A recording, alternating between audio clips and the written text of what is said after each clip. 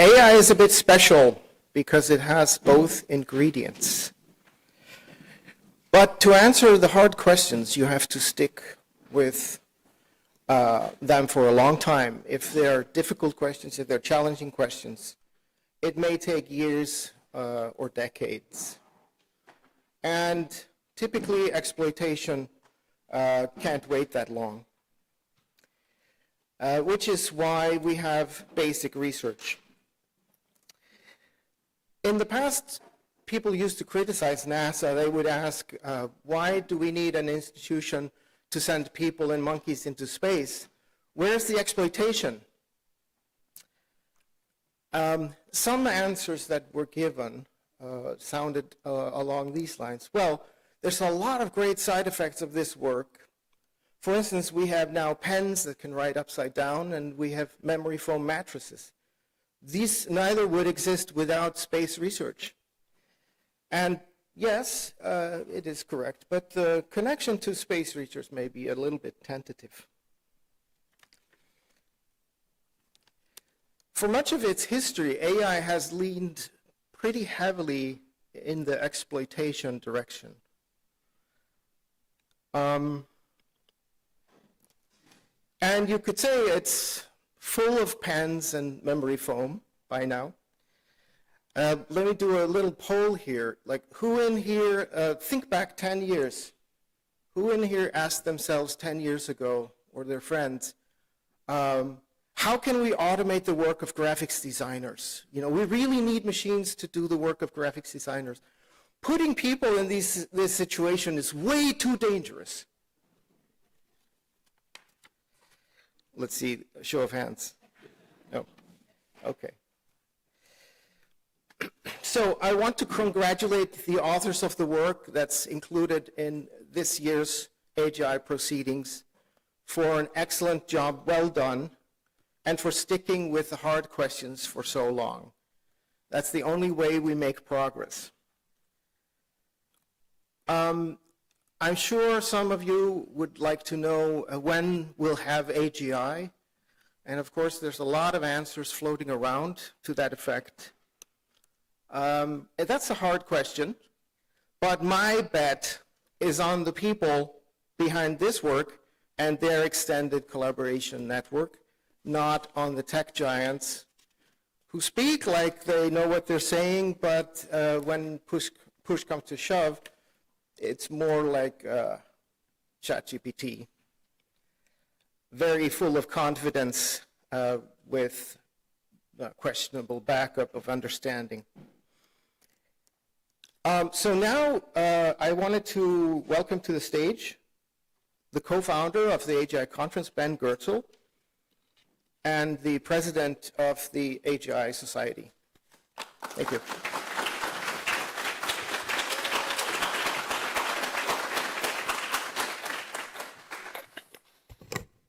Yeah, thanks a lot, Chris, for those incisive introductory remarks, and welcome to the AGI-24 conference, and especially I'm thankful to everyone who hauled themselves in here face-to-face at 9 in the morning, as well as those who are joining us online from around the world. It's always been exciting to kick off an AGI conference, you know, since the first AGI workshop we did in 2006, and then the first full-on conference at University of Memphis in 2008, which was chaired by the unfortunately recently departed Stan Franklin, one of the really inspiring leaders of the AGI field. So AGI conferences have always been fun. It's always been interesting to pull together people who are thinking really hard and working and prototyping, experimenting and implementing really hard in the direction of real thinking machines that can think like people and ultimately beyond the human level, rather than purely interpreting AI in some narrow sense, like building applications that can do some particular thing very well.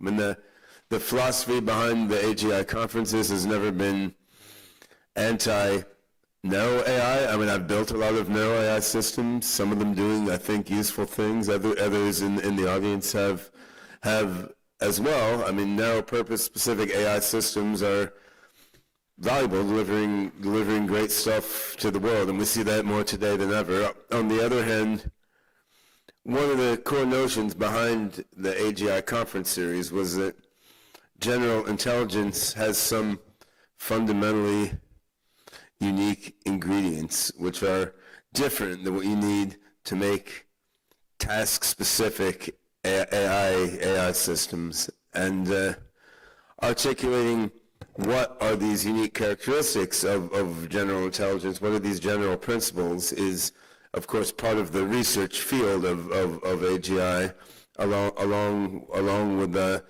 engineering systems. And I think Chris has highlighted that in his remarks a few minutes ago. AI it's an intriguing combination of things, because there's a fundamental science aspect, which is understanding, how thinking works and how machine thinking can work. Then there's an engineering aspect, which is how do you build these probably large, complex, performance-sensitive systems that implement aspects of your theories of thinking. And I mean, we've always been trying to deal with both of these aspects together in the AGI conferences back to 2006, 2008, and so forth.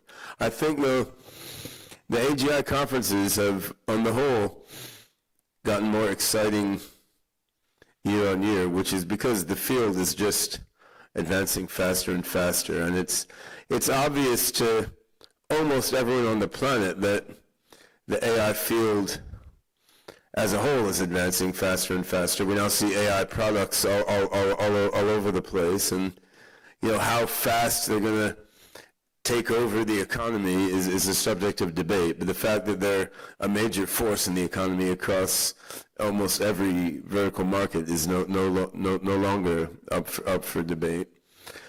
The fact that AGI R&D is progressing rapidly, I think, this is by now also commonly accepted in the general public, but I think largely for the wrong reasons, which is a little ironic, but that's how things go. I mean, LLMs such as ChatGPT, Llama 3.1, Mistral, and so on are amazing systems. They're super cool.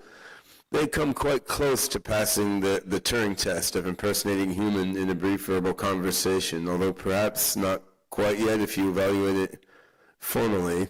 And to the general public, this gives a strong feeling like, wow, AGI may be near. And there may be some substance to that, in that the underlying technologies needed to make something like an LLM, these underlying technologies may also bring you closer to being able to make an AGI. On the other hand, I think there's also some confusion there, in that I don't think these sorts of systems embody the basic principles of general intelligence that you need to make an AI with general intelligence at the human level and beyond. I do think of LLMs more like a narrow system that appears to be general, because they can't really generalize that far beyond their training data. But their training data is just so much that they don't have to generalize far beyond their training data to be impressive from the standpoint of an individual human. So in a way, they're like a specialized trick of encapsulating a whole bunch of knowledge in a way that can be queried in certain useful ways.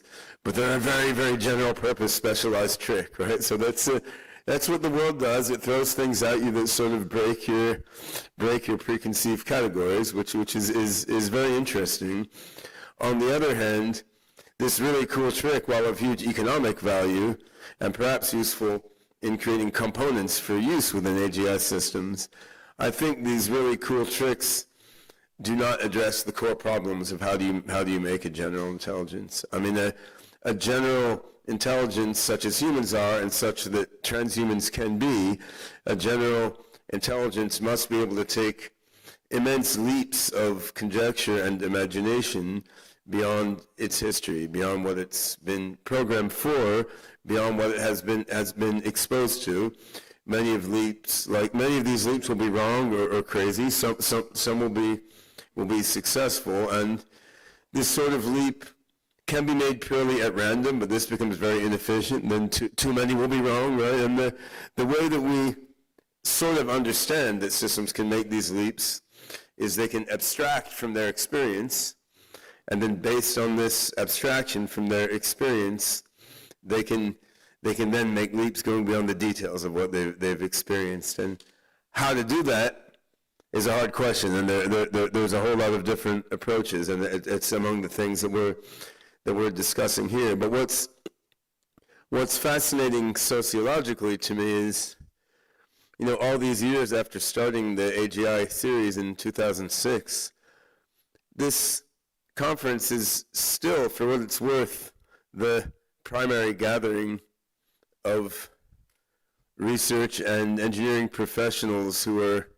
focused squarely on these questions of how do you make real thinking machines that can really generalize and leap into the unknown based on their own life experience, rather than just based on what they were programmed to do or what they were trained to do. And I continue to think this is the most important challenge and problem and opportunity facing the human species, right? I mean, if you can get a machine that can generalize and reason and imagine as well as the people in this room, of course this machine will be able to improve on itself and modify itself. You'll get what I.J. Good called the intelligence explosion in 1965, the year before I was born.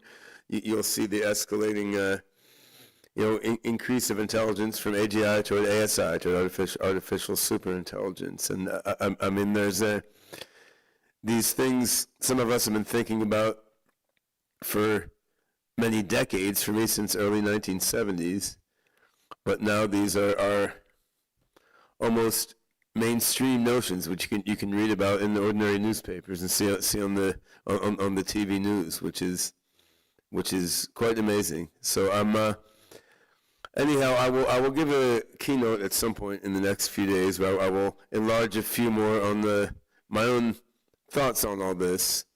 But for now, I just want to welcome everyone who is joining us here in Seattle and on the interwebs to explore their own perspectives on these issues, which I have been touching on lightly in these remarks. I mean, we don't have a human level AGI yet. As Chris said, we don't know exactly when it's going to happen. I mean, unless someone's going to unveil it in their talk in these next few days, which I probably won't complain about, depending on how nice the AGI is. But I, on the whole, personally, if I had to make a stab, I would go with Ray Kurzweil's estimate of 2029. I mean, it could be a couple of years sooner, it could be a bit later, but I think his extrapolation is not stupid, and it's better than speculating and waving your hands around randomly. He has a new book,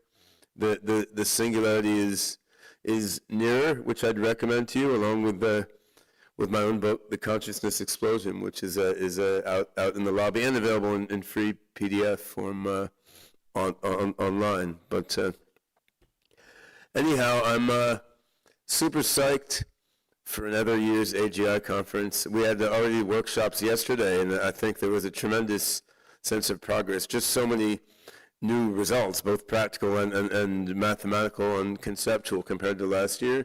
And I think we're going to see a bunch more of this in the next few days. So, yeah, I think, Chris, we're going to introduce one more of the organizers of the event, right? So, yeah, and thanks to Chris Thorson for chairing this event and bringing his own, decades of AI research and practice to bear to help make all this a reality.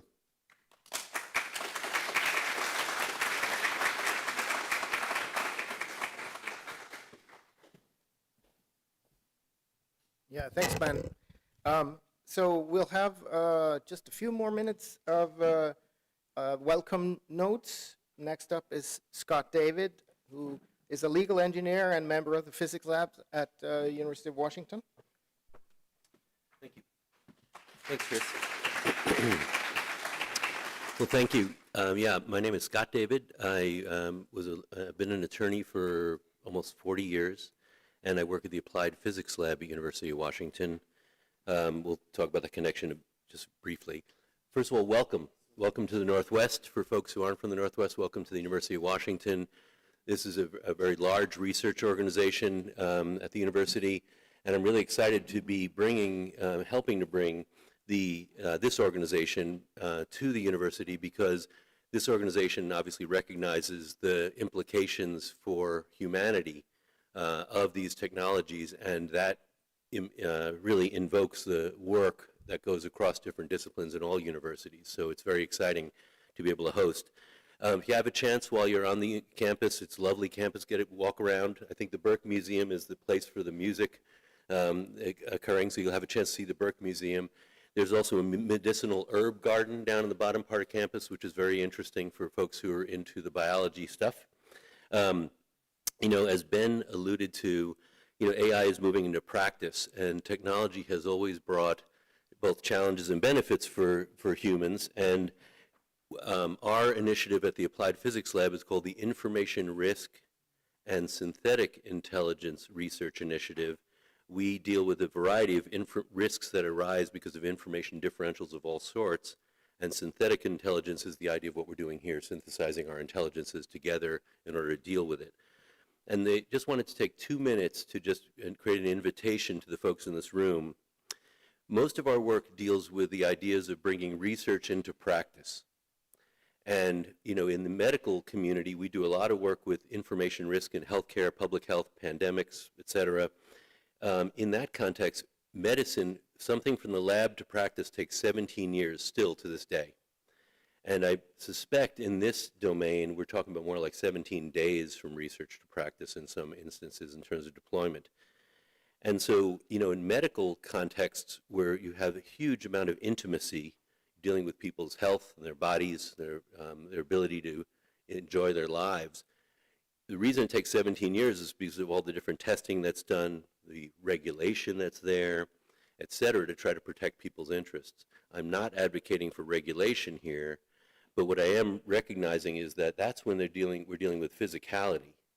And it's so intimate, it takes 17 years to go into practice. Here we're dealing with the intimacy of the mind and the identity, and very existential elements are associated with human existence here.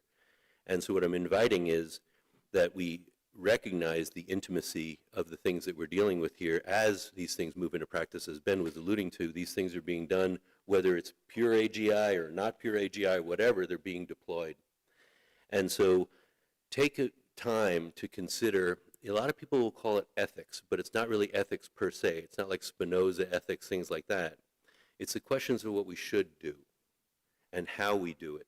We can't resolve those ourselves because we don't have standards for all those things. There aren't laws or necessarily societies. This group together having the conversations will be able to start to work out what are some of the things that we should be doing. And so it's really a responsibility, I think, of the folks in this room to at least ask the questions. We won't have all the answers individually, but together maybe we can help decide some of those answers. And then the last invitation is, this is like gain of function research that raises a lot of serious challenges in medical contexts. We're talking about huge gains of huge function. And so look at some of the constructions that are done to try to deal with standards for gain of function in the medical world. And then lastly, again, as Ben was alluding to, these things are hitting every part of society. In our work in information risk generally, we look at what we call BOLTS, business, operating, legal, technical, social. Business, operating, legal, technical, social. If you're doing the technology and you got a perfect technology, but it breaks the law, you're not going anywhere. If you got a perfect technology, but it doesn't have a value proposition, it's not going anywhere from the business perspective. If it socially breaks norms, it's not going anywhere. So think about, as part of your construction, what are the business, operating, legal, technical, and social considerations associated with the technologies that you're developing. And then, again, this is my first year with the AGI community, thrilled with the conversation we've had so far, and really looking forward to learning together on how we can best navigate this wonderful technology and this really the beauty of what's happening here with these emergent forms. So thank you so much for being here, and I hope you enjoy the conference. Thank you.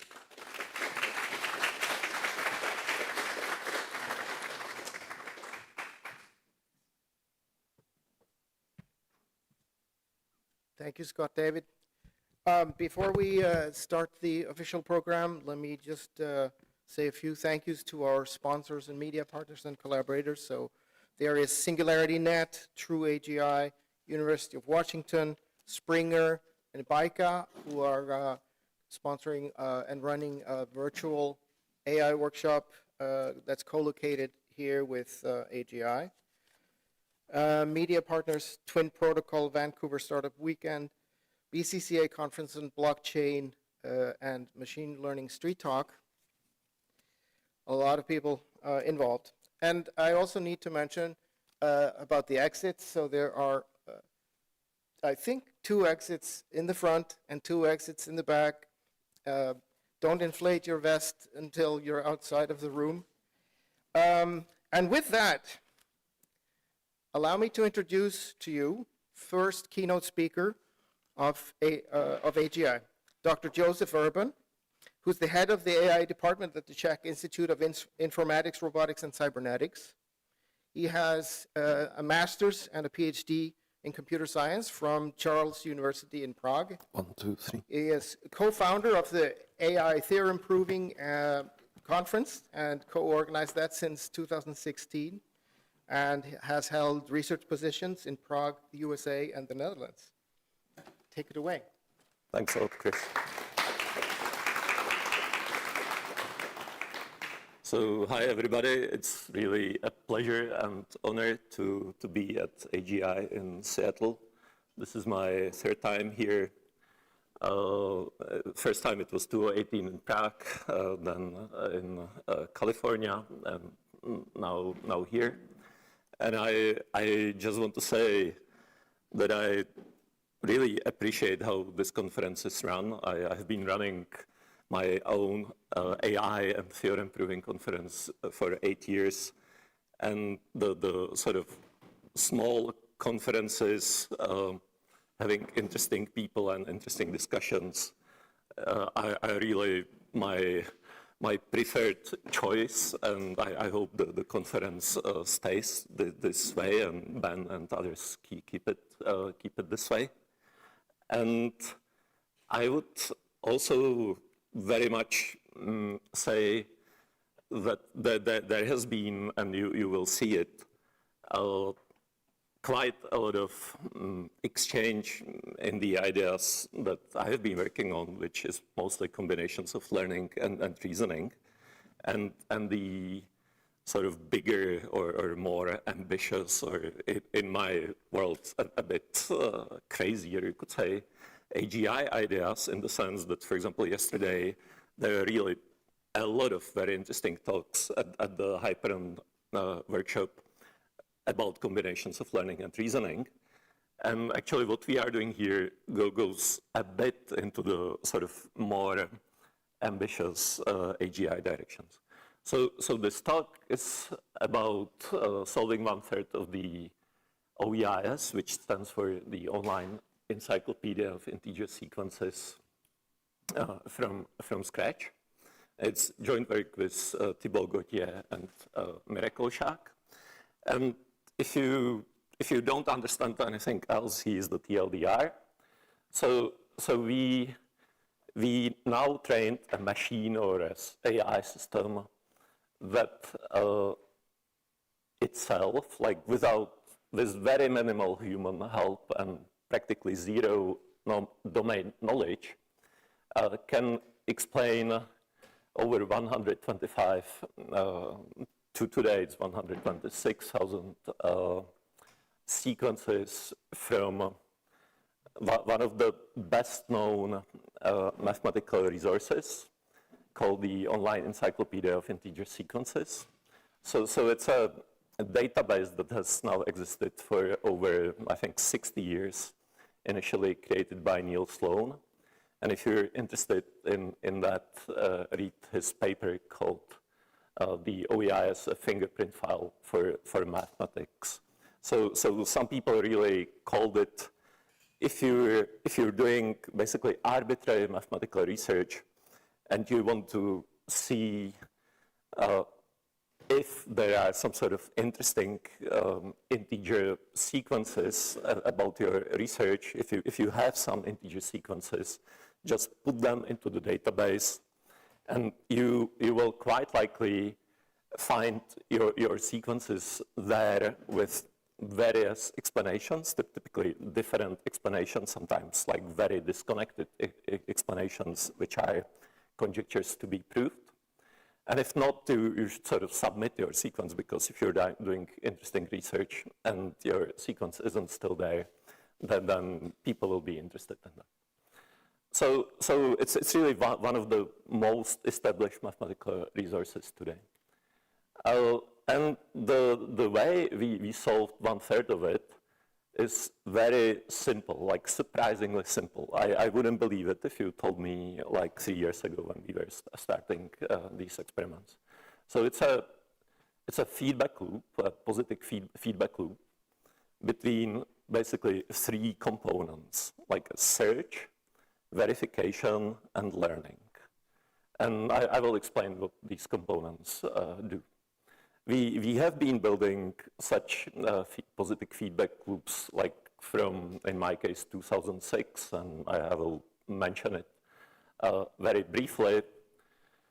But typically, what would be happening in my field, in the automated theorem proving field, is that these feedback loops would typically plateau. Like you would sort of initially gain quite a lot when you are learning from your successes, for example, from your proofs, from the proofs of the theorems that you could do and that would allow you to prove more stuff after you learn, etc., etc. But like these things would eventually plateau. The sort of thing that surprises me a lot on this experiment is that after almost 700 iterations of this feedback loop, it's still refusing to plateau. And I really don't know what to think about it. So maybe you will help me. So one conjecture why it's sort of refusing to plateau is that it interleaves 2 things. One is statistical machine learning, and one is sort of symbolic learning, like learning of symbolic programs, like symbolic, you could call it technological breakthroughs. And somehow these 2 components work with each other. Like somehow, once you make a technological symbolic breakthrough, you invent some interesting program, like a program for primes or Fibonacci sequences. This is picked up by the statistical machine learning, which somehow propagates it and uses it in some sort of search. And thanks to that, like these technological breakthroughs get propagated further and lead to further technological breakthroughs. So that's my explanation, very heuristic explanation. The other funny thing is that if you think that you need trillions of dollars today to do such experiments, that's totally wrong. The bill for this experiment is lower than the bill AGI will pay for my travel to Seattle. So it's like $1,000 to $3,000 for the electricity cost. So we train pretty small machine learning models, and we run it basically on a single server machine. Another interesting thing about this is that you can use this to sort of experimentally verify some sort of big meta-heuristics for leading scientific research. In this case, Occam's razor.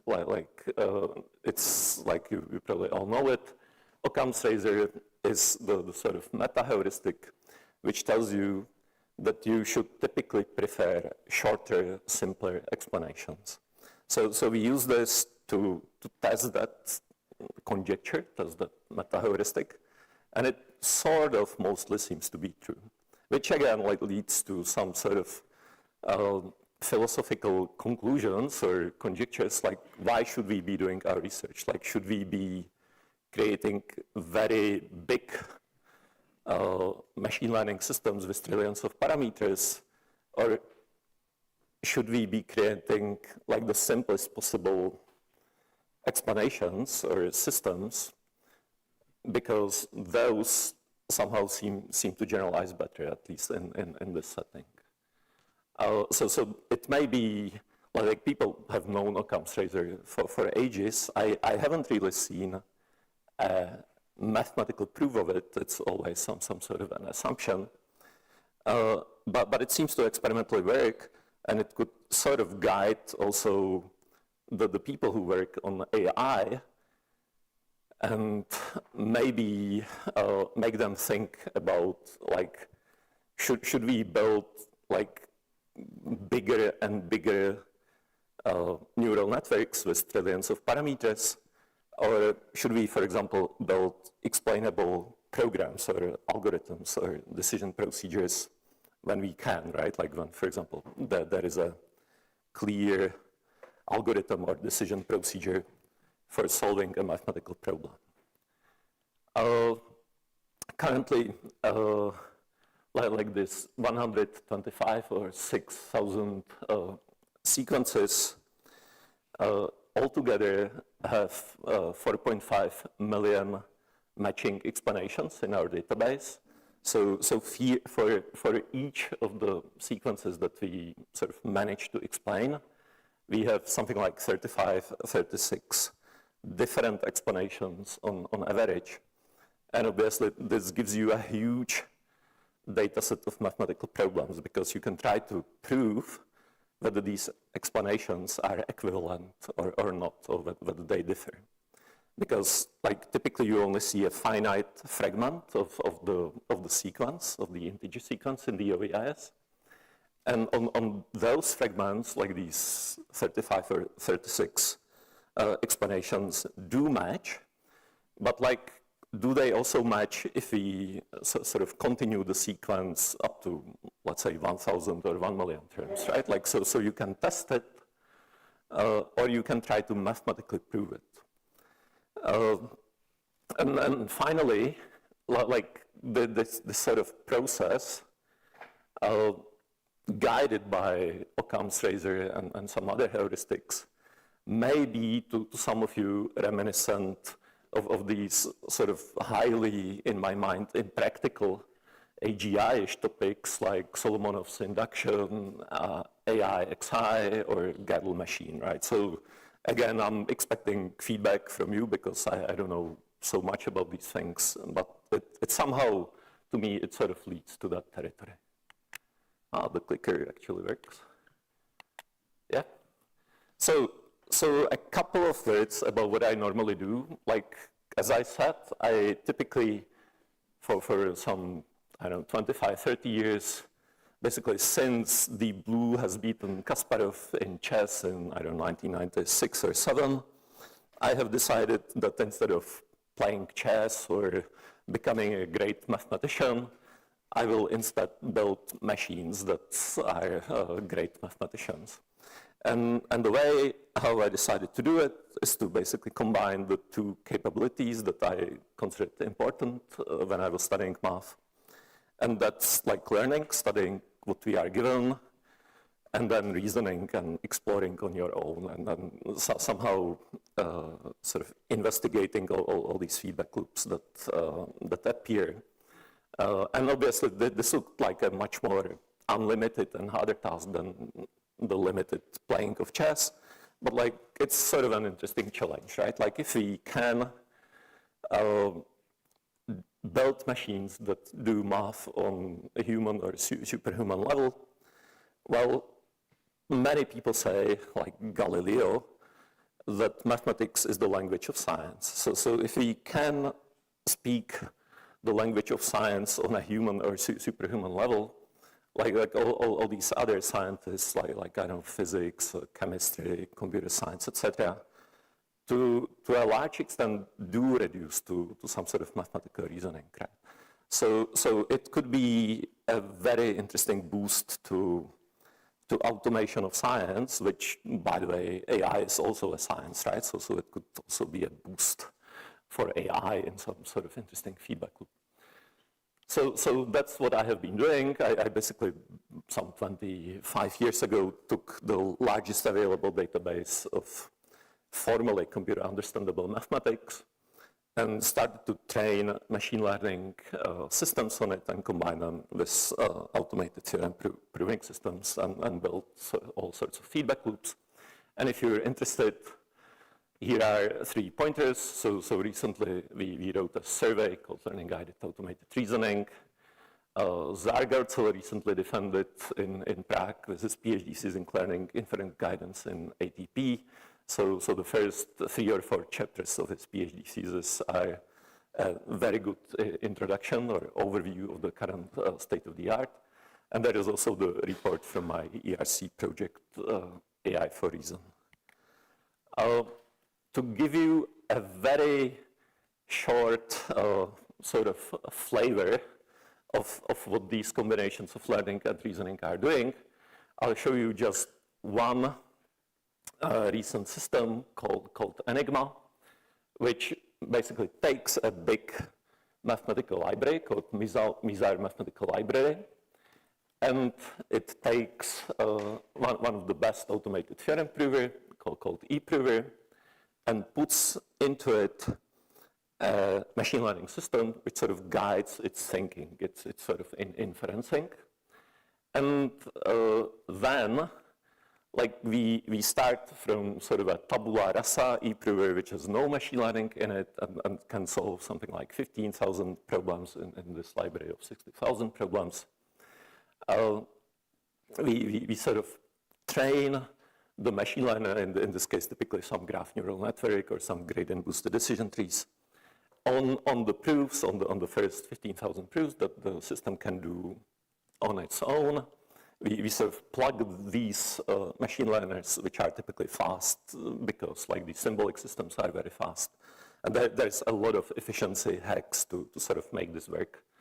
So we plug them into the theorem prover, and then we run again on these problems, and we solve much more. Like then we take the proofs that we got and we learn on them again. And if we continue this 6 times or 7 times, we get like a 70% improvement on the number of solved problems. And this is done in real time. Like there is no cheating, there is no hiding of your large LLM on some server farm somewhere. This is a real CPU or possibly a small GPU time on our service.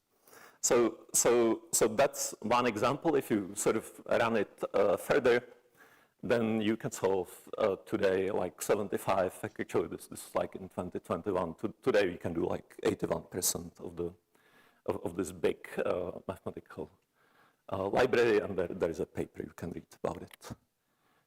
This is just to impress you with the kind of proofs that we are getting. So this is one of the larger proofs that we can get in 4 minutes.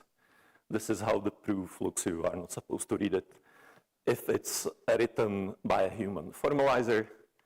And this is actually what it is about. So you can sort of go to these pages and look at these things.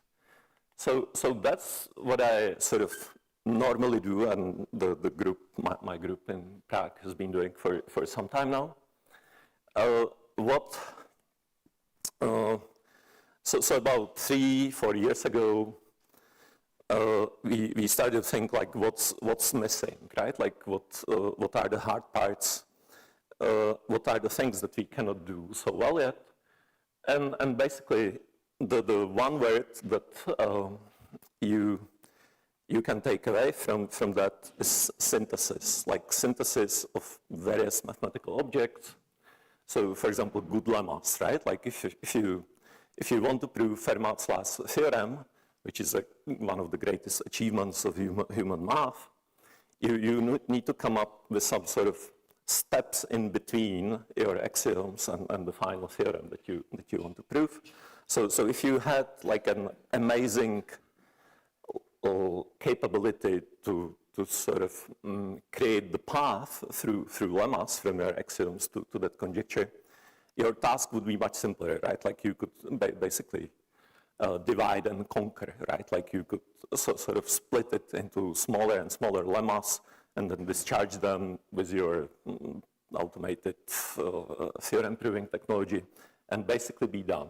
Like sort of sketching this direction, like this course from the axioms to the final theorem is obviously a very hard part, and deciding what would be good and provable lemmas on that part is a very interesting thing that the mathematicians are doing.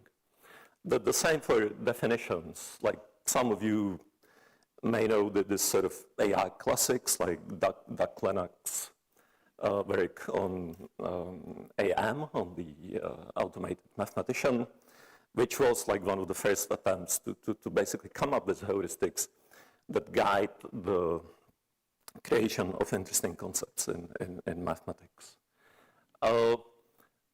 Algorithms, like how do you today, for example, if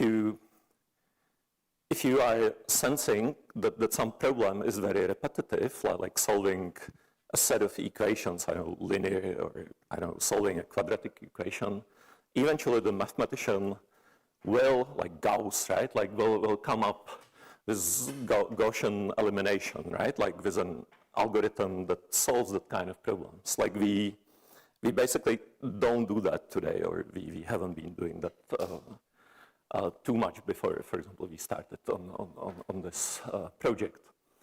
And one of the interesting hard parts in doing mathematical proofs is coming with what's called existential witnesses. So if you, for example, want to prove that there are infinitely many primes, then the existential witness that you need in the sort of standard proof done by Euclid is that you take n factorial plus 1, right? Like that's your witness, for which then you can prove that this is not divisible by any of the earlier primes. But how do you synthesize this n factorial plus 1? So either it's some sort of magical thinking, or you do it.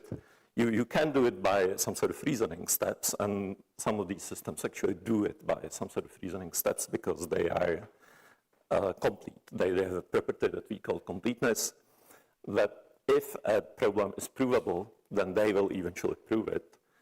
But it can take a lot of time, right? Like that's why you also train the machine learning guidance. So in this work, we took OEIS as sort of a prototypical guessing or a synthesis task, and started to sort of develop systems that would be capable of this guessing, synthesis, conjecturing capability. And I would say one feature of the work is also that, at least to some extent, we are trying to look at the sort of semantic object, like in this case, the sequence of the numbers, rather than the sort of purely syntactic mathematical theories and formulas, right? Like there is always some sort of interplay in like mathematician's mind, where there are always some objects, like for example, when you think about group theory or field theory or whatever, you do know the lemmas, the theorems, the definitions, but you also know a lot of examples, and somehow there is some sort of interplay between these two, like more syntactic and more semantic worlds. And again, like this goes back to people like Goertzel and Wittgenstein, and it's a sort of a big deal. So we are trying to come up with these explanations based on the semantics of these objects, in this case, based on the integer sequence. This is working. It used to be working.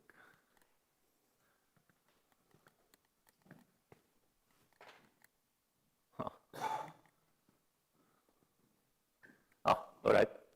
So I hope I didn't skip too much. This is a bunch of quotes. So Poincaré said, it is by logic that we prove, but by intuition that we discover. Then Novalis was cited by Popper, that hypotheses are nets and only he who casts will catch. Then Poya, who is like a famous teacher of how to solve mathematical problems, says certainly let us learn proving, like proving of theorems, but also let us learn guessing. And then we actually call this paper alien coding, because the system comes up with very funny alien explanations occasionally. And there is a nice article by Hemming about mathematics on a distant planet, which is like, what would the aliens think about, what would the math done by them look? And he says, Galileo once said, mathematics is the language of science, hence, facing the same laws of the physical world, alien mathematics must have a good deal of similarity to ours. So we will see about it. So now I'll finally tell you something about the system. So the system was started by Thibaut Gauthier, who is a postdoc in our group, who has done a lot of work on combining learning and reasoning. And he basically came up with this task of synthesizing mathematical expressions based on their semantic characterizations. And he basically designed his own 3 neural networks and wanted to do something like Monte Carlo tree search in the sort of AlphaZero style. And actually succeeded to some extent with that. And then we start to apply pretty small language models, actually LSTMs with attention, which is like less than 10 million parameters.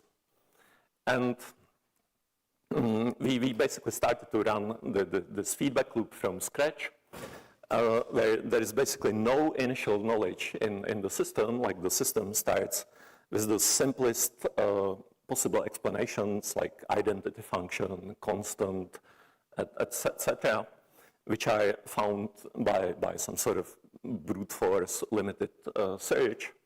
And then the system sort of learns from that. As I said, today we can do 1 to 5 or 6K sequences in 670 iterations.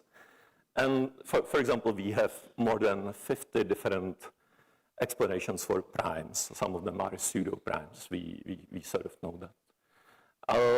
And like one way how you can see the whole experiment is some sort of crazy evolutionary game where the whole feedback loop is governed by these criteria, like the simplicity, like the Occam's razor, like we prefer the programs that are shorter, and we also prefer the programs that are more efficient, like the programs that run faster. This is the OEIS, if you haven't seen it. So it's, as I said, a project by Neil Sloan. It shows you a sequence, and then it tells you a lot of stuff about the sequence. So the possible intention, the various conjectures, who wrote the papers about it, etc. As I said today, there is like 350,000 sequences. So this is our data set. What is our language of the explanations? So Thibaut has designed sort of a DSL, domain-specific language, which I'll show you in a bit. But like what is sort of the guiding principle in this? Like you could always explain a sequence of numbers by a long if-then-else statement, which would say, like, if it's the number on the first position, it's this. If it's on the second position, it's this, etc. So such programs aren't very useful. Like they don't tell you what to do next, right? Like if you have a finite if-then-else statement, then it stops at some point and you do not know what to do next. It's also long, right? So then, for a sequence like this, you can also have a much shorter program. So in this case, the sum of I from I equal 1 to n. And you can also have different programs which may be sometimes a bit longer, but may be more efficient, right? Like, so for example, the program at the bottom is typically more efficient than the smallest program given by Occam's razor. So what we want are programs that are either short, like the short explanations, or efficient.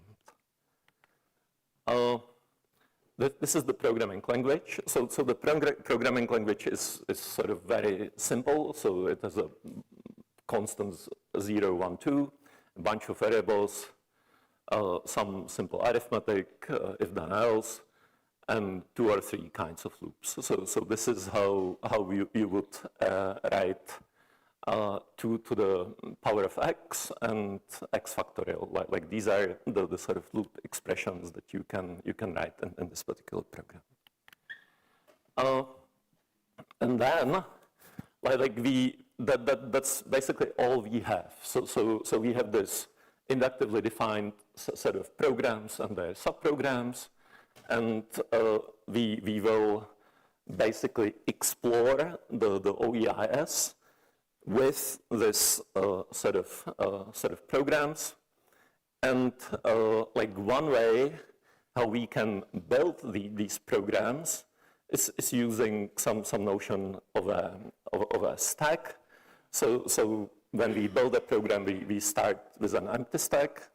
And for example, to build this factorial program, we would first push the variable x on the stack, then we would push the variable y on the stack, then we would put multiplication there, and that sort of compactifies the stack to just x times y, so just one element stack. Then we push x there again, then we push 1 there, and then we put loop, and we are done. Like we in these, I don't know, 6 or 5 operations, we have built the program explaining the factorial sequence. Then with 3 neural networks, here is one way how you can sort of start learning which program would be useful for which sequence. So you take the sequence, you somehow encode it in a 3 neural network, and then you take these actions which are building the program, and you basically give this as a training data to the 3 neural network, telling it like if the stack looks like this and you want to explain the sequence, please do this particular action, right? So you get, after you have discovered some explanations, you get your training data on which you can train your 3 neural network. And then you can do some sort of AlphaZero style Monte Carlo tree search. So for example, here you see that starting with the empty stack, you can play different actions, and then they can take you to different programs or program fragments. Then you can, instead of using 3 neural networks, you can do this all very simple with some sort of language models. So you characterize the sequence, you sort of split it into digits using some sort of a separator, and then you encode your program, which in this case is like 14 constructors, 14 different tokens, just using 14 different letters. And this is like a sequence-to-sequence machine learning task on which you can train your favorite sequence-to-sequence model. And then obviously you then do have some sort of translation from the sequences to the programs, and we even have a translation to Python. And then you basically have it all. So you have the machine learners, you have the programs, and you run this loop ad nauseum. Like you somehow start, like I said, with randomly or brute force generated programs which don't take you too far. Then you need some sort of a reasonably efficient checker for these programs, which tell you which of them are explaining the sequences and which of them not. That gives you the training data. That gives you the sort of, after training, the trained models. And using those trained models, you can do either a Monte Carlo tree search in the first setting, or you can do some kind of beam search with the language model. I would say one reason why we are doing this conjecturing task in this setting compared, for example, to various experiments which we did with automated theorem provers and, I don't know, language models and other architectures like long ago, is that this is much faster. So if you do conjecturing for automated theorem provers, to confirm whether a conjecture is good or bad takes you a proof search, which is typically a pretty slow procedure. Verifying whether a program explains an integer sequence is a much, much faster job. And that allows us to do these experiments much more massively and do many more iterations. So I can imagine that we will sort of now, for example, start switching back to doing conjecturing for the theorem proving tasks. But like this setting is really very convenient for doing like a synthesis and conjecturing research. So a bit more on this loop that we run. So in the case of using language models, we typically run beam search with the trained language model using as wide beam as we can. Like we use like cheap old GPU cards with like 12 gig RAM. So with these relatively small LSTMs that we use, we can do safely like 240 wide beams. And we typically, like once we have trained the language model, we run the language model on all 350,000 sequences in the OEIS. So it gives you 84 million candidate programs, and those we can typically generate using this small language model and a GPU in a couple of hours on these GPUs. Then we sort of deduplicate these programs and we start checking them. And that's like using reasonably good efficiency tricks, for example, fast indexing structures from the theorem proving domain, which tells us quite quickly whether a generated sequence is one of the sequences in the OEIS or not. So here, what we are playing is called hindsight experience replay. So we not only take a program if it explains the sequence on which it was generated by the beam search, but we also take it if it explains, sort of by luck or accident, some other sequence in the OEIS. So some machine learning people have called this hindsight experience replay. And as I said already, we do get a lot of explanations, and our guiding heuristic, well, we have two, now actually three, is that we always keep the shortest explanation, which corresponds to Occam's razor, and we always keep the fastest explanation, which is good for efficiency. And since iteration 501, we also take some sort of a compromise, the best speed, giving us the best speed length ratio, because we found out that it sort of helps. So those are the data we train the next generation of the language model on.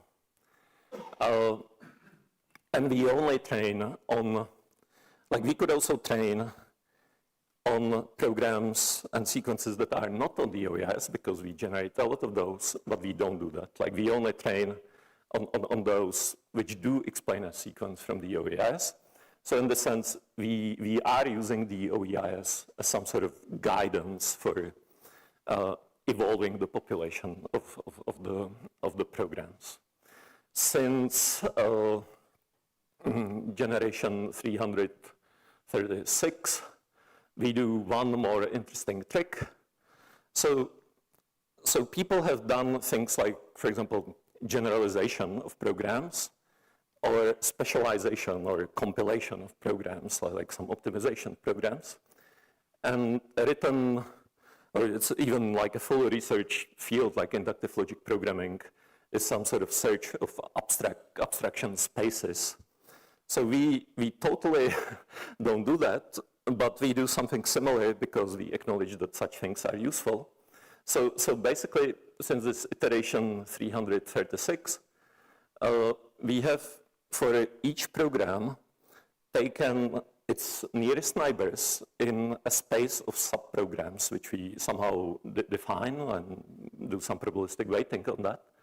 And we, again, like just train one of these language models on a set of examples which tells us for each of the sort of solved programs, which one are its like 5 or 10 nearest neighbors in this sort of program similarity metric.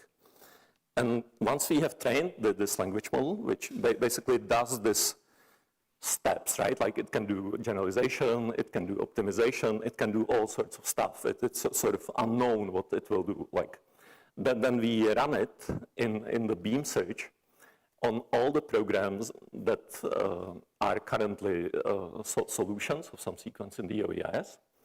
And that gives us some sort of, you could call it some sort of nearest neighbor, but learned notion of similarity, some sort of inference, which corresponds a bit to some sort of probabilistically guided generalization process, like a bit like probabilistically guided inductive logic programming or compilation, etc.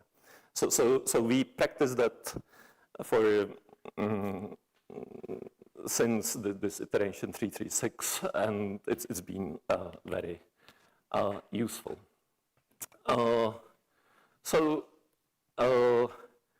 What we also do, and we started to do a bit later, is that we train these language models differently. So either you can put yourself into the shoes of some sort of very young new mathematician who has just read some textbook with the latest state of the knowledge, and you have only trained on that. Or you can also sort of try to simulate an old guy who has been in the field for 50 years and who has seen sort of this development of the field for the last 50 years. So we do both. Like we train a language model that only knows the latest, coolest results, but we also keep training continuously, so some of the networks, and they are sort of much more stable and behave differently from these young new guys. And this is, by the way, a pretty standard technique in AI and, for example, automated theorem proving, where you train different strategies. You train different experts and you try to combine them in various ways. So I would say that you probably see it, that this is very different from what today's the sort of LLM mainstream is doing, right? Like LLM mainstream would take everything which is out there on the internet and train very expensively just once. And what we are doing here is train a pretty cheap model, but we train it in this feedback loop, which sort of comes up with new and new technological breakthroughs. And therefore, it's a sort of building on its own knowledge, and its own knowledge can really become very weird, very alien, something that you will not find on the internet, but may actually be a better explanation for some program that what humans have come up with. And I would say the interesting thing compared to such settings done for, I don't know, Go or chess is that this is Turing complete. Like our language is Turing complete. And in principle, like we could invent arbitrarily complex programs. We have a web interface where you can try things. So you enter a sequence, press a button, and it will try to come up with explanations. It looks like this. So for example, here it gets a sequence of primes, and it invents Fermat pseudo primes. And like here is the translation to Python, which you probably cannot see too well. And you can even play with it in some sort of Python interface. As I said, we have invented over 50 different explanations for primes. So one explanation for primes are these Lucas-Fibonacci pseudo-primes, which none of us actually knew about. So it's defined as Lucas n equals Fibonacci n plus 1 plus Fibonacci n minus 1. And like we were surprised that this actually can be used for explaining the sort of finite sequence of primes in OEIs, but yes, it can. And then you can sort of try to find the counterexamples by using tools like Pari. So in this case, I'm finding these Bruckmann-Lucas pseudo-primes which start 705. So you can really play with these programs. And eventually, so the funny thing about OEI is that the sequence of primes there isn't long enough to filter out a lot of pseudo-primes. So it takes a while before you invent the real primes. But in this case, we did invent them, again, by using a formulation which none of us knew, like we needed a mathematician to tell us that there is this Wilson's theorem, which actually is responsible for this formula being primes. Let's see if we, okay.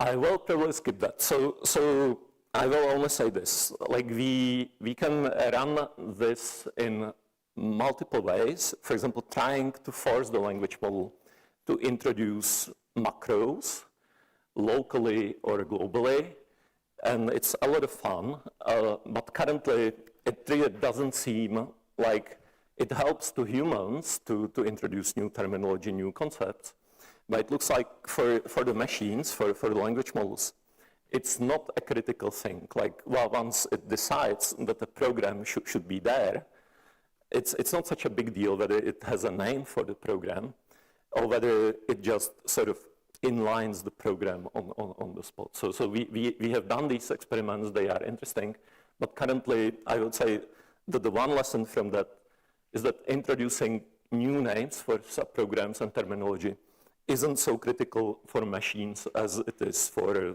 us limited humans. So we have done both local and global macros, but I will not go into that. So then here are sort of the curves. So you have like a bunch of experiments, like the blue line is the initial tree neural network. The longest yellow line is the longest experiment that we are running.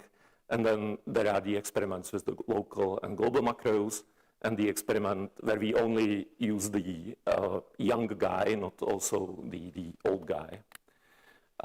This is how it looks. So here it sort of gets interesting in the sense that you see the technological inventions. So here, what you see here is sort of cumulative. So how many solutions in total we have after a particular iteration. Here you see the increments in a particular iteration. You can see that sometimes there is really a jump. For example, after you invent the primes, you do a lot of related inventions. You can look at the evolution of the size of the programs, both of the small ones and of the efficient ones, of the fast ones. And also you can really see that like as the population evolves, the fast programs become faster. So here is plotted like the average time that the slow programs, or the small programs and the fast programs take. And you can see that the sort of technological breakthroughs lead to the fast programs actually becoming more optimal during the time. This is one funny Christmas card that I was sending when we got some sort of technological breakthrough which looked really threatening. So here I was basically telling the guys, like, if it continues, we should sort of shut down the computer because it will reach singularity. It will, after iteration 100, it suddenly started like this climb. And here is a couple of slides about the various human improvements that we did to it. So we introduced these older guys, these continuous models. We introduced different kinds of checking. We played with bigger models. We introduced some sort of additional construct, which we call the PO virus, which basically codes arrays, etc., etc. So these are sort of human improvements that we did on the way. And here you again see the increments. And I also plotted the sort of automated increments, the automated technology jumps. So for these previous jumps, we, the programmers, tweaking stuff, are responsible for, whereas these things, these jumps, are just by the system inventing something, like inventing primes, inventing sums, inventing exponentials, inventing square roots, etc., etc. So that's really very interesting to analyze this. And here is sort of a slide about how these automatically found breakthroughs look, but I will not go into it. Here is one slide about the task of translating the sequence to an explanation versus like this other task of transforming a given program into related programs. So the blue line is the standard task, which tells us like how to, given a sequence, create a program, whereas the red line is what we introduced at this iteration 336, where it sort of does this generalization or optimization, etc. And then this is the virus. So at some point we introduced arrays or lists, and this is how the arrays or lists constructs is spreading in the population. So that's also quite interesting. We did this Occam's razor experiment, and basically the upshot is that the small programs generalize significantly better, like they do generalize about 90% times, whereas the fast, efficient programs, which are typically longer, only generalize like 77% of the times. And again, like you can try to think, why are we today building huge LLMs when actually small explanations are better? I should be wrapping up. So just one relation to Gödel machine, where Schmidhuber basically tries to prove that two programs are equivalent if he finds them both and he wants to prefer one of them. So we, because we are theorem proving people, we have tried this task, but it's currently very hard. So we would really need to train a lot of our theorem proving technology for that, and we have sort of started on that. This is one particular proof of such an equivalence in a relatively simple case, but I will not go into it. Here are 80 programs that have most evolved. Again, like I'll leave it to the people who want to see the slides. And here are the first 24 programs for primes that we got. And here is like their proliferation, their evolution in the population of programs, again, just for the show. Some solve sequences.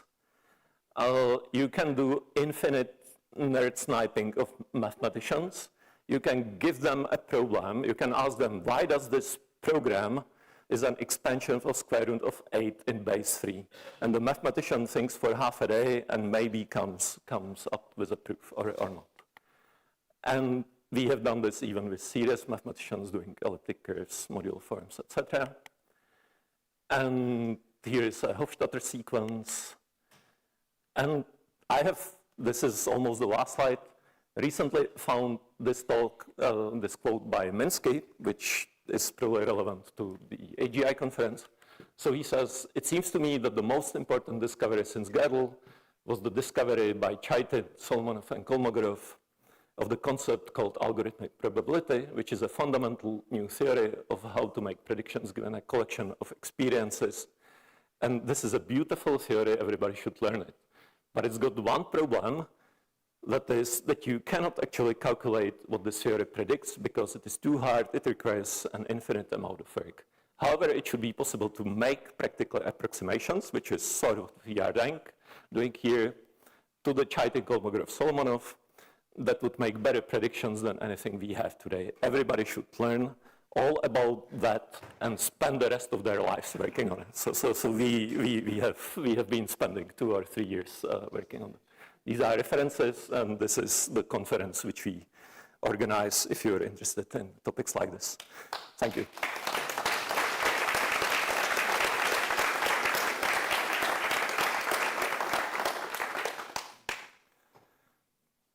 Thank you.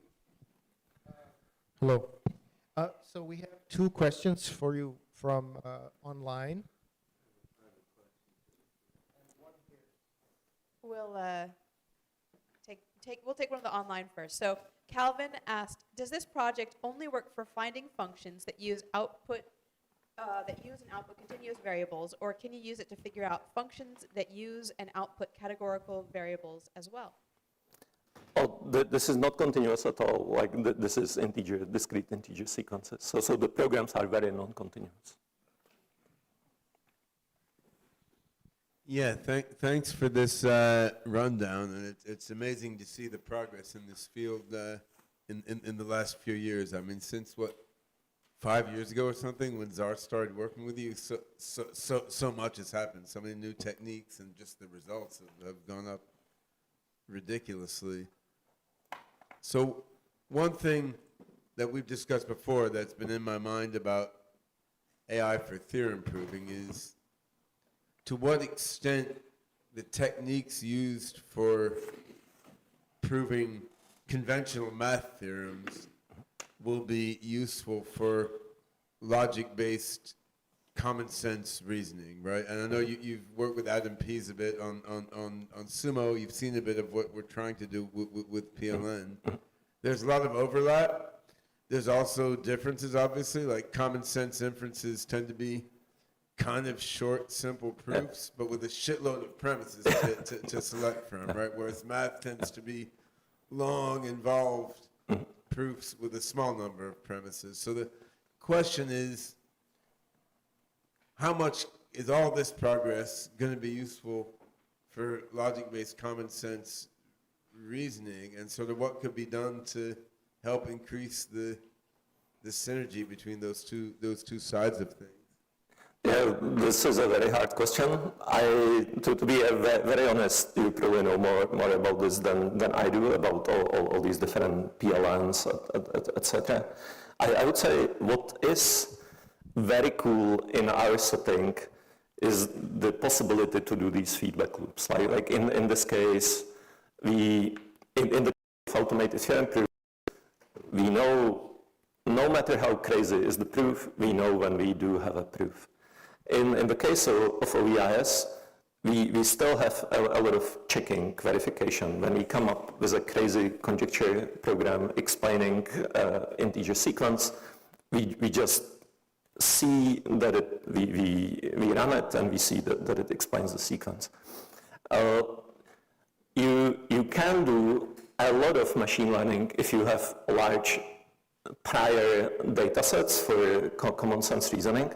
But what I see as a problem which somehow should be solved by somebody is to come up with good sort of semantic criteria, right? Like when do you have a proof for your common sense reasoning, for your probabilistic logic? And I guess this needs answer from the researchers working in these logics, because I can imagine that it's quite hard to sort of separate a wrong sort of paraconsistent proof from a good or correct paraconsistent proof. So I, like, probably the least I can say is that if you want systems like this, like going into these crazy positive feedback loops, you should think about coming up with sort of correctness criteria for the reasoning that you do in the sort of more soft or paraconsistent logics that you are using. Wonderful, thank you. Robert online said, fantastic talk, and asked, could automated jumps observed when the system invents a technique point towards abstractions that humans haven't discovered yet, similar as seen in Go strategies when the program became good enough? Yeah. Yeah. So it takes, I don't know, 30 iterations of the loop to invent primes, and those are not even primes. Those are just Fermat pseudo-primes, the sort of easiest pseudo-primes. It takes another 10 or 20 loops to get to the real primes. So yes, and once you get the primes, suddenly, I don't know, maybe 1,000, 2,000 programs in the OEIS get explained, because primes is like an essential subroutine in a lot of the sequences that are in the OES and probably in a lot of mathematics. So as I said in the beginning, one of my explanations why this loop hasn't flattened out like a lot of the theorem proving loops that we get is that there is a lot of these, some of these like symbolic technological breakthroughs when we invent something like the primes, like some sort of a new program, new concept, which is then propagated by the statistical machine learning and helps to invent like further sequences and motion. So yes, I know how similar it is to chess and Go, because there I don't see the symbolic representation there. Like I see that people do have some crazy moves invented, and we also see that in theorem proving, but it's never sort of on the symbolic explainable program level there. We have one question over here. Thanks, Joseph. My question was along the same lines, which is, to what extent are these proofs going to come up not just with things that haven't been put into them, but with genuinely novel new mathematical concepts, which is even going to make mathematicians wake up and say, oh, this is interesting. Because after all, a lot of proofs in mathematics do involve the invention of new concepts. When then you have to do certain real-world integrals, it turns out that if you invent the complex plane, you can suddenly find ways to calculate them that you never would have imagined. And then the symmetry principles. So when do you anticipate that some of these mathematical systems are going to come up with something that's going to make mathematicians say, brilliant, let's use this for our own proofs from now on? Yeah, good question. So I have 4.5 million explanations for 125 or 6,000 OEI sequences. And basically, I don't have the capacity to look at them all and say which of them is new and which of them is old. Like the one way how we can do some research is to get the automated theorem provers to prove the equivalences, for example, and see how complicated are the proofs. But like one immediate experience with a research mathematician is that he gave me a bunch of sequences he's working with, like for these elliptic curves and modular forms. And our system has already solved like 3 of them in a way which none of us understands. Like we don't understand it, he doesn't understand it, and it will probably take some time to understand it. So at this point, to be very honest, I don't even know where we exactly are on the scale from finding like known solutions, like for example this Lucas Fibonacci primes or pseudo primes none of us knew before. So for us it was already like a new piece of mathematics, but it's known mathematics. We do have explanations for sequences which do not have any explanation sort of recorded in the database, in the OEIS. And we sort of are looking at some of them to see whether they are relevant or whether they are just some sort of a fluke, some sort of if-then-else style program. And this is also quite demanding, like it requires the people who know math. So it could be that we are in some cases already there, that these 4.5 million explanations that we have are doing things that mathematicians aren't aware of. It's actually very likely because there is a lot of this stuff. But like how impressive it is and how much it goes in what you mentioned, like inventing complex numbers or Gaussian elimination, I'm not sure. Like currently, there probably are some interesting new explanations for a lot of these sequences, but my feeling is that they aren't like crazy, amazing, surprising new mathematics. But I don't, honestly, I don't know, like I don't have the capacity to go over this 4.5 million solutions at this point. So we need to invent more automated mathematicians to help us with analyzing this. Let's thank the speaker once again, Joseph Goertzel. Thank you very much. We're going to coffee break now. We will start sharp at 11 o'clock again with 3 15-minute presentations and a panel.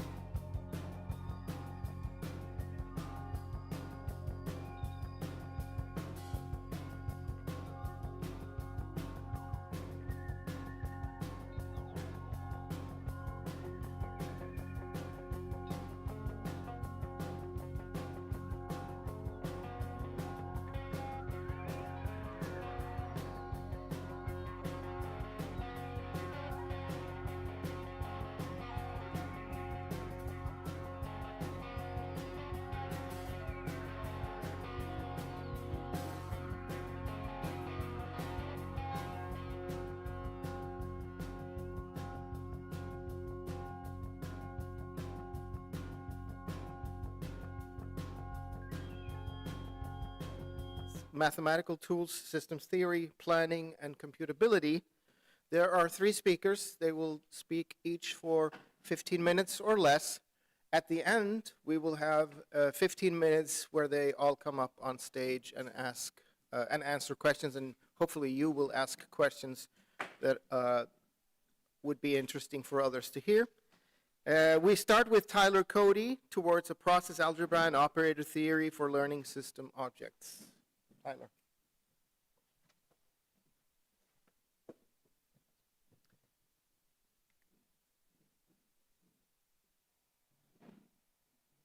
Great, thank you. I'm quite happy to be here to be presenting on a process algebra and operator theory for learning system objects. And I want to start with a kind of thought experiment, just a place setting.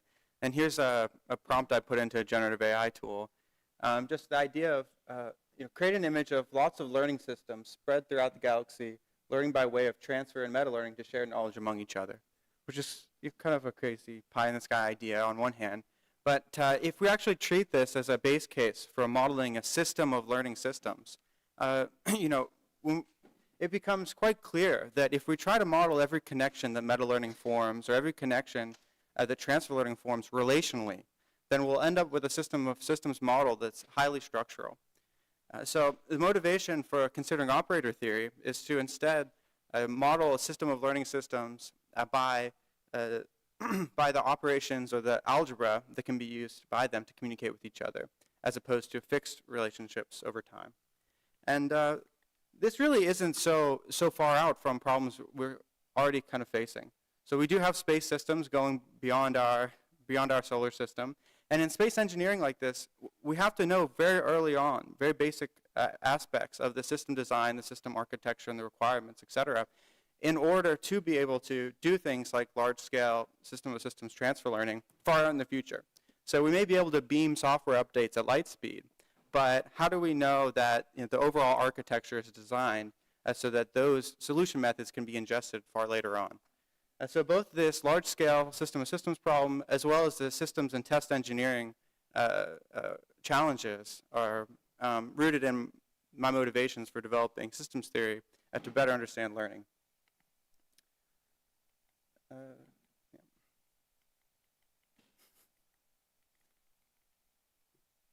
Next slide, please. Thank you. So today, just 3 brief sections to give an overview of the paper, and I hope it fuels some questions and some discussion later. First, some background on the systems theory and learning theory. Then a brief overview of the formalism that we introduced in the paper. And then lastly, a discussion on implementation uses that isn't in the paper, just to stir some thoughts. So starting with the systems theory, the concept that we use is system as a relation on sets. This is known as abstract systems theory, and it's compatible with the idea that a system is the whole formed by the relationship between parts. So we have our relation there, we have the component sets, and the system is defined over those. Systems theory purposely is, or abstract systems theory is purposely a minimal formalization of a block diagram. We want to have a formal model that we can model across broad classes, say, of learning methods, machine learning solution methods, and one where we can choose to add detail, learning theory, or even more, get down to specific solution methods if we want to, but we don't have to. And importantly, in the systems and test engineering world, we want to be able to work with general systems models so we're not locked into particular solutions. So for all those reasons, this math is purposely general. And the system object that we've presented here and in other places in the last several years is one shown here. So it's a system defined on 6 components, a learning algorithm which takes in data to produce parameters, and a hypothesis which is parameterized so that given inputs it can give outputs. So this is learning as function approximation. And we can then go on to find other kind of learning systems as relations on this. So in particular, for the system of systems concepts, transfer learning can be defined as a relation on a source and a target learning system. So one of the benefits of this is it puts everything in systems terms, and namely allows us to dichotomize things in terms of structure and behavior, which is common among many different disciplines. Whereas in learning theory and learning research generally, there's a lot of focus on domain and task. at the very least, when we focus on domain and task, we have to translate a bit to get back to systems in the natural language that systems engineers are working with. But I do want to overview some of the task theories because there's nothing necessarily wrong with them, and they're quite useful in modeling systems. One concept is this idea of measuring intelligence using tasks. So in Cholet's work, I think it's a great overview of how one might formulate this. He measures intelligence as some average performance over a set of tasks, given some complexity weight for each task, as well as some concept of how much knowledge you had at that time. So how hard was it, how much did you know at the time, and then how do you do overall across all of them. Different but related is domain adaptation theory, focused on how we go from one domain to another, so focused on generalization of tasks or sets of tasks. Related is the seed programming, and especially the work from Thorsten on hypothesis generation and bootstrapping from hypotheses to others, and there's hierarchical relations between them. And these can be seen as tasks. So you can see here, we're actually getting back to a system, in a sense, that works with tasks, and tasks is the primary language of that. So it's very useful, but there is a tendency to jump from tasks directly to optimization or problem solving and problem theory. So we say, okay, we have these tasks. Well, here's a performance concept. How about we maximize performance over those tasks? So maximize performance over the tasks, given experience and given some constraints. This may be at the heart, at the engine of solving tasks and the variety of systems, but it does lack the scope, certainly the system scope. For example, where are the interfaces defined in this kind of formulation? There's very basic things that are missing. Okay, so in our paper, emphasize this by zooming in on transfer learning and distinguishing formally between transfer learning problems, systems, operators, and processes. Here's a definition of transfer learning from the main survey in the field, that essentially transfer learning is where we take knowledge from a source domain or source task to improve learning of a target task, where the source and target domains are not equal, or the source and target tasks are not equal. So there you see the source and, the domain and task concepts, but also in this improve the learning, implicitly is the idea that if we do this, we'll have less error faster, or something like that. So back to this optimization quite quickly. In previous work, we developed a systems theory of transfer learning, and there it looks like the diagram shown here, where we define the learning systems and then define a transfer learning system which shares knowledge from the source to the target, et cetera. And one of the main benefits is we can then carry through the formalism to consideration, like what are the different classes of solution methods. In the transfer learning literature, they've dropped formalism by the time they get to this point. For example, instance transfer versus parameter transfer can be differentiated in terms of the basic maps of the algorithm. So does it take in data, does it take in parameters? Neither of those two are components of problem theoretic formulations. Also, it doesn't lead directly to optimization. There's more general systems characterization concerns, like concepts of transferability and supporting concepts of transfer distance and transfer roughness as a system similarity type concepts. But there's another notion of transfer learning that's quite important, and I like to think of it as you could walk up to a robot with a kind of wand and wave your wand, and its knowledge has been updated. You transferred its knowledge, and it can perform the transfer learning, and you can walk away. You haven't permanently created a transfer learning system. You haven't permanently made this robot dependent on external knowledge or added an interface to it even. So this basic idea is an operator. We can walk up. We have a source system we're going up to. We have some knowledge from that system. We can apply it to the target and walk away. The process would then just be the sequential application of that. And in studying that process, we might ask ourselves different things, like is it commutative or associative?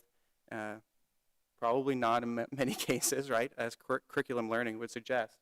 And so with this insight, looking back on previous work at this venue on relating meta-learning and multitask learning and transfer learning together, there's again this kind of structural view when we focus on the relations, but we want to try to translate that into the operator concept.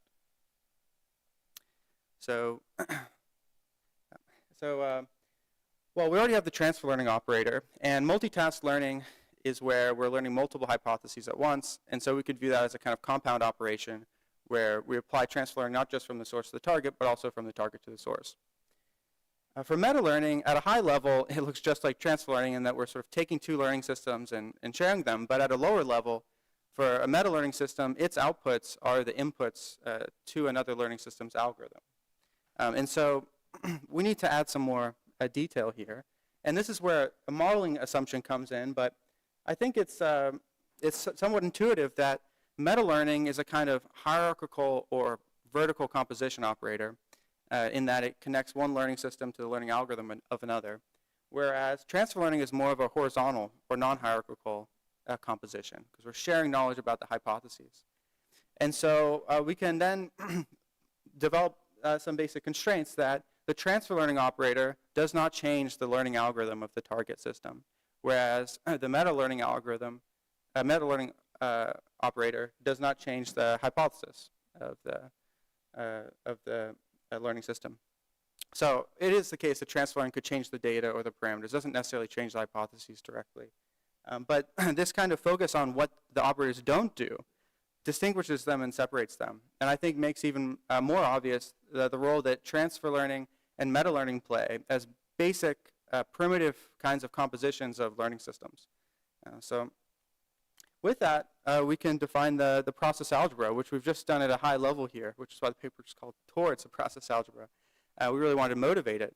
But the simple idea is that for process algebra, you need your object that is undergoing the process, you need operators, and then you need axioms on that. So our object is the learning system object. The operators are the meta and transfer learning operators, and the axioms are those from the previous table.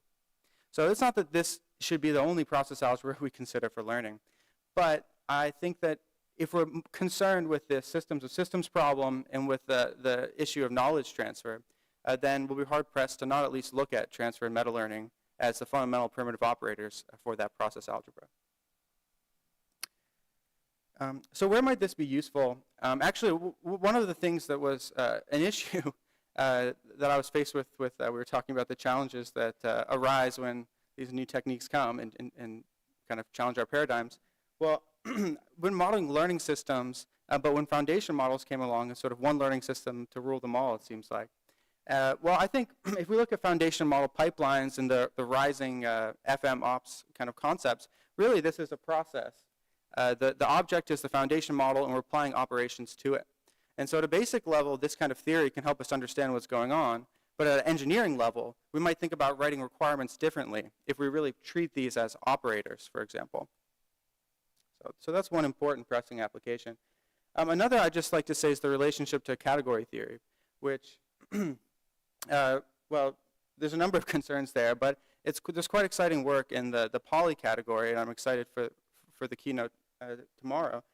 But one question is, how do we have a category for the learning system object itself? We don't necessarily want to reduce it to an input-output system, but maintain these concepts of the learning algorithm and the hypotheses. And with the transfer and meta-learning operators, they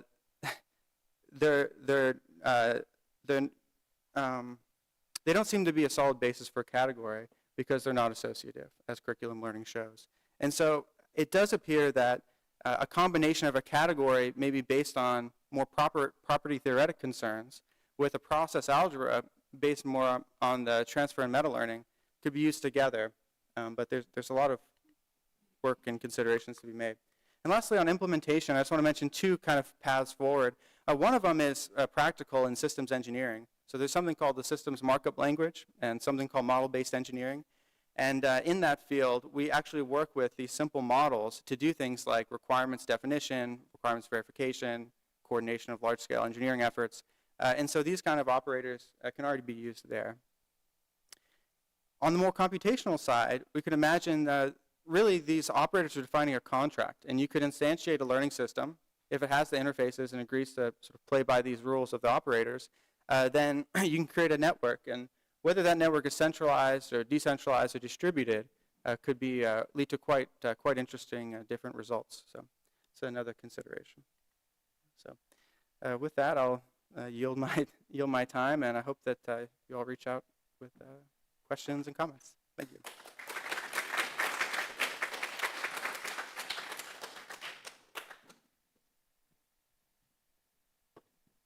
Thank you, Tyler. And I'd like to remind you that there will be a question and answer session at the end of the 3 talks. Next speaker is Michael Timothy Bennett, and he will try to answer the question whether complexity is an illusion.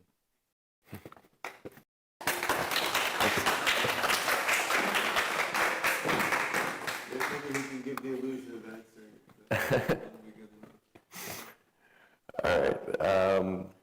Yeah. So I had a request from the internet to put more eyeballs in my presentations this year. So this is one of 2 papers I'm presenting.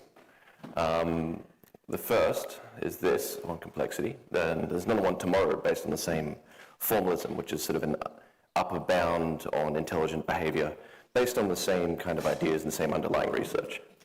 So when I'm talking about complexity, I'm trying to relate this to sort of fairly general notion of something that's difficult to comprehend. And, you know, complexity has many definitions, broad-reaching implications in things like physics, even, you know, used to try and resolve the black hole firewall paradox, biology to try and explain the existence of life, or characterizing life as sort of a complex system, and even consciousness. But here, I am going back to good old Occam's razor. Mainly the idea that simpler explanations are more likely to be true.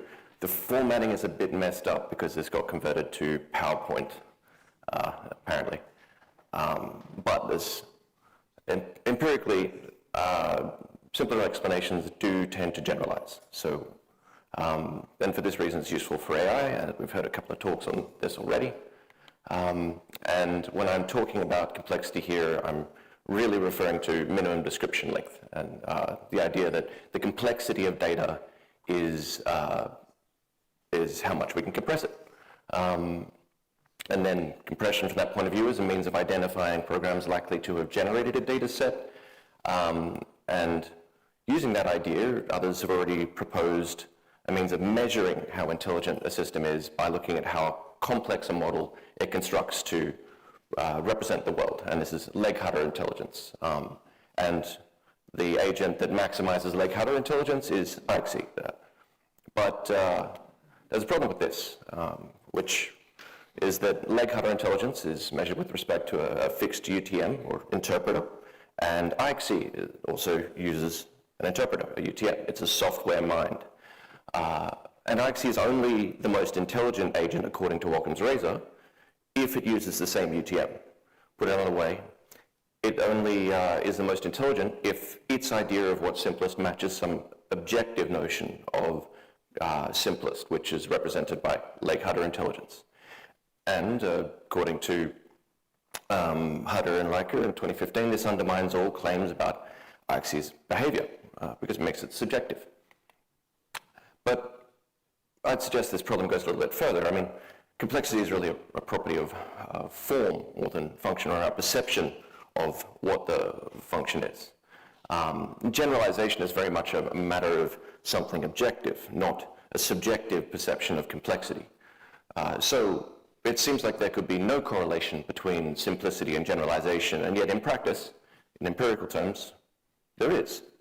Why? So that's what I kind of want to set out to answer here.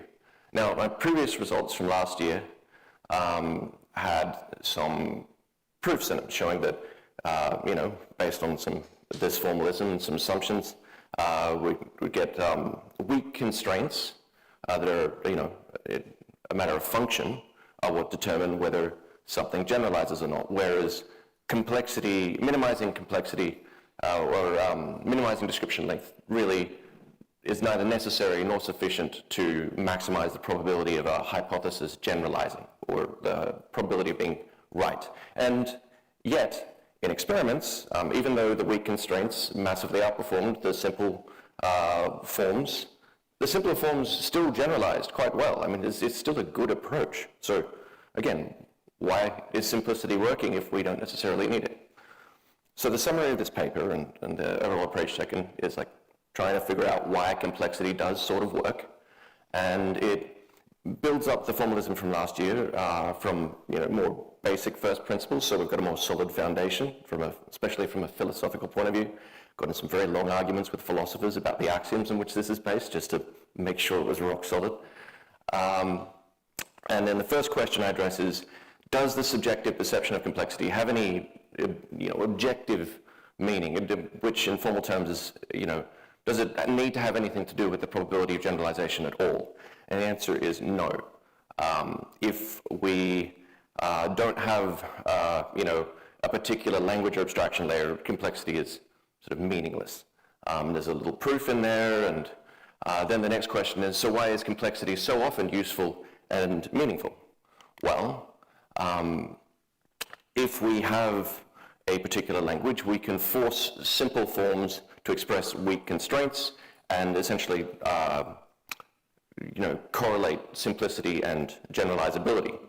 And I argue that this will happen because we have things like spatial extension, or it takes time to express a hypothesis. And so natural selection, or a goal-directed process that rewards efficient use of resources and versatility, will often reward correlating simplicity and generalizability.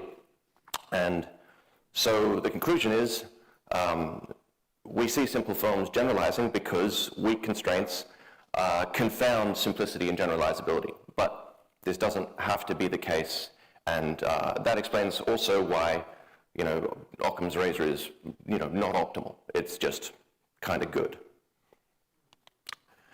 So now I'm going to get into a couple of the actual details about how I build up this formalism, just to give a bit of background. And this is the same formalism that my paper tomorrow is based on as well. So after many of the aforementioned discussions with philosophers, came to two axioms. The first is, where there are things, we call those things the environment, and where things differ, we have different states of the environment. And the reason for starting with these very basic first principles is we want to get to just a set of mutually exclusive but irreducible and otherwise meaningless states, right? We don't want to assume any particular internal structure because, well, you could think of this as a kind of almost post-structuralist take on states of the environment rather than applying it to something like language. But we still want to get to some internal structures. How could we do this? Well, if we're taking a bit of a inspiration from the post-structuralist sort of ideas, then we could say that, well, we take relations between states as the only thing that we can point to as internal structure. So a fact about the world could be seen as the set of states in which that fact holds. And so we can define declarative programs as sets of states, take the set of all declarative programs as the power set of all states. So we can say that every aspect of the environment is just a set of facts, and that set of facts is just a set of declarative programs. So you can see, imagine the set of states, it's a program, and if we take two programs, we could say, well, if we want to describe something as a set of facts, it's just a set of declarative programs. And again, all the latex has sort of been deleted by the conversion, but it's supposed to, these programs are supposed to have like A, B, and C written next to them. I'll fix that tomorrow. The important thing about that is that we can then construct a formal language from this, because we can get some states that are mutually exclusive, because the states, some aspects which are mutually exclusive, and because they relate to these states that are mutually exclusive. So we can get also aspects that imply other aspects, because if I have an aspect of the environment, which is a set of declarative programs, that implies its truth conditions are determined with respect to states, and that implies every subset of that aspect is also true. So we've got implication, we've got a sort of the ability to say one thing and not another. And then we could say, well, since every aspect of the environment is a set of declarative programs, every aspect of the environment sort of implements a formal language. We can call the set of statements this formal language can make, this set L, and then we can say, well, since statements imply a statement implies every subset of that statement, well, we could take the set of statements that imply a particular statement and call it that statement's extension. Now, this is meant to say a statement X has the extension EX, yeah, it's like truth conditions. And you can think of this as kind of like constraints. Oh, this one displayed correctly, good. So we've got a statement X, we've got the extension of X, and we've got the set of all statements that can be made in this language. And this allows us to talk about constraints and define things like a set of inputs, a set of outputs. So we could say a set of inputs is, a set of statements, set of outputs is the extension of those statements, because by choosing a particular set of inputs, we sort of establish a constraint on what we're doing. We use this to describe goal-directed behavior. And then we can even say that, well, that's sort of a value judgment from a philosophical point of view. Every goal is kind of a value existence, although would be the only value judgment that we would expect the environment to make. So if we're to assume a particular distribution over tasks, then, or over these inputs and outputs, it would be uniform. So I've got 4 minutes left, so I'm going to go a little bit quickly. But we can then take a second statement and use that to define a set of outputs that are considered arbitrarily correct. Call that a policy. So we've got sort of two constraints, and we can define tasks like this. This is how I was doing those experiments last year. I've just updated the notation a bit in collaboration with my supervisors. And the important bit for this paper is that one policy can generalize between two tasks. And what we're trying to do is identify which policy is most likely to generalize between tasks. So if we've got an extensive definition, like if we were looking at, say, Shillette's ARC, we would, have an extensive definition in the form of 3 examples, and we're trying to generalize to a broader task. So we want to know which hypothesis is most likely to generalize, and we have 2 ways of determining this. The first one is obviously minimum description length, looking at the shortest policy we can construct to describe our extensive definition of a task, our examples, and we can also take the size of the statement's extension. That was that earlier Venn diagram. This is the number of statements that imply a particular hypothesis. And the earlier results from last year were showing that the weaker hypothesis is the optimal choice. But the question we have now is, do we actually need complexity to mean anything at all in this circumstance? And so earlier I was talking about choosing a particular set of declarative programs on which to base a formal language. If that is the set of all declarative programs, then the answer is no, complexity can mean absolutely nothing, because the complexity of every task is effectively 1 at that point. There's no abstraction layer, so everything is equally complex. Complexity is just meaningless. And what this says is that even if we have something like an objective notion of complexity, well, that's not going to guarantee anything about generalization. So even if, in the case of sort of IXC, we've got like matching UTM with Lake-Hutto intelligence, this suggests that that really wouldn't mean anything from a kind of an objective point of view. But if we make it so that we aren't using the set of all declarative programs, then we can force a correlation between simplicity and generalization. We can make simple forms express weak constraints, and in doing so, confound simplicity and generalizability. So why does that happen? Well, we make an additional assumption, which is spatial extension, say that 2 objects can't occupy the same space and time, and that means that we now have finite sets of declarative programs, which would, if we were to look at something like the work on biological systems and free energy, this is like saying that biological system is ergodic, it can only occupy a certain number of states, and this means that we would have a finite formal language, but if an organism is part of the, if we want the organism to be survivable, it needs to sort of express weak constraints in this formal language, right? So you can think of this as like a programming language we tend to choose primitives that are, generalizable, reusable, right? So we imbue the system with our own, predisposition towards weak constraints, taking simpler forms to make efficient use of the resources we have. And given we have finite memory, we do this with all our languages, which is why something like Occam's razor works, why our subjective perception of complexity relates to generalization at all, but, doesn't need to. And with 3 seconds left, thank you.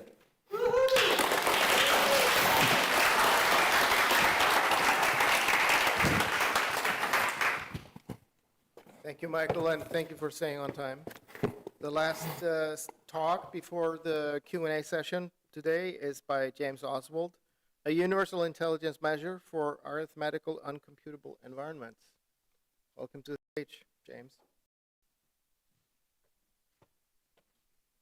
And before he starts, I wanted to mention that the accepted papers that are presented here in the conference are available on the website. You can download them if you go to accepted papers.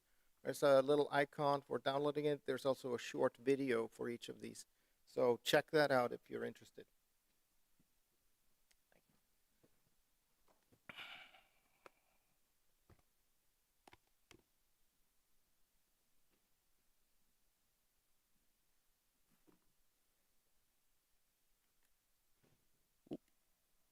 All right. Hi, everyone. My name is James Oswald. I don't know why this is flickering. Okay, I think it's fixed. Hi, everyone. My name is James Oswald. I'm a third-year PhD student at Rensselaer Polytechnic Institute in New York. Before we begin, I'd like to thank my excellent collaborators, Thomas Ferguson, and my doctoral advisor, Professor Salmer Brinkstord. I'd also like to thank Dr. Bennett for the great presentation right before me. He's given me quite the hard act to follow. The irony of having to present a complexity-based measure of intelligence after he just told us how complexity is an illusion is not lost on me. Nevertheless, I hope you find this work an interesting contribution. So let's get started. I'd like to ground this work by asking the great question we all care about, that being, how do we build artificial general intelligence? Unfortunately, I won't be answering that question, but I will say that to answer that question in a theoretically rigorous way, we must first find the answer to the question, what is artificial general intelligence? And again, to answer that question, we must first answer, well, what is intelligence?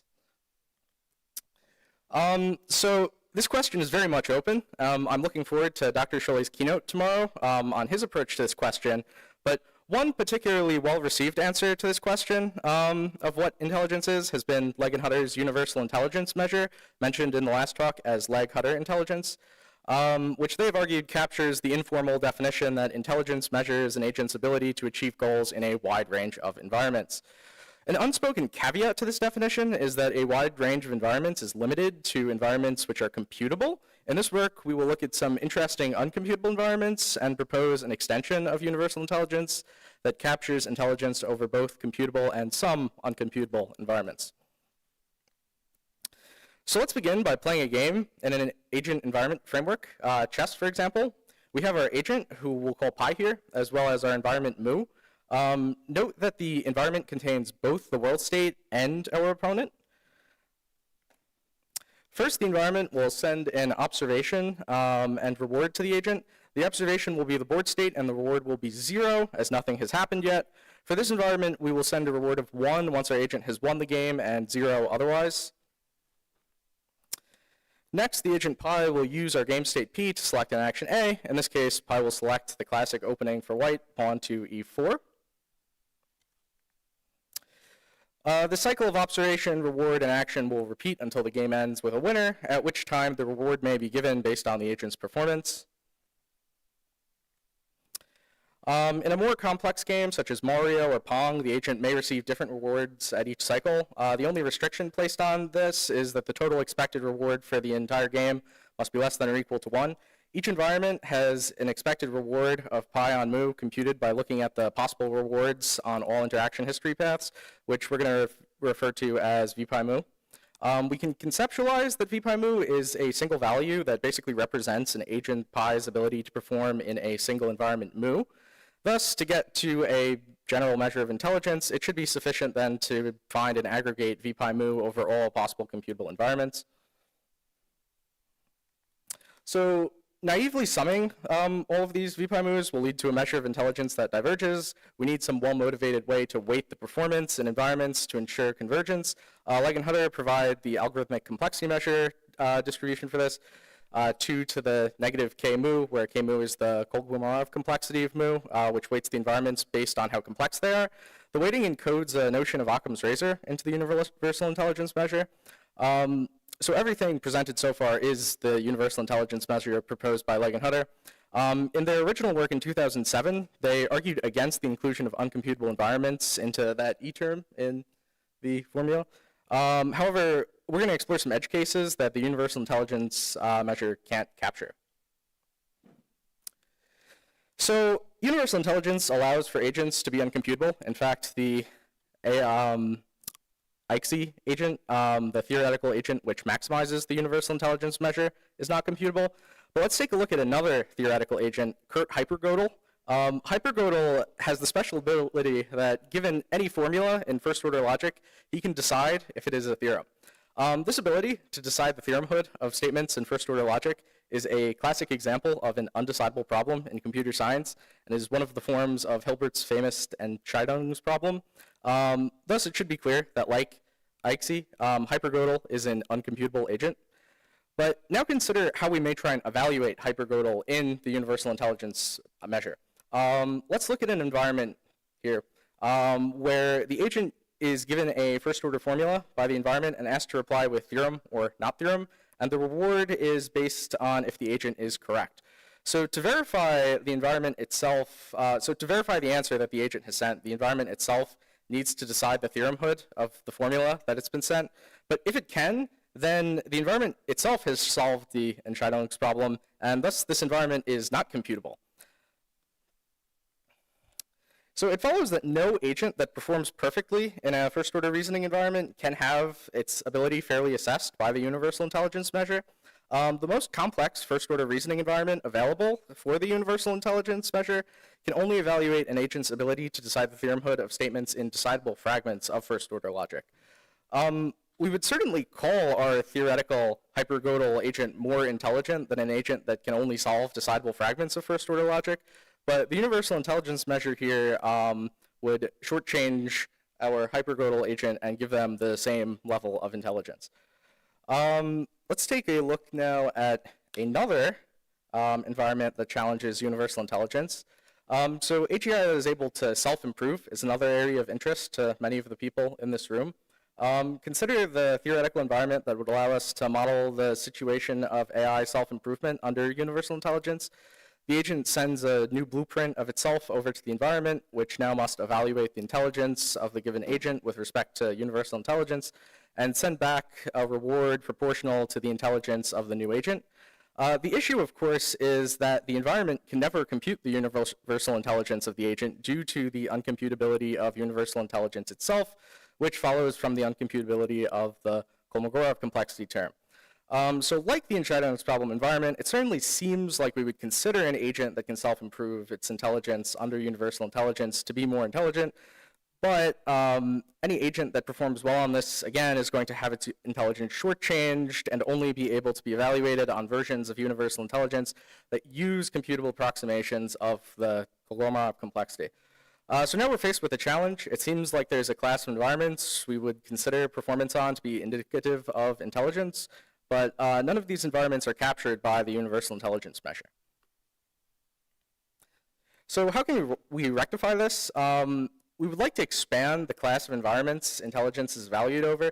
To do this, we're going to turn to oracles. Oracles allow us to capture the notion of hypercomputation required for the environment to perform uncomputable operations. So let's return to our first example, the first-order theorem-proving environment. Thanks to a proof by Alan Turing, the Entscheidungs problem reduces to the halting problem. So if we give our environment a halting oracle, solving the Entscheidungs problem is now doable. We can call the oracle there in step 3 to compute the reward. We can generalize the notion of pi's expected reward on environment to expected reward on an environment that is computable with access to an oracle O, and we're going to denote this v pi mu O. So the idea then to extend this ability on a single environment to an intelligence measure, we're going to make 3 moves. Our first move is to extend the class of computable environments E, the class of environments computable with respect to the oracle, EO. These environments can be thought of as programs that may call upon the oracle to compute the reward and perception. We also observe that weighting the environments by their raw complexity in this situation no longer makes sense, as the environments have access to an oracle. In this context, we may interpret the oracle as a resource in the environment that the environment has access to, and thus the complexity of the environment needs to take into account access to this resource. Hence, we're going to modify the algorithmic probability distribution to use the conditional Kolmogorov complexity with respect to the oracle. So we combine all this together to get our final intelligence measure, represented here by majuscule kappa. So we've proven some interesting properties for this in the paper. You can read a bit more of that. We're probably not going to have time to go into that, but we've proved properties such as convergence. So before I end, I'd just like to turn again to the AGI self-improvement environment under the new Oracle relativized universal intelligence measure. Here, as long as O is at least a halting oracle, then the AGI improvement environment under this measure of intelligence becomes computable relative to O, and hence this would be included in this measure of intelligence. So in terms of future work, so far this work is really in its infancy. One direction we'd like to look at is what it means for a resource to contribute to intelligence, and perhaps we could tie this into Pei Wang's definition of intelligence under insufficient knowledge and resources. Another direction is further extension into more uncomputable environments. Currently, this measure only works for oracles whose uncomputability falls somewhere in the arithmetical hierarchy. The reason for this is that any higher into the hyperarithmetical or analytic hierarchies, the oracle could be uncountably infinite in size and no longer fit into the tape of a Turing machine, and thus we could no longer compute the weighting in the relative Kolmogorov complexity. Finally, the universal cognitive intelligence measure proposed by Professor Brinkstewart. That's another way we could try and tie together all 3 of these intelligence measures. All right, I think we're going to have a 15-minute question session. Yes, thank you. Let's give him a... So if I can ask the other 2 speakers to come to the stage. And do we have questions from the audience? One over here. Is this on? Stand Is this? James, can I ask a question about a seeming miracle in your paper? Where does the halting oracle come from? That's a great question. So this is purely theoretical. I could ask the same question in terms of ICSI, how are you computing the Kolmogorov complexity? It's interesting from a theoretical perspective, not so much the practical perspective. Thank you very much. We've got a question online. Well, actually, Scott, David, do you want to answer your question? Thanks. Those were great presentations. I'm working with the IEEE on what they call agentic AI as a general matter, kind of multi-step AI. And I had a question for Tyler, but for all of you. Can the learning system objects work that you're doing be applied to help derive patterns that we can use to observe or to audit or manage the near future with multi-agentic AI interactions? Yeah, thank you. I definitely think so. I mean, for one, the systems theory provides basic formalism, which will be common across a bunch of different implementations. That's quite important. I think the other thing is, if we model those interactions it depends what the interactions are. When we're talking about sharing knowledge, not just completing a task collaboratively, then we can actually start to put a lot of guardrails around these operators. What are they allowed to see and access? And so there's a practical side there. I think, although you're asking the near term, I think in the longer term, there is a question of agents interacting together to create new learning systems to solve specific problems. And these learning system objects are kind of a clean room for them to interact together. and depending on what network that's hosted on, it could be credibly neutral. So they don't have to reveal much about their own inner workings, but they can instantiate this general object.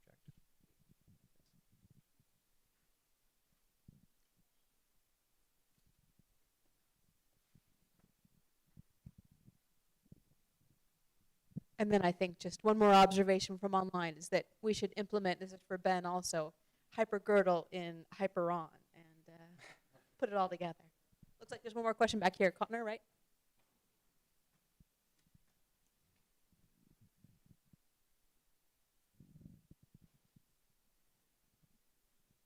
Thank you. Great presentations. I just have a follow-up question. So in the previous question, when you answered it, you used the word knowledge. But in your presentation, when you defined a system object, you had these things that were associated with it, you know, such as a hypothesis and the data. But would you consider that, you know, and this may not quite fit into contemporary machine learning, but would you consider knowledge to be potentially, you know, one of these poorly, controversially defined things that may be an additional characteristic or parameter that's required? Great question. For my part, I think in some ways, yes. For the basic system object, we don't need it, but in the case of the transfer learning or the meta learning, when we're exchanging knowledge in a way, it's crucial to define it. For transfer learning, we defined it over the data and the parameters, but you could imagine more general definitions. And I think most importantly, when we consider the dynamic system, so like an online learning setting, there's a concept of a knowledge base, or what actually is accumulated over time. So I will say that this theory is mostly on the learning aspect of the learning system, and I'm quite interested with cognitive architectures more generally in their models of how memory is stored, et cetera. And maybe it's better to interact there instead of recreate that. But these are my thoughts. Thank you. And I think there's one more question back here. So, my question, I wish I had been assigned to review Michael's paper and to get into the depth of it all, but really this question is aimed at all three. I'll start by asking, is complexity an illusion? Yes. Okay. Well, we're going to take a vote here. You guys need Right, to answer right. that. I'm going to say maybe. I'm kind of a fence sitter on this question. Okay. I'll say I think it's subjective. I don't think everything subjective is illusion, but now we're talking English. So To make it more interesting, let me say no. Go ahead. So it should not be something that if it's an illusion, are you saying it should not be something we consider for simplicity? If it's not an illusion, how do we ensure that we use it correctly? I'm not sure if that makes sense, but. Okay, I mean, it's definitely useful. It's not like, I didn't mean to say it was useless. It's just, it's a product of the system, of the language we're using to describe reality or our environment. And so, I mean, we're trying to, if we're trying to make something, you know, generalizable, we should try to make simple forms express weak constraints, by which, I mean, which we do tend to do automatically. It's just, I mean, we could see it in our own languages. Even when we haven't set out to do this, this is something we still end up doing. I think it's a very natural inclination. I would say that it's almost hard-coded into us by natural selection. It's just that by pointing this out, maybe we can be a little more directed in actively pursuing weak constraints in our sort of making things more sample efficient by making them choose weaker hypotheses rather than simpler hypotheses, because they're not always the same thing. Yeah, let me try to phrase the philosophical aspect here in a way that makes sense to me, and I think may underlie some of Matt's query. We'll see if it makes sense to you. I mean, the question really is to what extent the notion of an illusion is an illusion, I think. Because we can look at various things that are very useful to human-like minds, such as the self, or free will, or the sort of theater of consciousness.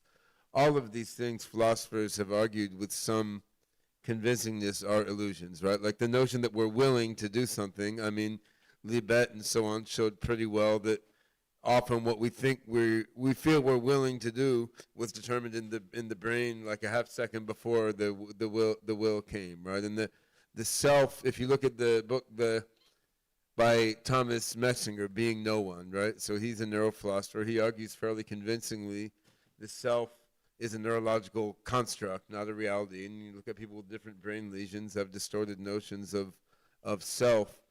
Consciousness, now I tend to be a panpsychist in a sense, but I think on the other hand, a lot of the aspects of human-like conscious experience are constructed in a way are illusory. So if the simplicity underlying Occam's razor biases in learning is an illusion on the part of self, will, and reflective consciousness, this means it may be an extremely useful illusion for the sort of general intelligence that we have. I think, so then saying that complexity or simplicity is an illusion, it's more saying that a mind constructs a notion of simplicity or complexity as an organic part of its self-organizing sort of autopoietic activity as a mind. It constructs its notion of simplicity.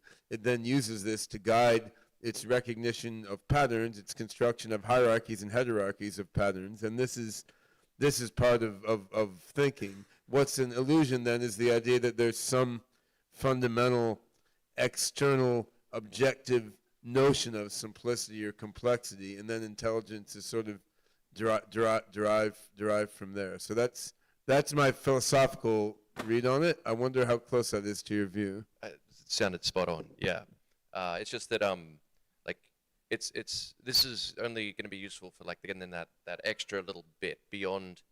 I mean, if we're going to construct a mind, we've got to construct essentially a notion of simplicity with it, and so this is how we could direct that particular process to make it, more effective at things like the ARC data set, for example. I just have a related kind of comment and also question back to you in part, is in systems theory, there's this concept of the law of requisite variety from Ross Ashby. And basically it says you can only control as much complexity as you can transduce. So if you want to control a lot of things, you have to have the capacity to actually control them. So complexity is required to control large-scale systems. And I'm curious, how that relates to, I mean, for one, this bias towards compression and the desire for simplicity, but two, the illusion concept, where there seems to be some basis in reality for a need for complexity in order to actuate oneself. I'm not sure I've 100% understood the question. Also, I don't know what transduce means. But I guess, I mean, you would end up inevitably with some notion of complexity as soon as you are describing the world using a limited set of forms. Unless you're considering, everything all the time. You're going to end up with some things being sort of shorter or, longer. Am I even close to what you were talking about? Okay. Yeah, I feel like it's inevitable that you're going to end up with some things appearing more or less complex. Yeah, one more here. So I had to write this down, but it was too long for the chat. So the word, possibly this might be word salad and not even wrong, because I'm going to use the concepts of complexity from financial kind of notions, and so it might be ambiguities introduced as a result, so my apologies in advance.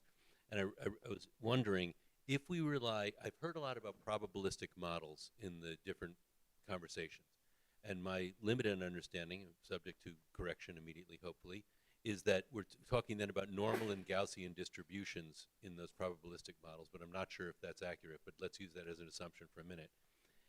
As a result, if we use those for AGI systems, do we create complex systems as a result of that? Because in the markets, for instance, you have nonlinearities that a result, they look like they're outliers, but they're in fact not outliers because we're modeling based on Gaussian distributions. And so we create nonlinearities, we create complexities because our modeling conventions are based on probabilities. And the irony is in financial systems, they always say in the financial statements, past results don't indicate future results, but notwithstanding that, all financial modeling is based on past results. Is that a question that I just asked, or is that a non-question? And if it is a question, could you address it? Thank you. That's a complex question, which is ironic. That's just an illusion. Okay, if I could try and rephrase it, I guess. I mean, you're saying Are we creating complexity by using probabilistic analysis for the system design inherently, and that being Gaussian or normal in terms of the distributions of what we're anticipating for the future, are we creating surprise for the system?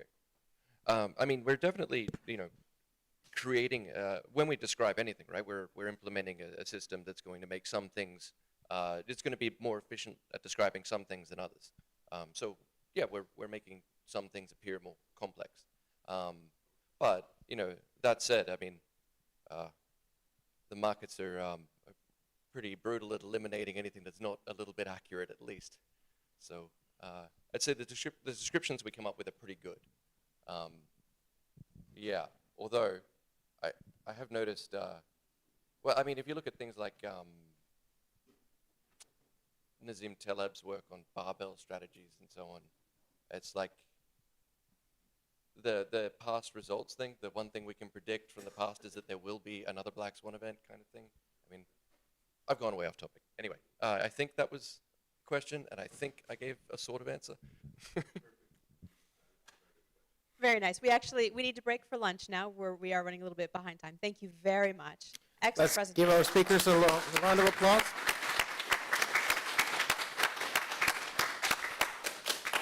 And we will be starting again at 12:50. So if you want to be part of the next session, the next keynote, 12:50.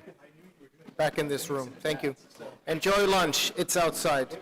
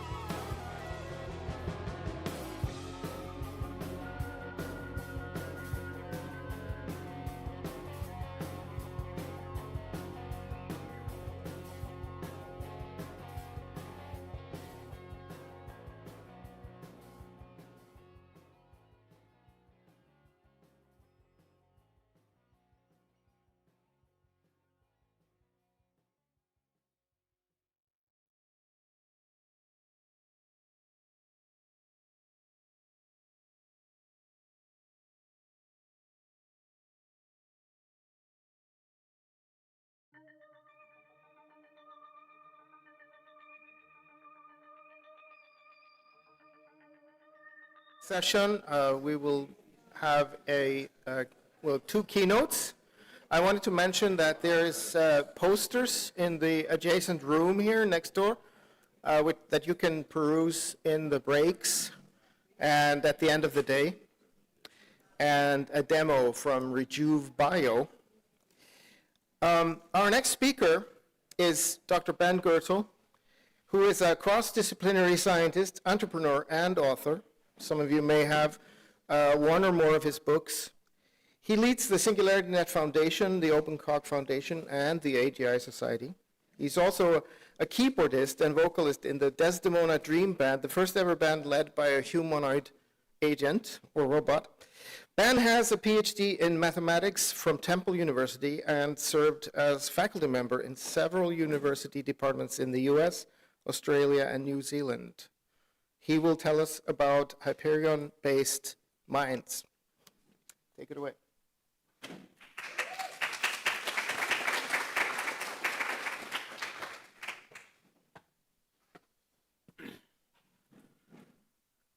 Thanks for the introduction, Chris. And yeah, the title of the talk I sort of made up randomly, but I think it's relatively relevant to what I want to talk about. But what I want to take half an hour to talk about and then leave 10 or 15 minutes for questions afterwards is just the approach I'm now pursuing in the effort to create human-level AGI systems. And this is a very large topic, and of course, you know, we had a workshop yesterday on OpenCog Hyperon and current progress on the infrastructure and toward building AGI, and that barely scratched the surface, right? So I mean, and that's just the nature of the beast. I mean, if you go to a Society for Neuroscience conference, there's 35,000 people. There's like 1,000 people over here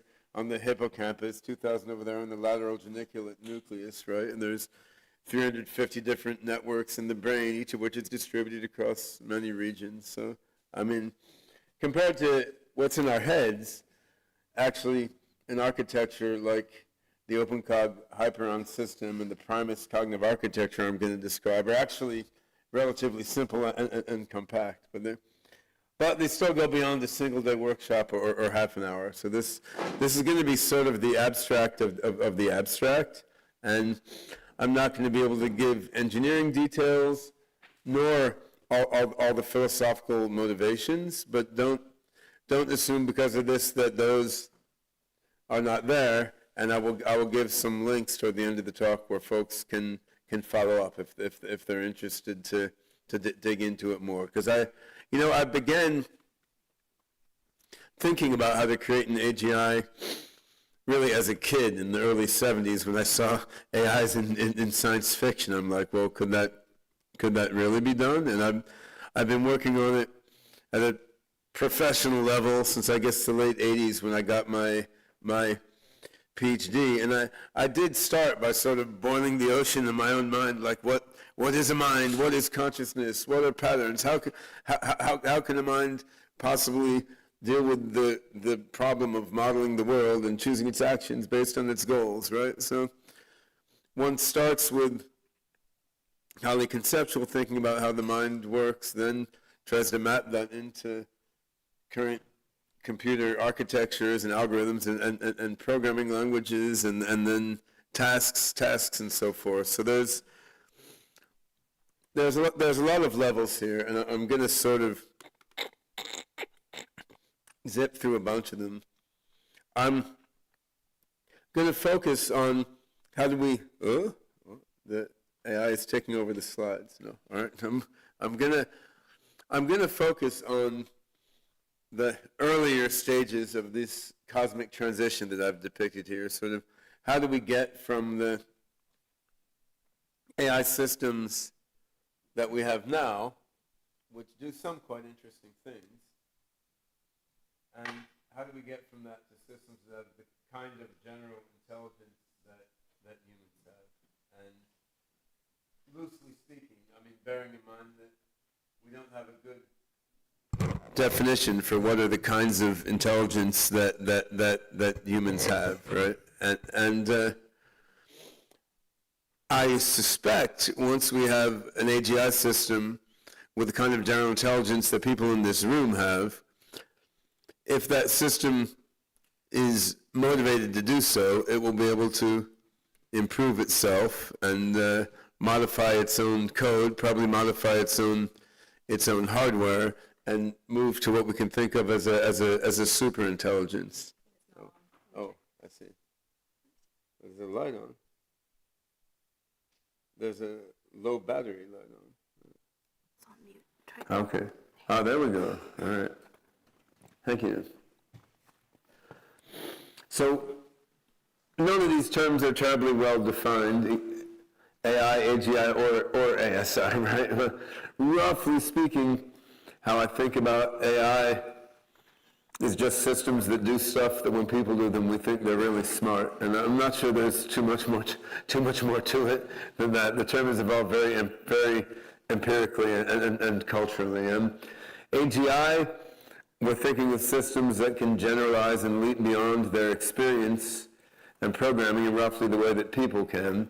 Superintelligence, we're thinking roughly of systems that they're far beyond human level general intelligence and can modify and optimize themselves roughly at will. And how superintelligence can get is something we don't know, but it seems pretty clear if you look at physics.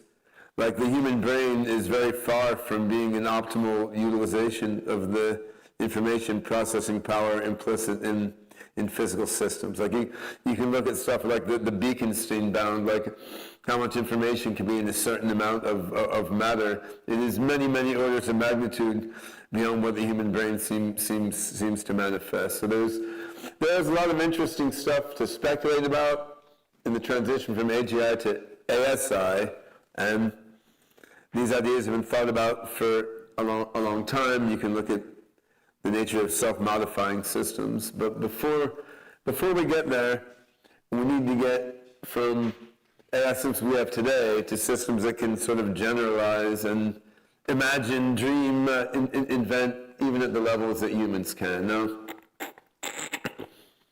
as you already know, if you followed my work at all or saw my introductory remarks this morning, I don't think LLMs are the route to get there, but the specific shortcomings of LLMs are in some ways instructive to look at. There are many shortcomings, but the two biggest shortcomings, I think, is they're poor at non-obvious multi-step logical reasoning, such as what you need to do to write a science paper, as opposed to write something that looks like a science paper to a non-scientist, but actually is bullshit, right?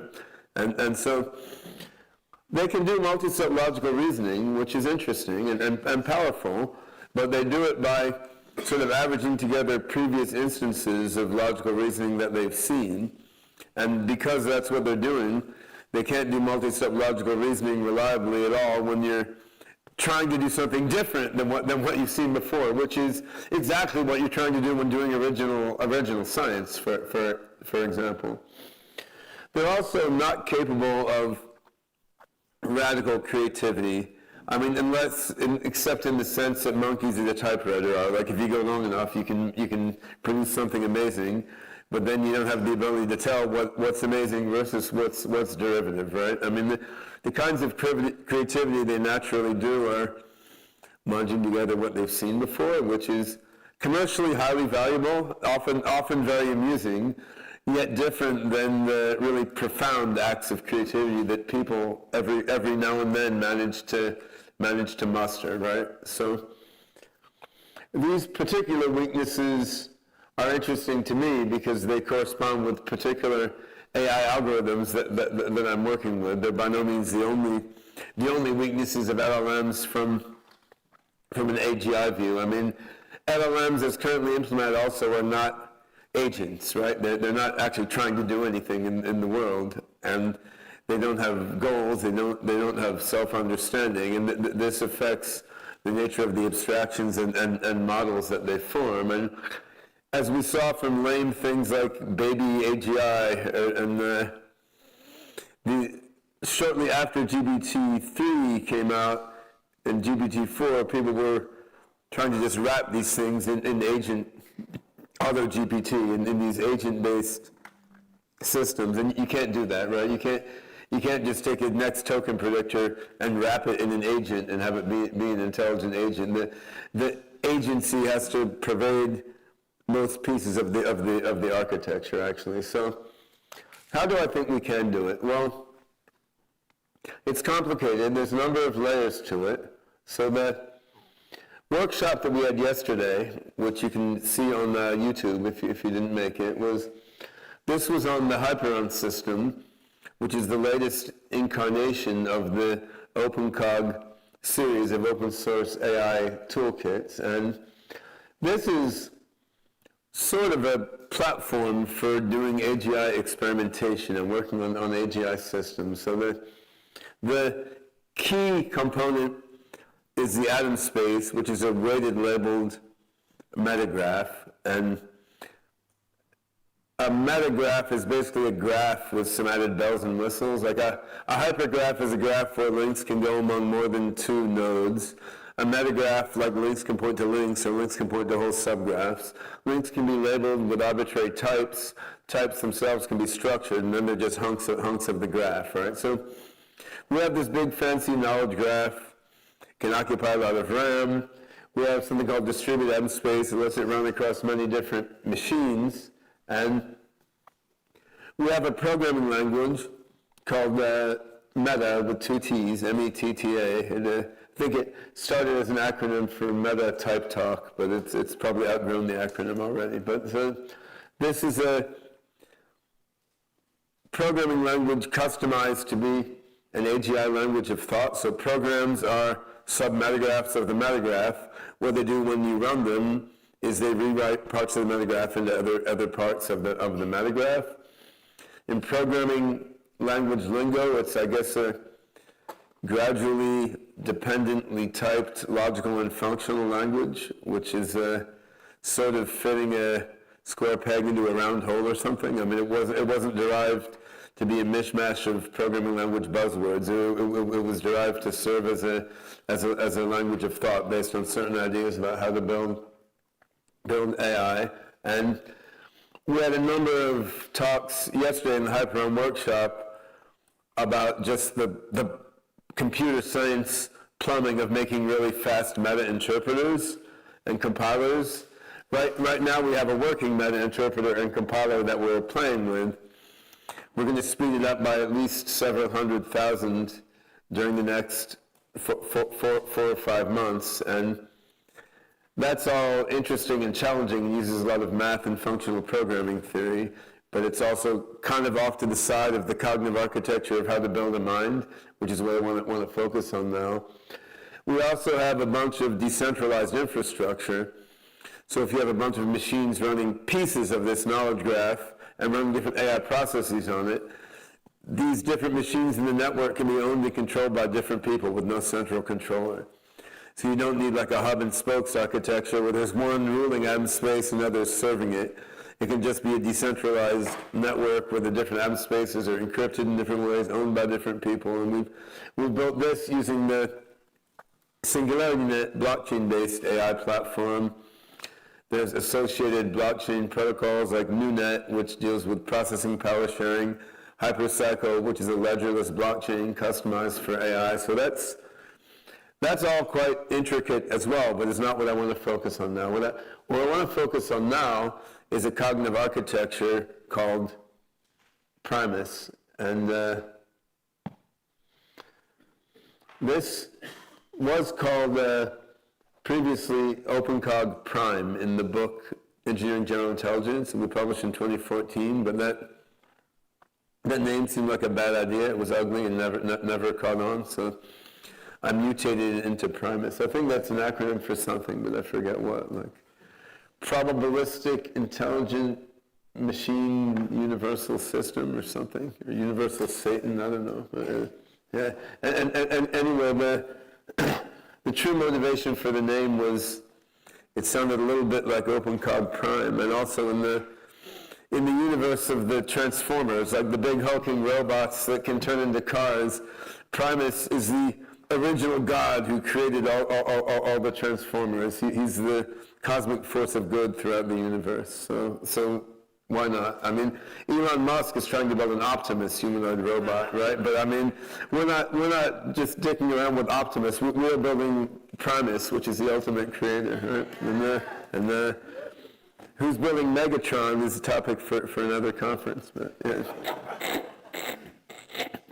So what is Primus? Well, Primus is one among many cognitive architectures and systems that you could build on the Hyperon architecture. And we've had some folks, Peter Isiev and Patrick Hammer, experiment with building out a version of the NARS cognitive architecture, or significant elements of the NARS cognitive architecture within Hyperon. And that was interesting for a number of reasons. I mean, it led to cool results in terms of experiential learning in different environments and controlling robots and little guys in game worlds.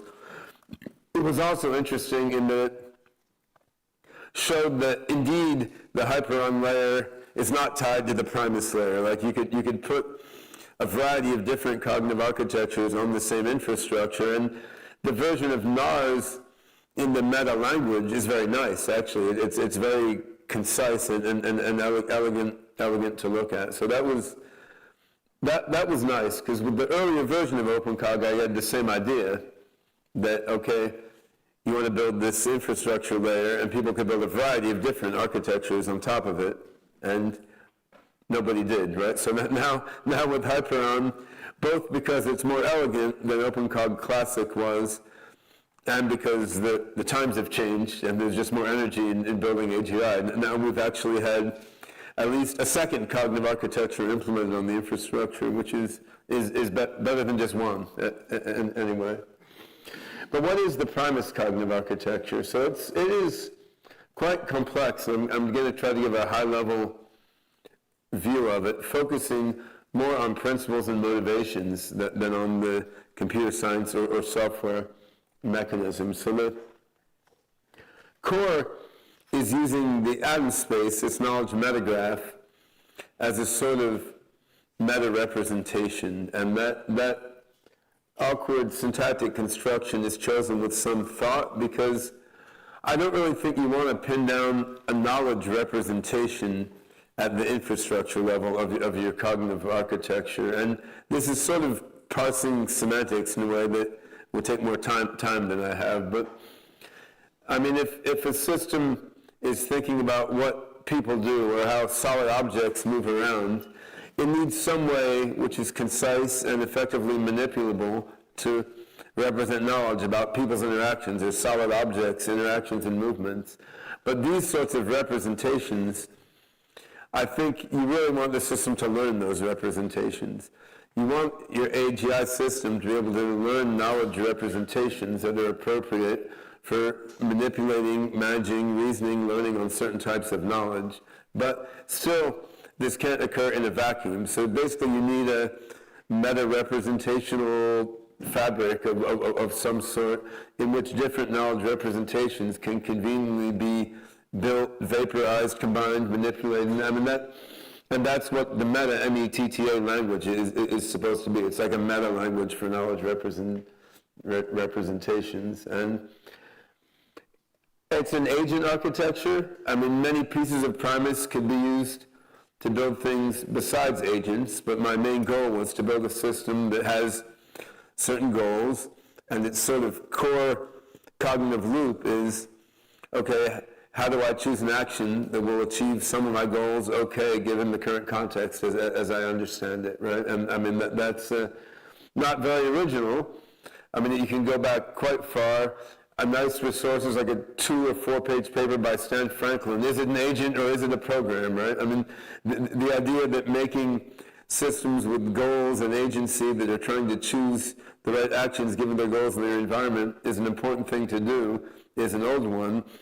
Nonetheless, it is not what's animating most of the AI field now, right? I mean, transformers and such are next token predictors, and that's different than being systems that are trying to achieve a variety of different top level goals in a more fluid and self-organizing way.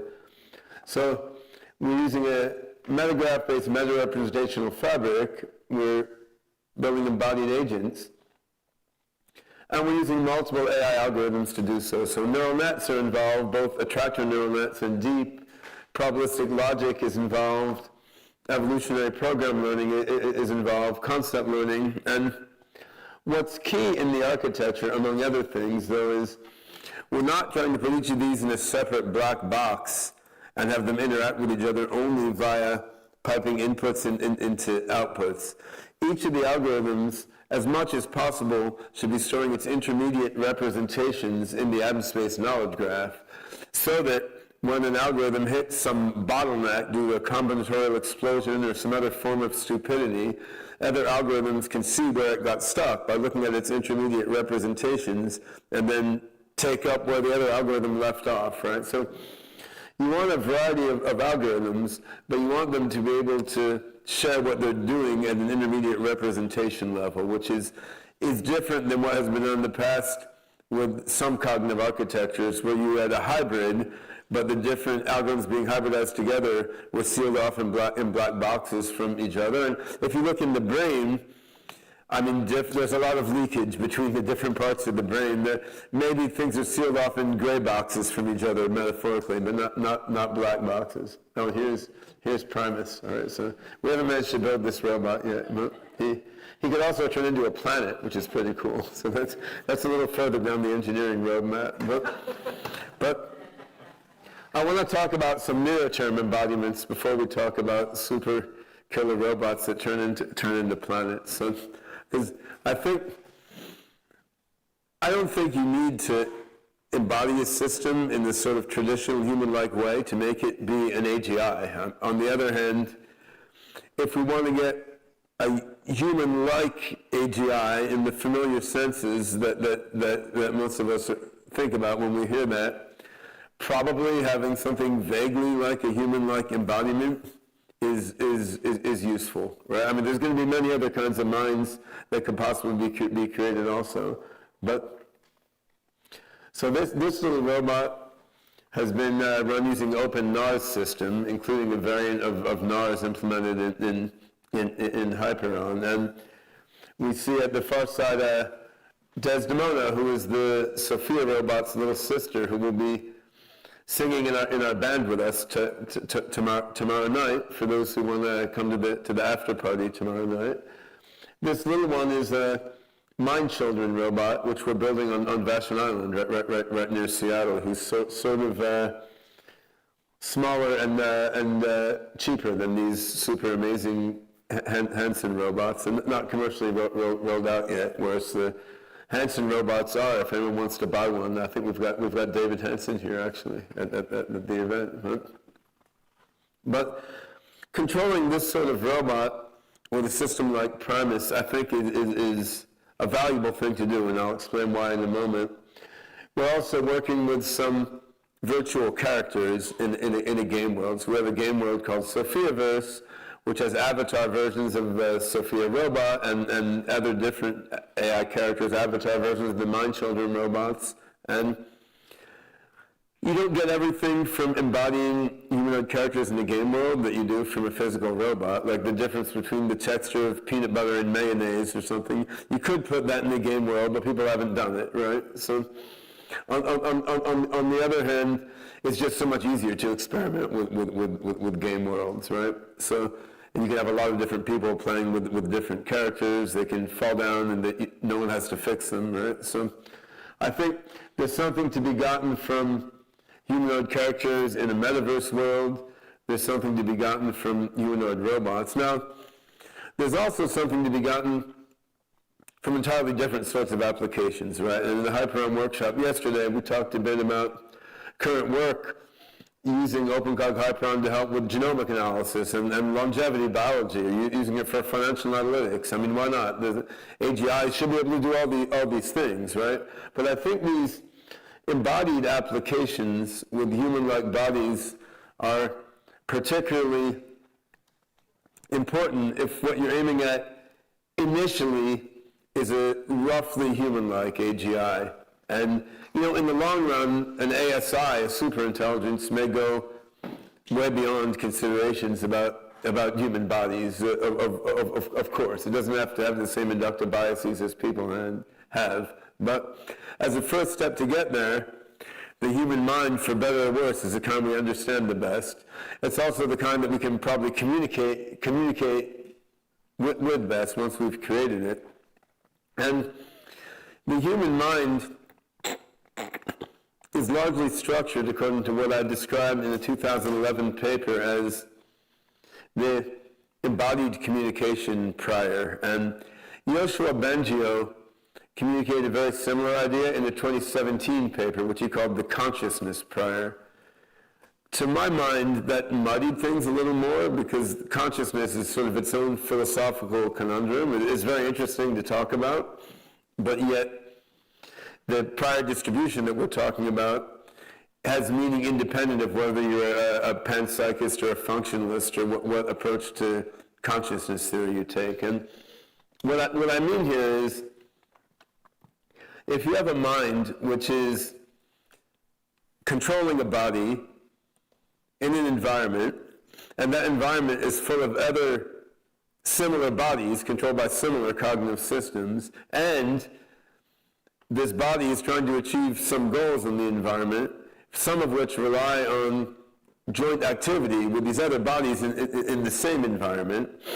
You know, this is a very particular class of problems to solve, viewed against the backdrop of like all possible math problems or all possible objective functions, right? So trying to solve this problem of getting stuff done in a shared environment with other similarly embodied entities, you know, this, when you follow it through, places a bunch of specific requirements on what a cognitive system needs to do. And you can look at this then in terms of the different types of memory and processing that human brains do on a cognitive level. So you have episodic memory because an embodied communicating system, it has some history and it needs to remember that history. You have declarative knowledge of facts and beliefs. You have procedural knowledge of how to do things. You have indicative knowledge, like point to something so some other guy can look at it. You want to be able to demonstrate stuff, like act it out so the other guy can see what you're doing. You want to be able to convey to other people what your goal is so they can join in and follow the same goal. So what I tried to do in my 2011 paper on the embodied communication prior is go from just the notion of being in a body, in an environment, together with other similar bodies, achieving joint goals, try to use that to derive what kinds of memory a cognitive system needs to have, and then you look at what kinds of knowledge creation are associated with each kind of memory, and you can see, well, okay, declarative memory naturally matches with reasoning, like procedural memory naturally matches with various kinds of procedural learning, like reinforcement learning, evolutionary learning, and so forth. There's shared attention among different minds, and the shared attention naturally due to activation spreading mechanisms. So there's a lot of cognitive theory there, but the basic point is that the problem of controlling is surrounded by other in a shared environment. This specializes the problem of making a general intelligence to a significant degree. Now, most biases have good and bad aspects, right? So, of course, that bias will cause an AGI system to overlook some things that it might see otherwise. And you see that in applying AI to molecular biology, Michael Rose, one of the more brilliant biologists I work with, who was the one who started the experiment of evolving flies to live massively longer than they naturally would. I mean, what he always said is, look, there's no protagonist in biology. Like, there's no main actor. We have these long-lived flies. Flies have 14,000 or so genes. 2,000 or so are different in the long-lived flies from normal flies. Now, naturally, what you're trying to invent a drug is two genes that are really different and are kind of the leading actors in making the flies live a long time. What Michael says is there are no leading actors. It's just some big complex network of thousands of things, and that's just what it is, right? We want there to be leading actors because that's how our minds work. So that's an example of the inductive bias that we get, right? Like we want there to be a few leading people that we can deal with in reasoning about our situation, because that's what we can grab onto in action. That works in everyday human situations, okay. It works much more poorly in a molecular biology situation, even worse in like a quantum physics situation, because that's not what our desires are. On the other hand, we need to get some AGI before we can get an ASI. So getting an AGI that has roughly similar inductive biases to humans is a good place to start. If that system is then better at analyzing and recognizing its own biases than humans are, and better at modifying itself to tweak its own biases than humans are, I mean, then I think we're a step ahead. So I want to dig a little bit into detail. No one can read that. I'm going to focus in on different pieces of it, but this was a diagram I put together in 2012 or so in a desperate attempt to make one picture showing the key aspects of the Primus cognitive architecture, so if we look at the very bottom of that diagram, of hierarchies for perception and action, and this was from 2012, so what we see now, say transformer neural nets have a comprehension hierarchy and a generation hierarchy for language, sort of in one hierarchy, right? So the philosophy is still there.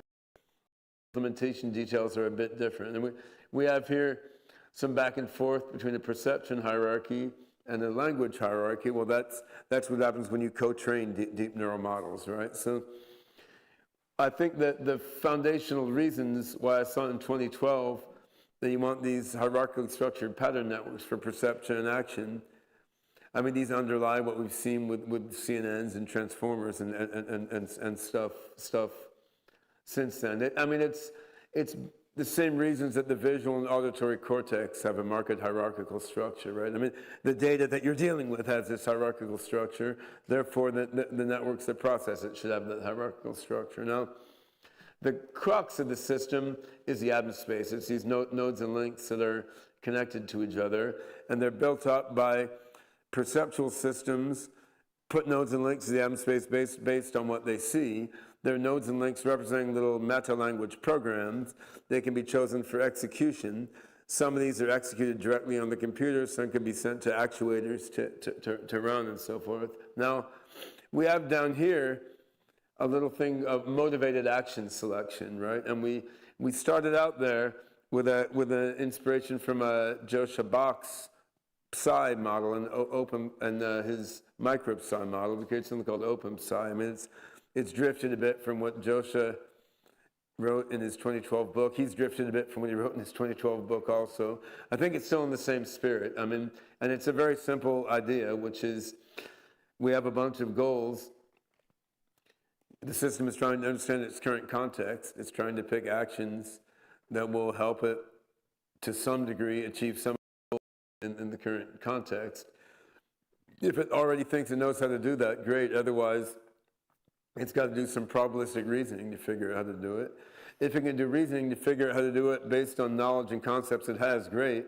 Otherwise, it has to create some new concepts and then do reasoning on those new concepts in order to figure out what actions will help it achieve its goals in its environment, right? And I don't think everything the system does should be goal-driven. I mean, certainly using the human analogy, it's not like that. Like, not everything I do is goal-driven. Many things I do are just completely random with no purpose at all, right? So, and I think most humans are like that, whether they admit it to themselves or not. Certainly, if you look at little kids, the vast majority is like that until like they get really hungry or sleepy, then the goal pops up. But the fact that some of it's goal-driven is important. But it's also important there's just some ambient activity going on. And the ambient activity can be just popping up new concepts that might be cool. It can be doing reasoning on your background knowledge to learn new things. It could be just rewriting rewrite rules in the manner of, say, algorithmic chemistry or Chris Thorson's era architecture. So you need that ambient self-organizing creative activity. I think you also need some goal-driven activity, and putting those together in some way is part of what we need to get a human-like cognitive architecture. And then we have a bunch of specific cognitive processes.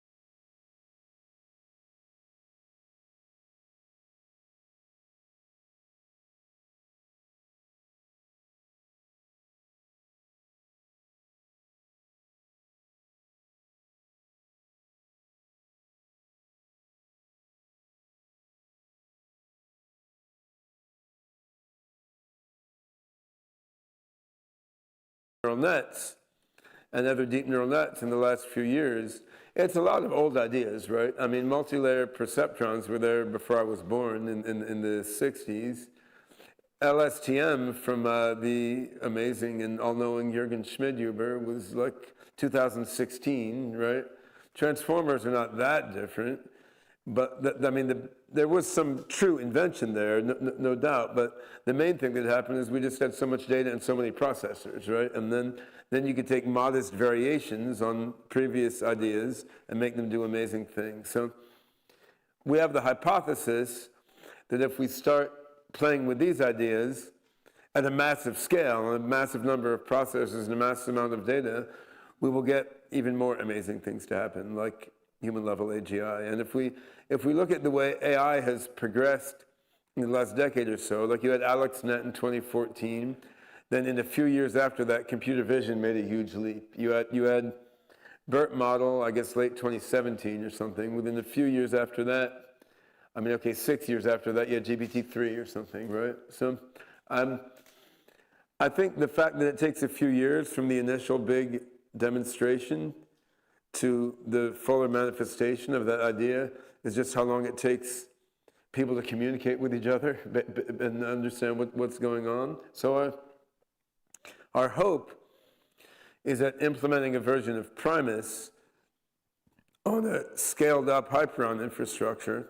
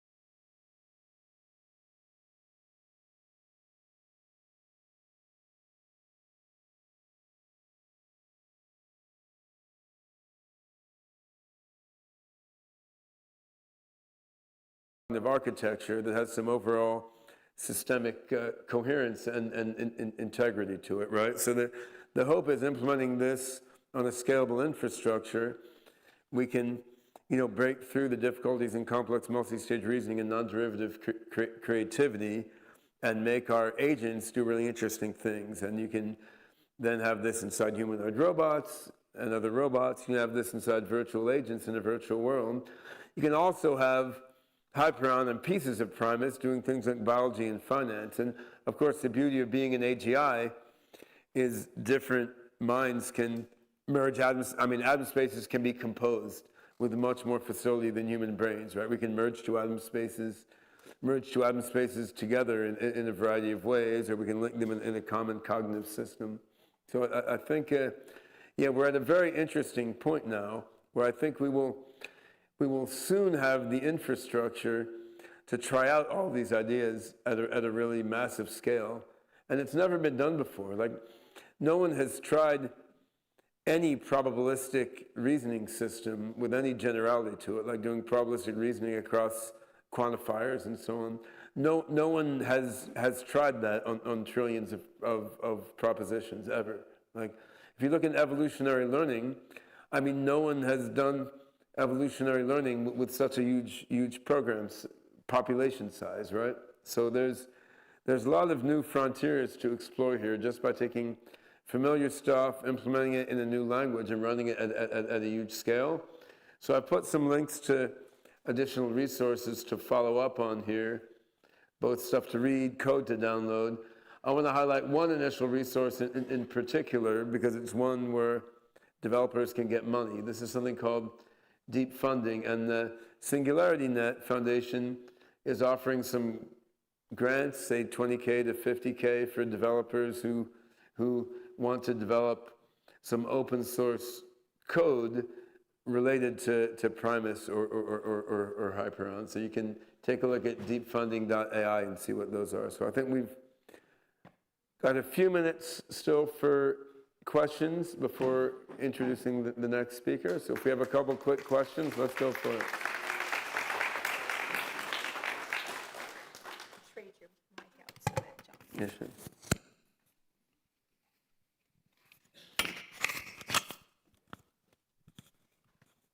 Questions, answers, insults, catcalls. All right, front row, yeah. Do we want to give the question answer askers a microphone? Thank you. Great talk. You mentioned some parts of the algorithm, they all live in the same atom space. Yep. Are they guarded? Are they hard-coded? Or can they mutate?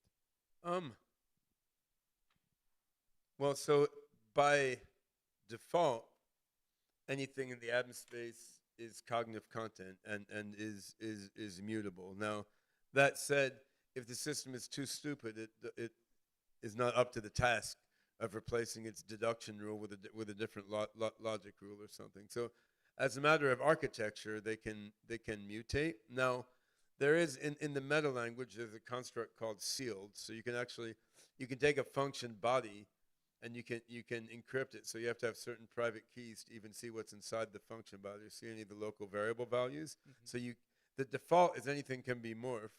You can also seal off portions of the atom space quite flexibly. But the intention ultimately is the system should rewrite all of its cognitive code to be better. But in practice, like, I wouldn't want my 6-year-old kid to rewrite his cognitive algorithms quite yet. Maybe my oldest son, who's here in the audience. Once he's somewhere, 18, right? Yeah. Well, he's 34, but he's I don't know.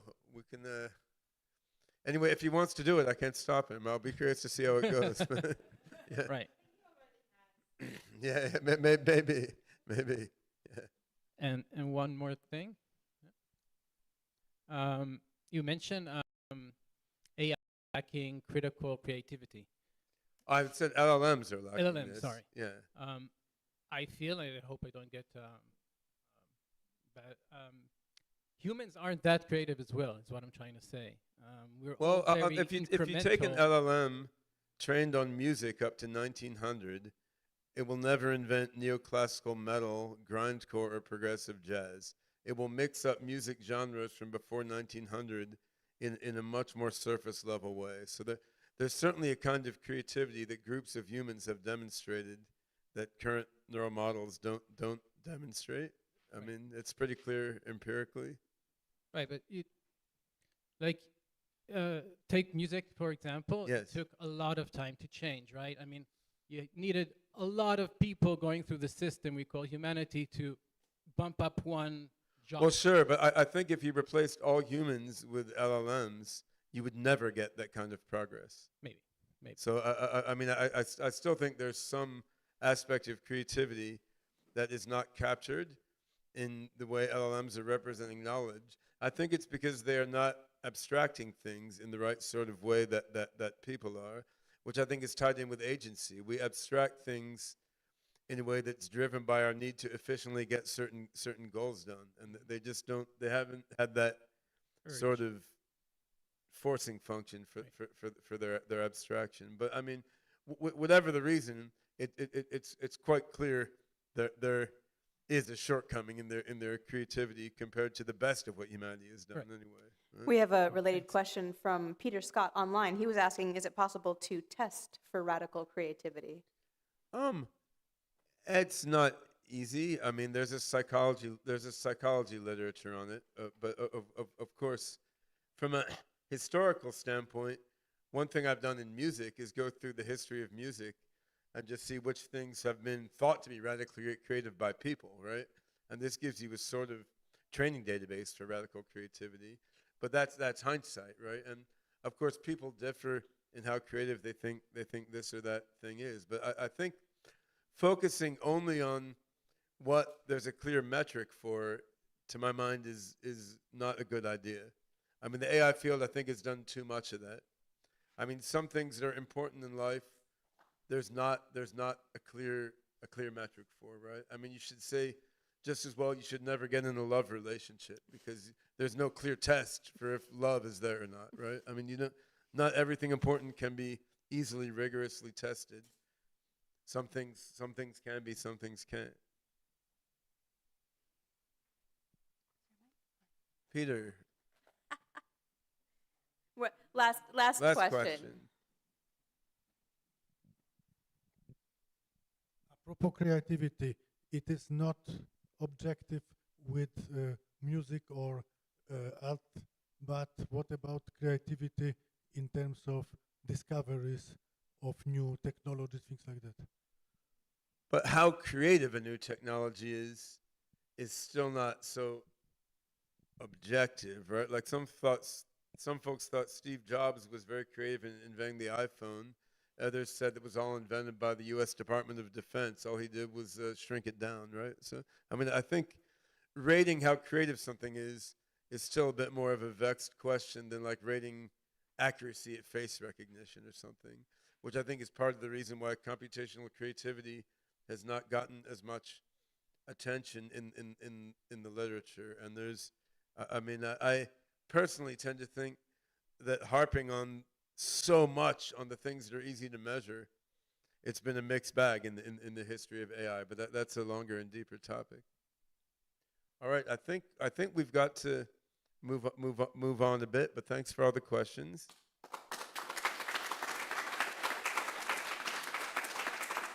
And I want to briefly introduce our next speaker, John Laird. So I didn't study up for making this introduction, so I don't have his resume memorized. On the other hand, John is someone whose work I've been following almost since I first realized there was a serious academic AI field, right? Now you're making me feel old. Yeah, well, I'm a 57-year-old grandpa by now, right? So, yeah, but I think if you look back in the history of the AI field, all the threads that are being talked about now have been around a long time. Most of them since around the time I was born in the late 60s or even earlier. So, deep neural nets, machine learning has been around a long time.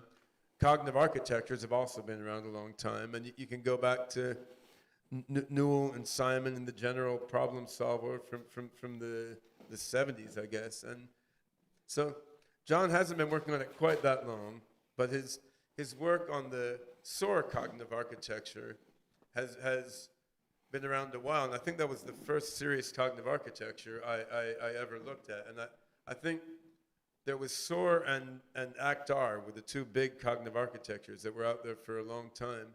And these really were the pieces of work that sort of brought forth the idea you should be making a hybrid, multi-component cognitive system that tries to do all the different sorts of things that the human mind can do in a synergetic way. And the work on these systems continues now and continues to be quite interesting. And I think Paul Rosenblum, we have later today, who was John's collaborator for a quite long time, and we'll see closely related perspectives in these two talks. So I think you're now an emeritus professor at University of Michigan, is that right? Correct. I retired 2 years ago, but we started up the Center for Integrated Cognition so that I can just do research. All right, well, that's the best kind of retirement. That's anyway, right. So, yeah, it's an honor to have John at the AGI conference talking about some of the new thinking he's doing, putting together modern generative models with solid, coherent cognitive architectures. And it's not your first AGI conference, but I think you've skipped a few, right? I've skipped a few, so great to have you back. Great, thank you. So I did attend the first conference at Memphis, and my one promise is none of the slides from this talk are from that talk, although they look maybe a little bit similar. So one of the interesting things is, one of the secrets is maybe perseverance. Some people say I'm still working on my PhD thesis. So anyway, today I'm going to talk about AGI, and I'm going to start off talking about what my definition of AGI is. And then I'm going to talk about how I think cognitive architectures provide a framework for us to pursue AGI. And I also want to then expand that to include and ask the questions, what are the new kinds of technologies that we're seeing? How can that be incorporated in with cognitive architectures, maybe take us to a next step? So let me start off with my definition of cognitive architecture, and it's sort of my inspiration for AGI. When I think about I want to work on AGI, that's what I work on. What do I want the system to be? I don't want to say that, well, Peter Norvig says we already have AGI, fine. If that's your definition, that's not what I'm working on. I'm working on something different. So here's my definition. First off, it's artificial, it's an artifact, okay, so that makes that pretty easy. Number two is it's general. It is able to work on a lot of different tasks, sort of the space of tasks that we find humans can do. And it also has a space of different kinds of knowledge that humans have. So we have broad knowledge about the world. So it's not that just we have very shallow knowledge about a lot of different tasks or just lots of knowledge about a single task, but it's that broad knowledge across lots of different tasks. And finally, the key question always is what do we mean by intelligence? And so my definition of intelligence is similar to the ones that have gone before, but it adds a little bit of something extra. So I say intelligence is using available knowledge, all your available knowledge to generate behavior to pursue your goals. And available knowledge is the key thing. If I have lots and lots of knowledge and I'm just able to use it and it's pretty straightforward, that's maybe not so intelligent. And if I am in a situation where I don't have the knowledge and I can't do it, it's not that I'm not intelligent, it's not that I'm stupid, I'm ignorant. And so the trick for intelligence is finding ways to use the knowledge you have and the knowledge that has been available to you in the past. And in the past is a critical aspect of what I'm going to talk about. I also think that it is part of an autonomous embodiment. So it's not just that you're in a small little box or something, but you have an ongoing existence over time. And the autonomy means that the agent itself has control of its own capabilities and its own curriculum and all those things. It might interact with people, and that might help it, but it's not that it's a kept system that we train on this problem, and then we take it over and we train it on this problem, and then we test it on that problem. No, the agent has its own ongoing existence. And that puts pressure on it because it doesn't have time to go off and just do anything it wants. It has the tasks it has to do in its environment.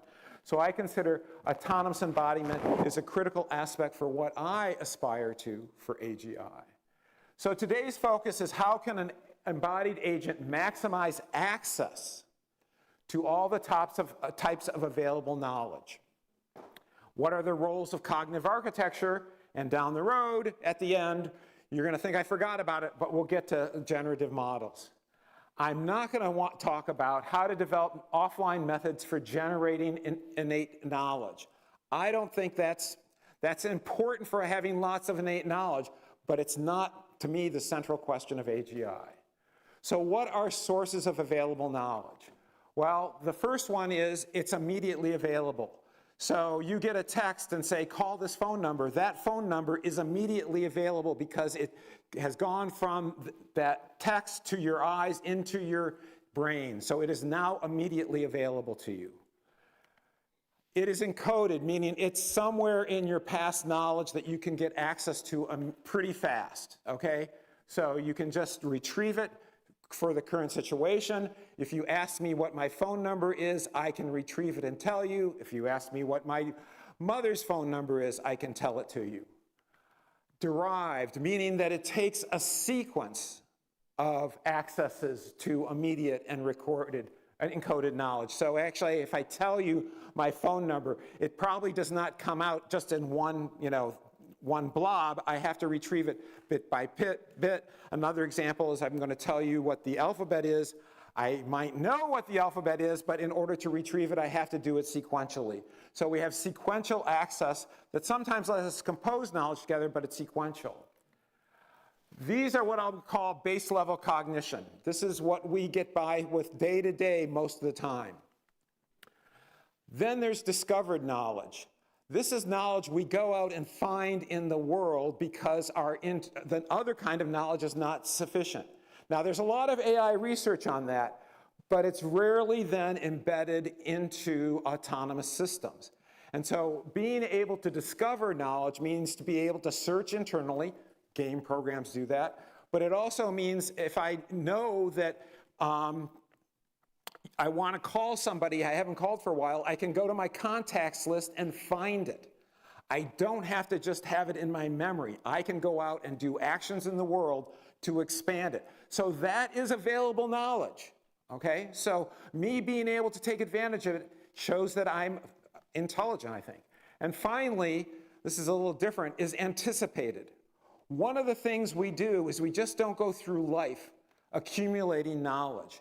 Every once in a while, actually everybody in this room right now, is saying, I'm going to do something that I think is going to help me in the future. It's not helping me make a decision right now.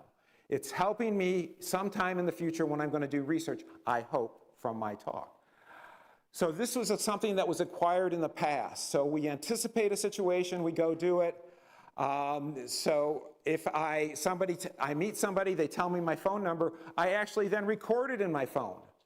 And that information does not become immediately available or encoded. It actually goes into discovered information that I in the future can discover it, and if I do it enough times, it's going to transition. So anticipated is really not available right now. It's available now because of what I did in the past. So I'm going to claim that this is part of metacognition. There's other aspects to metacognition, but this is an important part.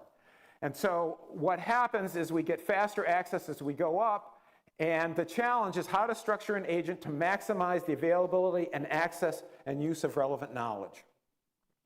And one of the things is that one way to increase the access is through learning that moves things from those lower ones to the upper ones. And so how can an agent improve its accessibility and knowledge for the future? And I think that's through learning, anticipation, and things like that. So I'm going to use an example a little bit just for fun. Wordle, hopefully you all do this. I do this every day. We have a competition in my family. We have spreadsheets with what we've done for the last year. And at the end of the month, we see who's done better. So Wordle is you're supposed to guess a 6-letter word. You put in a 5-letter word, you put in a word, it tells you whether or not the word is correct or not. In this case, all those letters except for A are incorrect. It's in the final word, but not in the right place. You then make another guess, and so you move the A over, you guess manner. Those 2 letters are in the right place, but the other ones are wrong. By the way, you don't want to use any of the letters you used before, so then you guess magic, and then you're getting close, but then you say, my God, what words have M-A and a C that's not in the last position, but someplace else? And after you think for a long, long time, you come up with macaw. Okay, this is the solution. I'm sorry if you haven't done the problem from 4 days ago. Anyway, so let's change subjects to cognitive architecture. The purpose of cognitive architecture is to integrate all the components of an embodied agent so it brings to bear the available knowledge. That's what we're trying to do in a cognitive architecture. Put all the pieces together so that we can get available knowledge, all those types of available knowledge are available. We want to also increase the available knowledge through learning so that in the future we have more available knowledge. In our view of cognitive architectures, there's fixed task-independent modules, meaning the structure of the cognitive architecture is fixed, but what the contents are is different. So we call that content knowledge. And so we have memories that hold knowledge, decision procedures, representations, learning mechanisms that are fixed and don't change over time. There's a fixed processing cycle that accesses perception and memories, makes decisions, and so on. Some of the examples are SOAR, ACT-R, EPIC, and so on. Some are symbolic neuro, and there's some also that are purely neurocognitive architecture. So there's a bunch of them out there. There turns out to be over 80, okay? There's a review article on all the different cognitive architectures. All right. I'm not claiming cognitive architectures is the silver bullet, nor is it the solution to AGI. I'm claiming it might be a piece of the puzzle and that it would be useful to look at. And one of the very frustrating things in life over the last 7 years is to see all the people working in deep learning and neural nets, just because it's among family here, that they don't listen to us at all, okay? And it seems like they're rediscovering, maybe they rediscover if things happen well, but it seems like they're just, never mind. Okay, so a bunch of years ago, a couple of us got together and said, look, there's a lot of commonalities between a lot of these different cognitive architectures. Maybe we can find something common between them. And we came up with, at the time, we called the standard model of cognition. That didn't go over so well with the physicists. So we call it the common model of cognition now, which is a consensus model. We've had a few workshops on it. There's a lot of agreement about it. The original architectures we looked at were SOAR, ACT-R, and Sigma, but we've also been looking at EPIC and SPAWN and a few others. It comes from AI, cognitive science, and neuroscience, and this is it over here, and you say, my God, that's really simple. It's really simple, but it has a lot of commitments to it. It has commitments that there's declarative long-term memory that's separate from working memory, and there's working memory that's separate from procedural memory, and so on. And so it turns out that we actually had 16 commitments. And here are just 4 of them. For example, there's significant parallelism between the modules when they're working. So although there's a loop here, things can be going on in declarative memory while they're going on in procedural memory and in perception and in motor and so on. Also that sequential behavior, which is what actually was talked about by Ben, is this interaction between procedural and working memory, is there's a cycle here that in humans is at about 50 milliseconds. It's actually scary how much it is at 50 milliseconds. And then learning is not a deliberate activity. It is something that happens in the background. You cannot stop yourself from learning, okay? You can't stop yourself from knowing what was the game I talked about earlier in my talk. You can't, everybody in this room knows what it was, okay? You can't stop it, okay? Yeah, so I talked about checkers, yeah, so that's it, okay. So, turns out there's empirical validation. This blew us away. Andreas Stocco and his collaborators at the wonderful University of Washington, did research where they took a huge body of different tasks that people have done in an fMRI.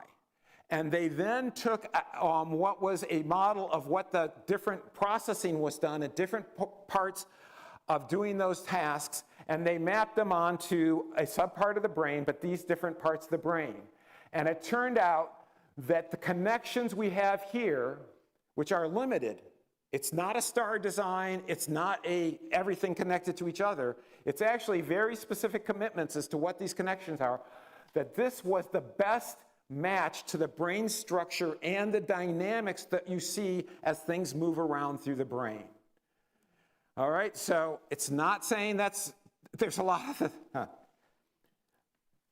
more to the brain than these 5 parts, okay? Let's be clear about that. So there's a lot missing from this, but that was pretty cool and gave us some feeling that, hey, this kind of structure might be an important part of human-like intelligence. All right, so let's talk about the sources of available knowledge and go through those in more detail. So let's start with immediate, the current situation. Guess where that is? That's going to be working memory. It's your current tasks, your goal, your world state, intermediate reasoning, what directly affects behavior because it interacts with procedural memory, declarative memory, perception, and motor. It's the clearinghouse, the global workspace, some people would call it, of where everything is. All right, it's created from perception, retrievals from declarative memory. An example is the current board in Wordle. When you're looking at it, that's what's coming in, and that's what your current situation is. Bonus for LLM people out there. What is that in an LLM? That's the current context. Unfortunately, in LLMs, they're kind of restricted. Things only gets added to it. You can't modify it, whereas working memory gets modified by reasoning for procedural memory. How about encoded? This is long-term knowledge that is retrievals from long-term memory. In humans, it turns out it requires between 50 for procedural knowledge and about 200 milliseconds from declarative knowledge. Depends on how activated things are in declarative knowledge and how often you use them and how recently. I would claim this is innate. Some of that is innate and some of it is acquired in AI systems. It can vary. And that comes from online learning. The acquired comes from online learning. So for each of these memories, I go through and list the kind of learning mechanisms there are in the combinant model of cognition. So for procedural memory, that's like deciding I should start typing a question mark or start typing things in. So it's a action, it's a procedure to get started, trying to retrieve a cue from working memory. There's multiple learning mechanisms that modify procedural memory. There's semantic memory, which is the fact is that when you play Wordle, after you play it a little bit, you realize it makes sense not to just come up with a random word to start with every time. I always use the word slate, which according to the Wordle bot is about a 97% skill level. It turned out I used it when they thought it was a 99% skill level, and then they changed their mind, and so I just stuck with it. Because then I don't have to do any thinking, I just type in slate to start with. So that is a retrieval from long-term memory. Episodic memory is the experience you've had in the past, and it turns out that's different. So episodic memory is what you know, is what you remember. I have to remember this. Semantic memory is what you know. And for example, you can say, what was your score on Wordle today? And we'll just not talk about that right now, okay? LLM bonus, what is that? Well, geez, this is where LLMs are fabulous. They have massive amounts of encoded knowledge. I would claim it's semantic memory here and declarative memory, but the really sad part is they don't do any online learning. If I was going to say what was the one thing you could do to LLMs to make me happy, that would be what it was, because I want my system to adapt to the environment over time, and they do not. All right, move on. What is derived? This is a sequence of immediate and stored knowledge. It's reasoning across multiple cognitive cycles. So the main cycle I've talked about is the 50 milliseconds here. This is the 200 millisecond cycle of getting things out of declarative memory. There's clearly cycles of going out into the world and coming back. So these are well-practiced skills. Think of that as I'm in the flow, I'm playing a computer game, I see things, I just know what to do. This is typing my first word into Wordle in the morning. Simple addition probably, language understanding of unambiguous sentences that you just go boom right through. So what is this? This is a trace of Act R doing the processing of mental alphabet arithmetic. So it's, if I say is C plus 4 equal G, that's the problem you have to answer. Where C corresponds to a number like 3, and so you have to look at that and come up with an answer. Now it turns out that if I ask you to do this, it would have taken you a while to do it. These people have been trained on this to do this, and this is the kind of activity you see in different parts of Act R over time. And you can see it's doing procedural memory to decide what to go out with the visual system and get the first letter. It gets the first letter.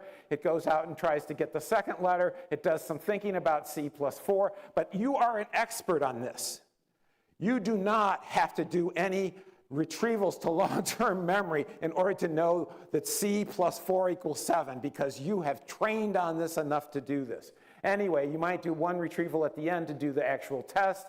This is you talking about it as you're going through it, and this is finally hitting the button. And all this took about 30 seconds. Oh no, it took 1.1 second for an expert human to do this, okay? So this is a model of this sort of sequential behavior that people have. All right, LLM bonus. You do repeated retrievals in there. You can do external prompting to lead to methods like chain of thought, graph of thought, anyway, all these mumbles of thought, but they're not reliable. And if you don't believe me, just look on the internet and see Rao giving a talk on can LLMs reason and plan. And I have an example of how it does a really bad job on a variant of the water jug, but in a practice talk, people thought that was too boring. All right, so we're going to move on. So my architecture that I've been working on for a long time is SOAR. It's a CMC architecture, common model architecture with some more distinctions. I've been talking a lot about the distinction between semantic memory and episodic memory. SOAR makes that explicit. We also have a spatial visual system, so SOAR can reason about images directly, not just in symbolic representations. Here's the key cycle here. We have these cycles here. SOAR also has a cycle between here and here, as well as a cycle here. So to get you a personal experience of using a system like SOAR, imagine the word wow. Flip it upside down. When was the last time you saw the spouse of that person? Some people, maybe never. Some people, last week. And what my point is that you're able to use all of your different reasoning in order to answer that question, and it's different. So you're able to have spatial memory where you imagine the word wow, you flip it upside down, which possibly nobody's ever told you to do before, unless you're oh, never mind. And then you're able to look it up in semantic memory and know that the spouse is a father, and then you're able to do that with episodic knowledge. So the key fun thing is, now if you ask GPT-4 to do the same thing, I'm not sure, I haven't tested it recently, but it's getting closer and closer in order to do that. And why is it getting closer and closer? Because on the internet, there is a history of me talking about this and putting it out there. And so it doesn't know how to do imagery. It doesn't know episodic memory, but it knows what it's supposed to answer. I'm not sure what it says in terms of its father, but that's another question. All right, so that's a cognitive architecture, a specific one that does things. So let's talk about discovered and anticipated. So this is where you want to invoke more efficient knowledge. When your other sources fail, and this is why it's metacognition, because you failed and you have to start reasoning about where can I get other knowledge. You have to have time to do it, so if you're in a pressed situation, you won't go to do this. You'll just keep going along. But you want to form the meta problem of finding knowledge so that you can make progress on the current problem. And our view is that metacognition is not something separate. It's not alien intelligence. It's not alien cognition. There are AI people who sort of believe there's a separate metacognitive module.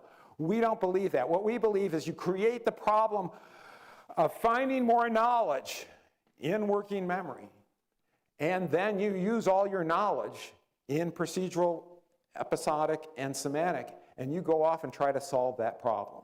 Okay? So it's using the same techniques, same knowledge actually, but now you have a different problem. So, for examples for how do you do discovery? Well, I think look-ahead game search is an excellent example. You don't know the answer of what's the best move at this point, so you go and do a look-ahead internal search to discover information. Analogies to similar situations in internal math. In Wordle, this gets complicated, but if you've ever done Wordle, you get to a point where at least this is the way I feel, and I actually know, I think pretty clearly, I'm generating possible candidate words. I start actually putting letters in, and then I go and test from semantic knowledge. Is that really a word? Well, I'm not so sure. Maybe that is a word or not. And then if you get really intense in Wordle, you start generating as many words as you can, and then you try to build a little decision tree so that you try to pick the best word that will discriminate. But that's beyond what we're going to talk about today. All right. You also do external activities where you search for knowledge in the world. You access external knowledge bases and tools. That's what you do. Large language models don't do that. You interact with other agents. You search, you experiment in the world to learn things so that you can answer a question. So if you're stuck on Wordle, not in my family, you go and ask somebody for a hint because we're competitive. So if they're going to say, yeah, right, I'm going to give you a hint. And would you trust that hint if they gave it to you?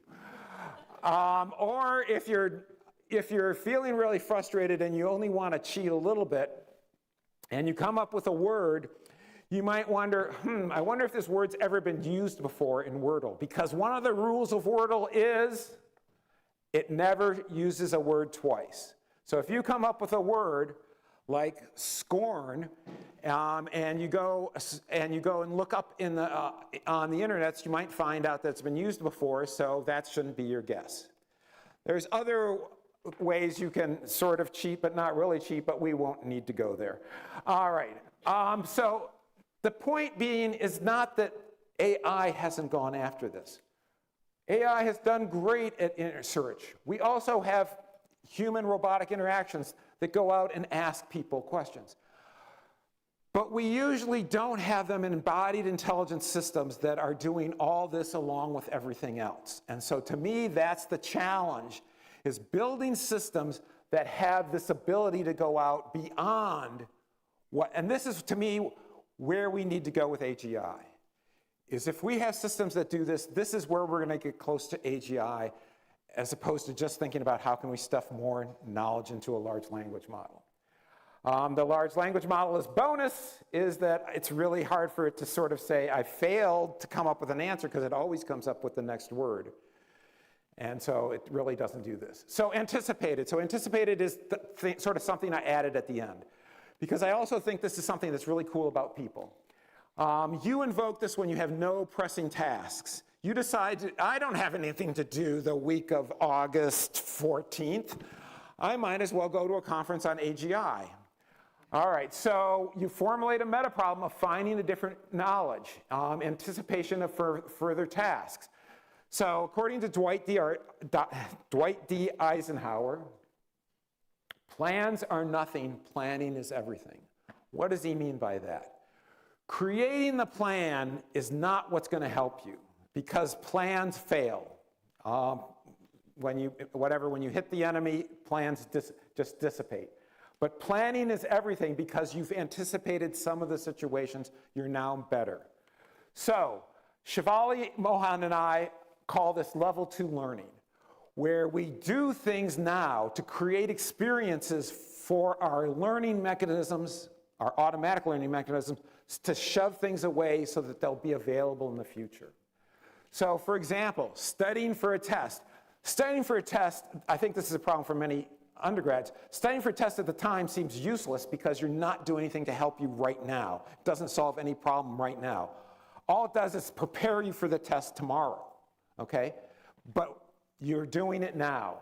Do research. Practice a skill to improve for the future.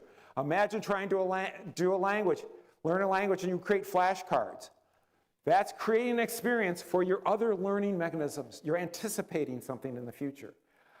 Also, a respective analysis of a solved problem. It turns out this thing called Wordlebot. Anybody else use Wordlebot? You guys have not enough free time. Okay, so Wordlebot is somebody created a system that does decision tree analysis of all the words and minimizes the depth of the tree so that your guesses are the best they could possibly be.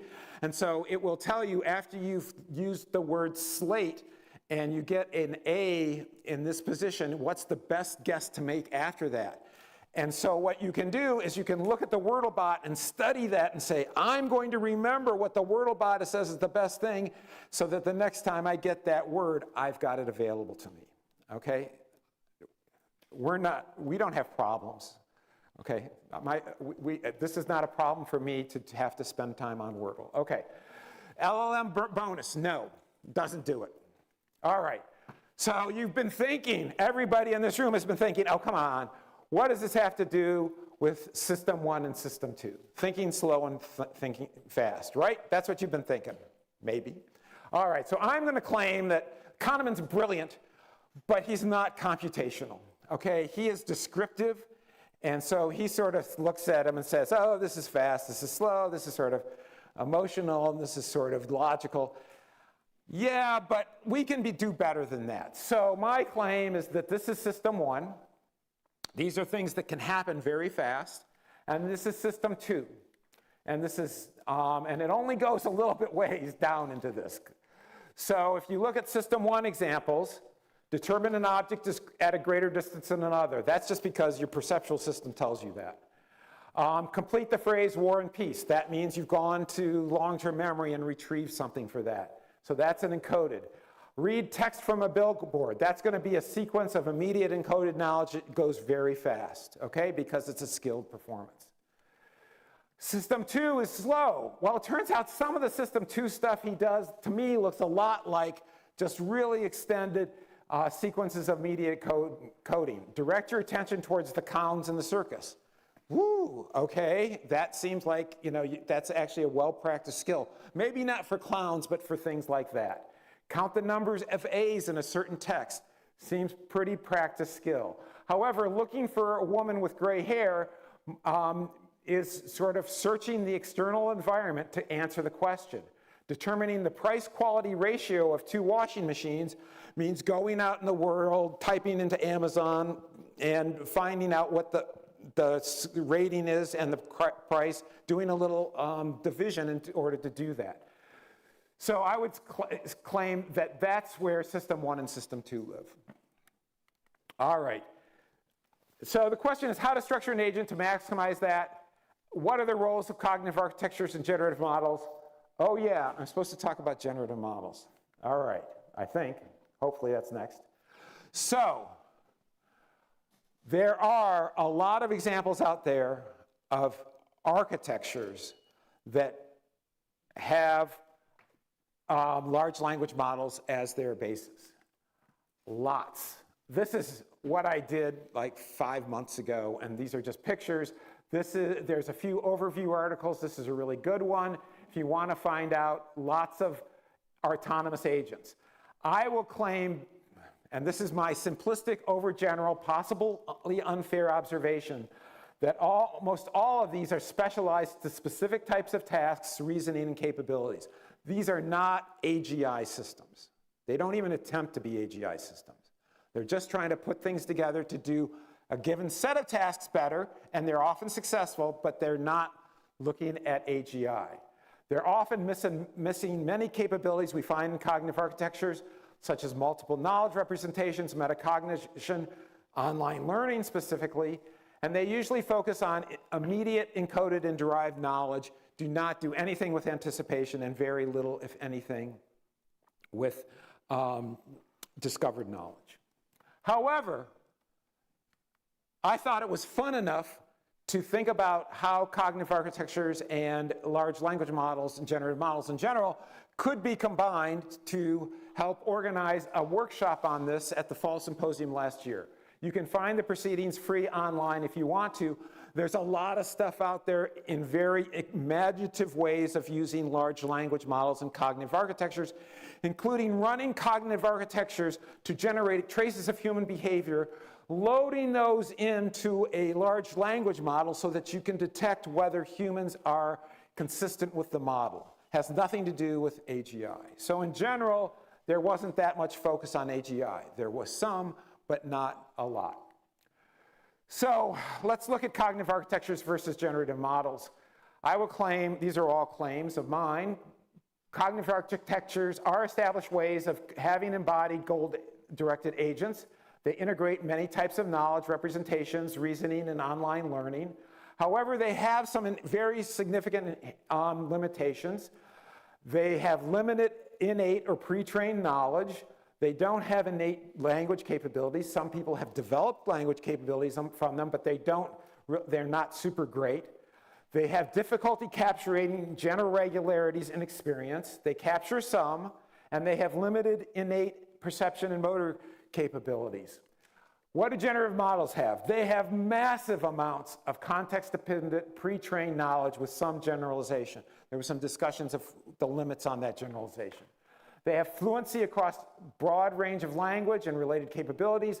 And one of the things we don't have, this goes to Ben's point of what the future explosion in cognitive architecture is going to be, is they continually improve via massive commercial investment. We can just sit here while we're having this conference, and theoretically they're going to be getting a little bit better. And they have some potential for transduction and vision, but they require custom ad hoc architectures for prompting. Prompting is what really gets them to do their tricks, and so you have to do that.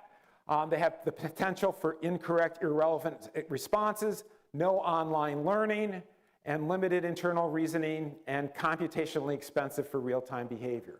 So if you look at these two things, what you do is, what I obviously do, is you connect them together and say, there's potential here. All right? Potential. All right. So for immediate reasoning, we get perceptual processing, immediate knowledge. Encoded, we got great amounts of innate knowledge. For derived, we can do repeated access to encoded knowledge. For discovered and anticipated, it's possible we can use all the knowledge in here to help with these, even though they're not going to be very good at setting up the meta problems and doing them. So there's some potential here, but they're not going to automatically convert this knowledge and make it faster.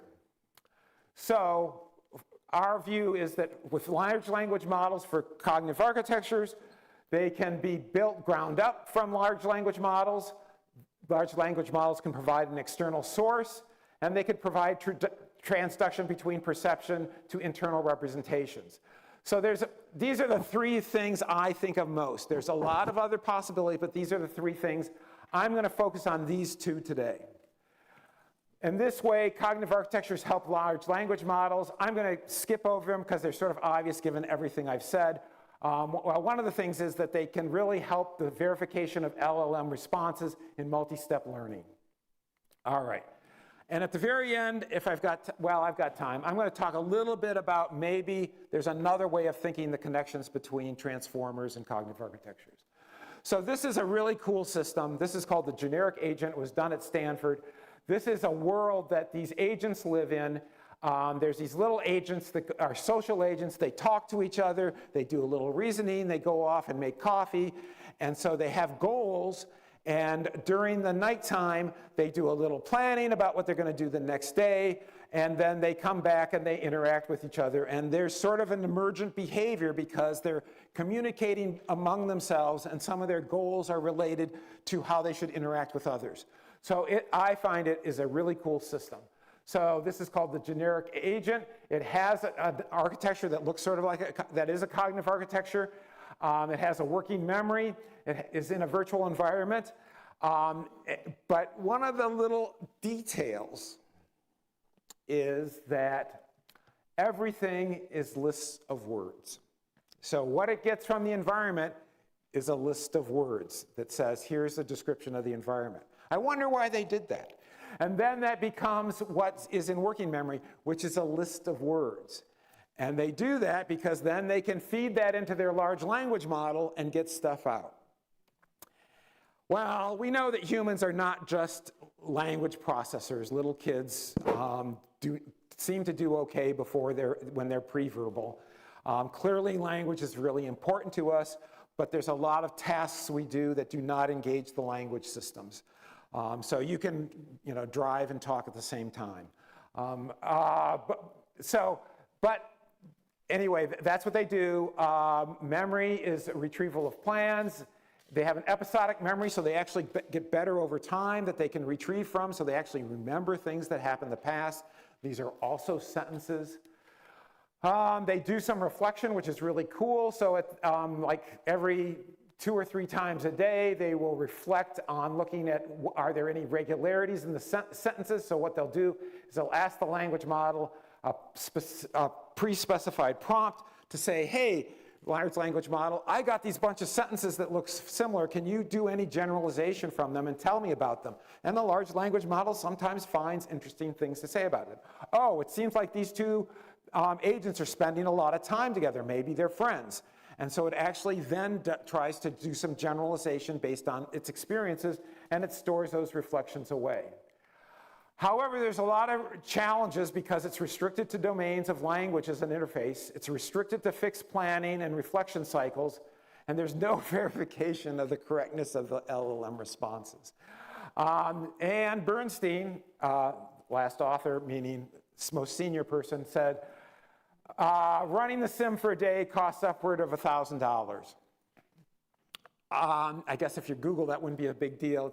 It's a little bigger deal for me. I'll make these slides available online. People are taking pictures, save your electrons, okay? Sources of available knowledge. It does actually do really well. It's got immediate knowledge about its character personality, its retrieval from memory, and what its perception is. It's got encoded knowledge. It does retrievals from long-term memory, reflections, and episodic. It does do some sequential retrievals from its large language model. It doesn't really do internal search except when it does anticipation, and so it does a fixed planning at the end of the day and fixed reflection. So it does some really cool stuff, but it's restricted to having language as a representation. So it's unclear whether this can really keep scaling. All right.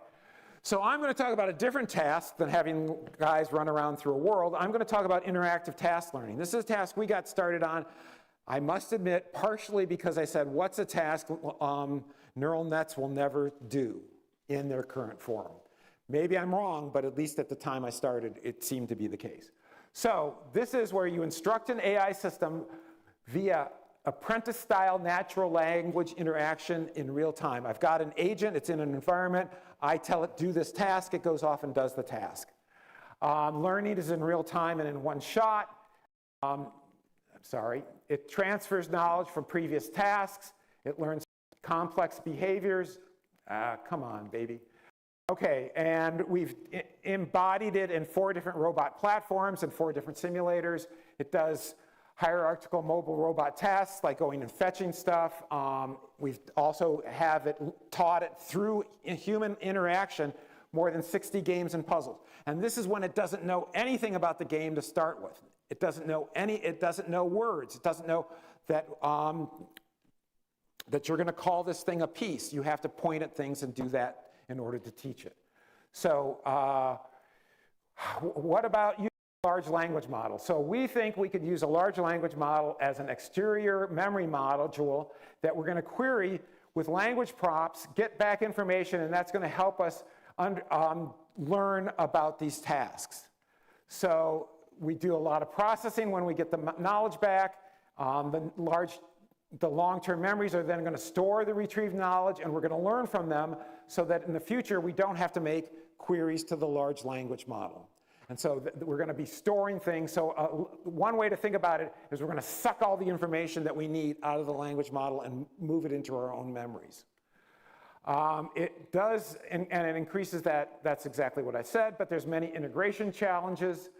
So when we get things back from the large language model, we need to interpret them, meaning we have to have language understanding so that the agent itself understands what that means in terms of its own representations, because our agents do not do everything in language. So we have to have a little language processor to do that.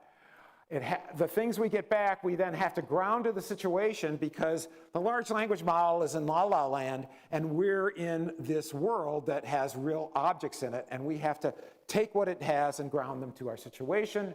It also has to be compatible with the affordances and embodiment of the robot. So for example, most things that it's been trained on, it assumes a human embodiment with 2 arms. We put this on a robot with 1 arm, and it turns out that when you get instructions to go put something in the refrigerator, it's going to say, pick up that thing, open the refrigerator, and put it in. That doesn't work for our robot. So these are some of the challenges we get. Also, the cost of just embedding this within our system is really challenging. And so we actually go out to the internet, go get GPT Turbo, and interact with it. Thinking of trying to do this on my iPhone, which is where we have some SOAR applications running on my iPhone, gives me, if you can tell, this is Chief Brady from Jaws after he just saw something and he said, I think you need a bigger boat, okay? I think I would need a bigger iPhone, all right? All right, that was a joke. Okay, so discovery process using large language models. How do we do that? We're going to detect gaps in knowledge. Somebody's told us something to do. We don't know what it is we're supposed to do. We're going to create a prompt for the large language model, interpret it, and convert it to an internal knowledge representation, evaluate what we get back from the retrieved knowledge to ensure it meets our requirements. That's a loop because we never get back what we hope. And then we encode the knowledge for future performance, meaning it goes into our long-term memories, and then we apply it to the current tasking. So we've developed a system called STARS, which is implemented as procedural knowledge and store, that goes through and does a retrieval. Say we get a request to do a task, like cook the potato. We go and we search to see what would the large language model tell us we should do in order to cook the potato. We actually do multiple queries, a beam search, in order to try to figure out what is the best thing to get from them. We analyze those responses, see if they're compatible with our embodiment, see if we can understand them. We then select a response and we send it. So here is going to be a demo. The robot can sense objects in the environment. It's embodied in AI-24. It knows how to execute primitive commands like turn on the water. It does not have higher level knowledge about like how to clean a carrot. It uses GPT-3 Turbo as a knowledge source, and it uses the STARS algorithm to evaluate it. The goal of using the large language model is to eliminate human or simplify human interaction. A human can lead this system through no problem, but we want to do fewer commands. So the human ensures correctness and safety. Off we go. And so he and I are going to interact here. So let's get going. Please hit start. Okay. The user says cook the carrot. The agent observes a dirty raw carrot over there, and it accesses a large language model to retrieve possible goals. It uses the STAR algorithm, keep going, in order to do that. And that's where it's going to do a lot of queries and stuff like that. So I might not have you stop so much. It chooses a prompt template. Stop here. So it has a bunch of prompt templates for different kinds of goals it might get. And so it then says, it instantiates this prompt with the task is to cook the carrot. The context is I'm in a kitchen. Be aware that there's a dirty raw carrot in the countertop. It knows that because you said cook the carrot. And it puts into the room all the things it sees in the room, which is a clean metal pan, a countertop, and stuff like that. And it sends that to the large language model. And then we go from there. And the language model then gives us a bunch of different stuff. And let's let it roll. And it gets back responses, and it starts trying to put the responses together. And now we stop here. And it gets all these different responses back. And it analyzes them to see which ones actually are viable responses given what it knows about the world. Go ahead And so it says the goal is that it should be cooked and ready to eat. And it's done all this analysis to do this. Go. Thank you so much. So it turns out that the word ready, keep going, was unknown to it. So it goes back to the language model and says, give me things better because the best response had ready in it. So then it gets all these responses. And it turns out it gets one with an unknown word, one that it can't interpret because its language processing capabilities aren't so good. And then it gets back this, that the goal is the carrot is cooked. Go ahead. And so it goes to the human and says, is that the complete goal? And stop. And the user says, no, the complete goal is that the carrot is cooked and the stove is off. There's this classic error that humans have, which is called a post-completion error, which is you do all the tasks that you're supposed to do, but you forget the last part. It's like going to an old ATM, putting your ATM card, getting the money out. Hey, that's what I wanted, and you walk away and you left your card. So you have to tell it all parts of the goal, which is that stove is off. Okay, keep going. So it's giving me something. And the agent says, okay, it searches for a solution. It doesn't really find a solution, but it accesses the LLM for more stuff. It does another prompt. The goal is, it now has got the complete goal. Keep going. Keep going. Keep going. And then it gets all these responses. And keep going. And it goes through and that analyzes them, and it says, I'm going to put the carrot under the faucet in order to clean it, because you can't cook dirty carrots, it turns out. Or that's not you can't clean it after you cook it. So it suggests that the goal is that it's clean. No, the complete goal is the clean, and the faucet is off. Once again, it has this post-completion error. It doesn't want to turn off the faucet. So it then asks the large language model for cleaning the carrot. It suggests that I turn on the faucet. It's like, yeah, that sounds like a good idea. So now, finally, we're going to go and clean up. So mostly right now, we're going to go ahead and do the task because it's now got enough information. It now turns on the water. Come on, baby, turn on the water. Okay, now come on, clean the carrot. You can do it. What should I do next? Oh, I don't know how to rinse things because it's a new word for it. So we say, put it into the thing to rinse it. Okay, so it has to go get the carrot. It didn't have the carrot. It only has one arm, remember. Goes, gets the carrot, puts it in, rinses it. And then it finds the final action, and it goes and cooks it. Let's hope. We're just going to let it run from now on. Come on, baby. Do it. It helps to encourage it, especially when it's a video. So it finds the pan. It knows that it has to use a pan in order to do cook. It asks the LLM, suggests putting the burner the thing on the burner, and it asks the human, it says yes. Puts it on the burner. It asks the LLM what to do next. Should it turn on the stove? Yes. It turns on the burner. Time passes. It turns out that it actually, after a bit of time, it does change state and it becomes cooked. And then the agent turns on the cove. All right, cook's complete, ready for next task. Well, that's all we have to do, but what happens in terms of, did we learn anything from this? Well, guess what? If we say cook the potato, it doesn't have to do anything but do the task. All right, so it's learned procedural knowledge in order to cook the task.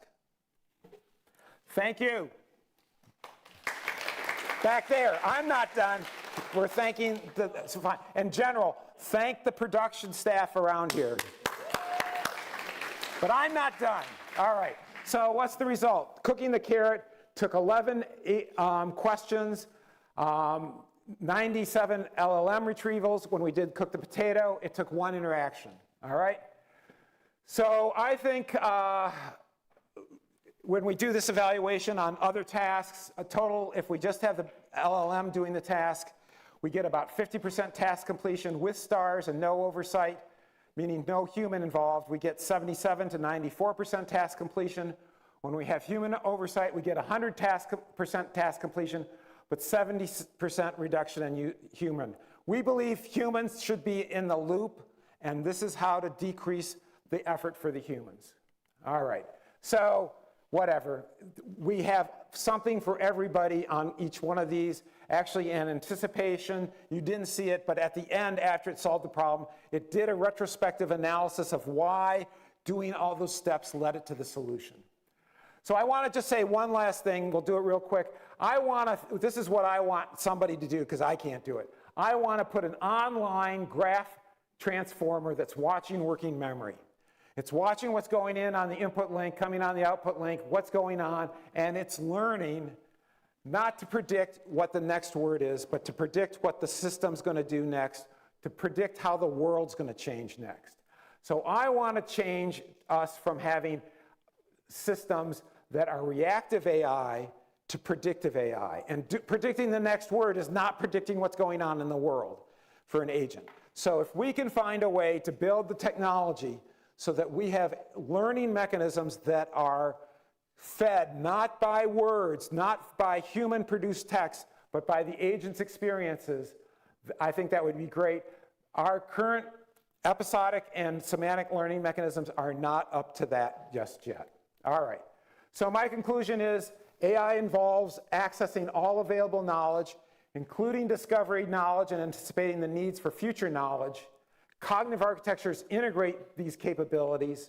Interactive task learning is a good test case because it forces us how to address how to access knowledge. And the integration of large language models and cognitive architectures expands the knowledge available for AGI. But there's still a long way to go, and I don't believe in predictions that say it's going to happen next year. At least my kind of AGI, I think it's still in the future, which means we have long careers ahead of us. All right, thank you very much.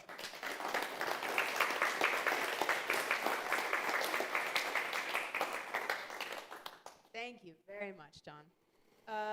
We have time for one question, one quickish question.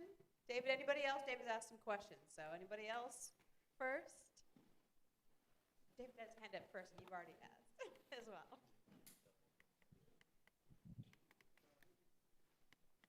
So, John, that was a real tour de force. And I just want to check. Initially, you said the key thing you were working on for many years is cognitive architectures. But then it seems that because we've got LLMs available, maybe the design of the cognitive architecture should be slightly different because you can take advantage of the LLMs. But is it also the case that in order to get AGI, it's not just tweaking the design of the cognitive architecture, but probably you'll want to get the LLMs to be designed slightly differently too? So that will be your blueprint, continuing your work in cognitive architecture. But also So that was the transformer? Fine.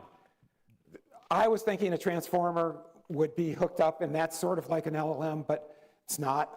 I also think that if we had LLMs that could learn and that we could be feeding them in the experience of the agent to fine-tune them and to actually train, not just fine-tune them, but to be training them. I mean, maybe it means, there's a lot of things to explore. Maybe that means storing things up and then training overnight. I don't know. But just exploring that world where we have agents whose knowledge is expanding over time. That's really what I want to look. And I'll also admit, the real solution might be that if we had a better, as we learn more and more about transformers and similar neural network architectures, which are just not feed forward, but they're really architectures with separate components, maybe a lot of the things that I program in to SOAR could emerge. I don't know, okay? But and I would think that would be a place to look as well. But I think what we need to do is look at the right problems And I don't think most of AI, for us, is looking at the right problems. So that's what I want us to do, is focus on the right problems for AGI. Anyway, thanks a lot. Thanks, John. Thank you. All right, we'll have a quick coffee bio break. We'll be back in 10 minutes. I encourage everyone to go next door and check out the poster session there. Rejuve Bio demo, a couple other demos there as well. And we'll see everybody back here in 10 minutes for the second paper session.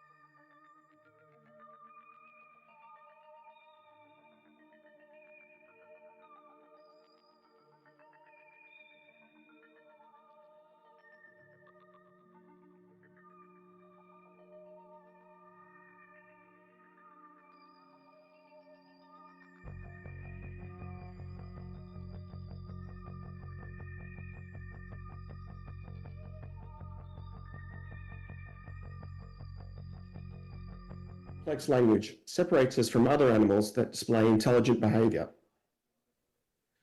We are the only species to communicate our thoughts and emotions across space and time.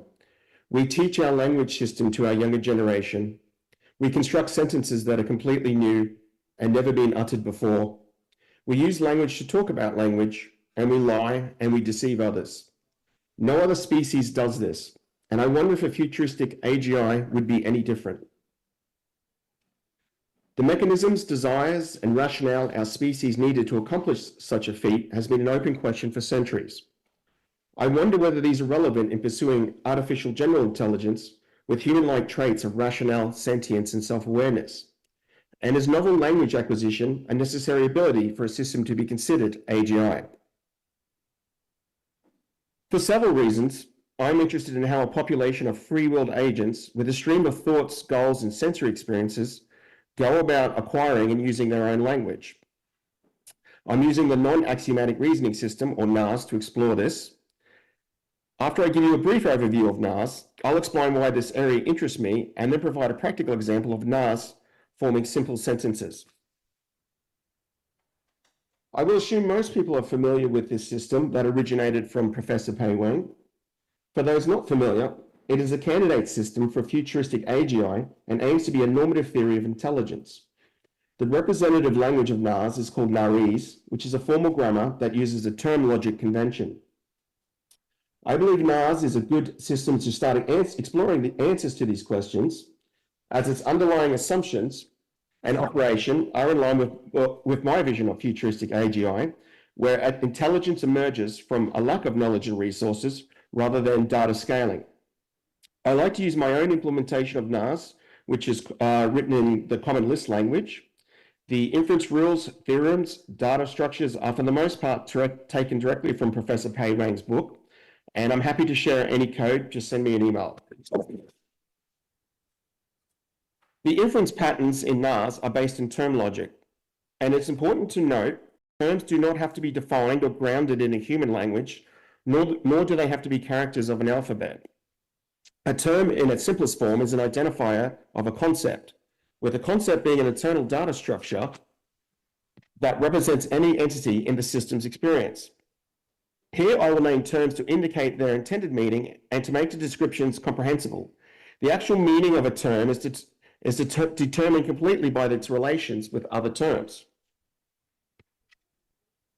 Why would a NAS agent need to acquire a language in the first place is a valid question.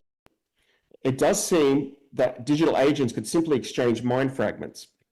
However, two independently running NAS agents may perceive an identical experience but potentially create two different terms, and the meaning of these terms might be significantly different between agents. The mind-to-mind transfer would also have to transmit associated terms ad nauseum in order for full comprehension to occur. This seems impractical to me, and I wonder if one of the agents is hostile or being deceptive, and perhaps there is an advantage in having a closed mind. Also, communication between two agents often requires the attention of the listener, who may need to act on that information exchanged in real time. Humans have evolved to be effective communicators by actively cooperating in a mutually accepting way. We often apply the so-called Gricean maxims of quantity, quality, relation, and manner when conversing effectively. An underlying assumption of NAS is the assumption of insufficient knowledge and resources, which means NAS too has limited attention. So for the agents to have a productive discourse, a language and accompanying protocol for efficient information transfer seems more practical and perhaps necessary. Teaching a human language does seem more practical and presents with many commercial opportunities.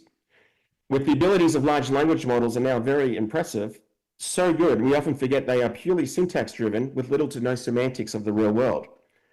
The human body, with its extensive array of sensors, provides around 11 million pieces of information to the brain a second.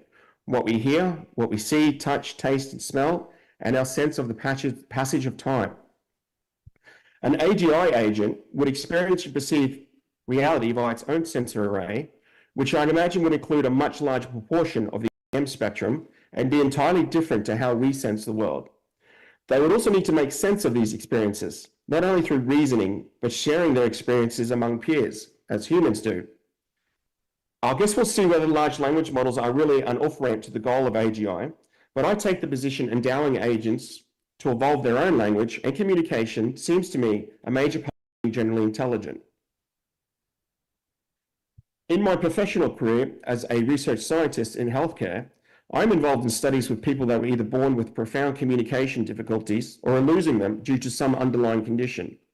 For example, this boy has been diagnosed with autism spectrum disorder in the severe category. While he has the ability to speak and to communicate somewhat, he lacks the natural ability to break down sentences into smaller units. There is no short-term therapy to fix this. So to convey, please fix this, or this was fixed, or this should be fixed, he will simply say, Henry will fix it. A copied sentence he'd heard, Henry being the maintenance worker at his school. Through therapy, more and more of his communication is being decoded, and we've found that he's developed quite a sophisticated language of his own and displays incredible memory on intricate details on things and people. His intelligence is very unique, and I think a learning proto-AGI may have similar struggles in language acquisition and might even lead to useful models in understanding the unique pathology of some language disorders. The figure on the right are drawings of children with chronic pain. We found children in a hospital prefer to talk to robots and chatbots rather than doctors and nurses. We used a chatbot to ask children to draw their pain sensations they were feeling, as many didn't have the vocabulary to verbalize it. The children drew lightning strikes to describe instant pain and waves and spirals to describe cyclic pain. These are pictograms, symbols that directly represent a concept. Language, of course, isn't just verbal, but also written. Actually, some of the earliest records of writing were found in China. The ancient characters there were also pictograms, symbols that directly resemble the concept or notion being conveyed. In order to see how NAS might acquire its own language, I think symbols and pictograms are the best place to start rather than sounds, and I'll use Chinese characters to demonstrate this. Let's assume there are three NAS agents, R1, R2, and R3, that perceive and transmit symbols, which I'll call pictograms here, via an operator called speak. This operator takes as arguments the information and the intended receiver. For this operator to be successful, the information must be a sequential series of pictograms. These pictograms are concepts in NAS, but also concepts that can be transmitted, like a figure in your mind that you can then draw on paper. A practical implementation of this operator could be a robot showing the symbols on a screen when the listener is within range. On my NAS implementation, a successful operator executes its procedure and then gets removed from the task buffer. If not, it stays in the task buffer where it may be used in further inferences. So questions remain: how would a NAS system formulate meaning between a pictogram and a non-transmittable concept? And how would it assemble a collection of pictograms to form a sentence to convey meaning? I'll show you next what I have so far. Starting with how concepts in NAS may find a linguistic label, R1 perceives an object that conceptually becomes a pictogram. R1 ponders this pictogram has the attribute walks. R1 thinks another agent, R2, also has this attribute, and through basic inference, R1 considers R2 to be similar to the pictogram. This is how I think characters, symbols, or words of a language that relate to the environment can be internalized in NAS. To form sentences that are composed entirely of pictograms requires higher order statements or statements on statements. To demonstrate, let's assume an agent has an established association between a statement and a series of pictograms. This is a general statement with a variable yet to be unified to something. Here we have the pictogram for the adjective damaged, with a variable yet to be unified to the noun. We also need another belief that applies this grammar to all instances as they occur in the system. So these two statements define a grammar for a particular statement and then apply it to new thoughts. For instance, if R2 is damaged, the sentence of pictograms starts to be created. We still don't have the complete series of pictograms, but we're on the way. Once we have the beginnings of the inference process, there is still a question why a population of NAS agents desire to communicate in the first place. To answer this, we could consider some traits that humans possess, such as self-preservation. Being damaged is a goal an agent doesn't want to realize. Humans have empathy. We perceive and feel the emotions and states of others to a certain degree. Related to empathy is theory of mind, the capacity to understand other people by ascribing mental states to them. This ability is crucial for everyday social interactions, as we can infer people's behaviors and we can influence their behavior by providing them with information, knowing another mind will act on it. In fact, a hypothesis for the origins of language in humans is that it provided a mechanism to defer violence within a community. In our case, if the speaker operator is executed, then the speaker thinks the receiver knows that information, which actually might not be the case. These are, of course, simplistic interpretations, but I'll give you an example to show you it does cause a series of inferences leading to the speak operator. So to give you an example, R2 is damaged. R1 knows this. R1 is sympathetic to R2. R1 thinks if R3 knows this, it can administer repairs, which would be a crude form of theory of mind. Using these goals and beliefs, R1 infers a desire to speak to R3 the information that R2 is damaged. However, R1 can't transmit this information, so this goal stays in the task buffer. But eventually these inference rules are chosen, and the naive statement is substituted for the series of pictograms, which means the operator can be successfully executed. Another quick example is a NAS agent has derived a desire to meet with another agent, which might be specified by time, location, and the agent to meet with.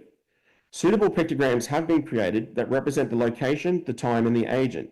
And using the same process, the system infers this. What I haven't shown you is there's quite a lot of nonsense and irrelevant statements that quickly dominate the system. I think the control system in NAS still needs work to deal with this. I'm currently experimenting with using the garbage collector of the underlying virtual machine for the fast removal of many beliefs in one cycle. As for future work, I think building a micro world of many NAS agents that allow for a language simulation would be the next step. This would allow us to ask questions whether a consistent language would emerge from a population of NAS agents. Some other questions that are of interest to me: will there be a critical mass of agents communicating needed to make meaningful sense of this world? As to my knowledge, there is no solitary language. Will lying and deception emerge, which I'm pretty sure it will? And will there be some degree of linguistic relativity, where the structure of the language influences thought?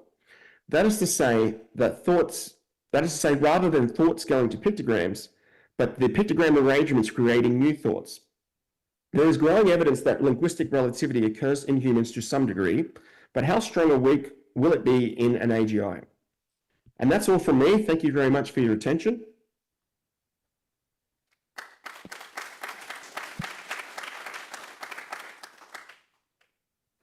Thank you very much.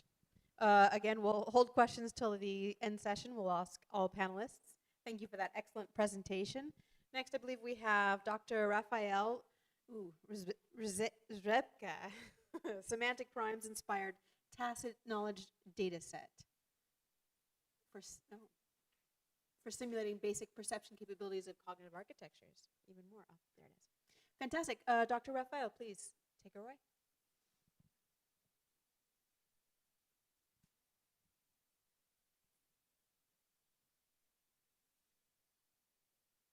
We can't hear you yet if you're talking.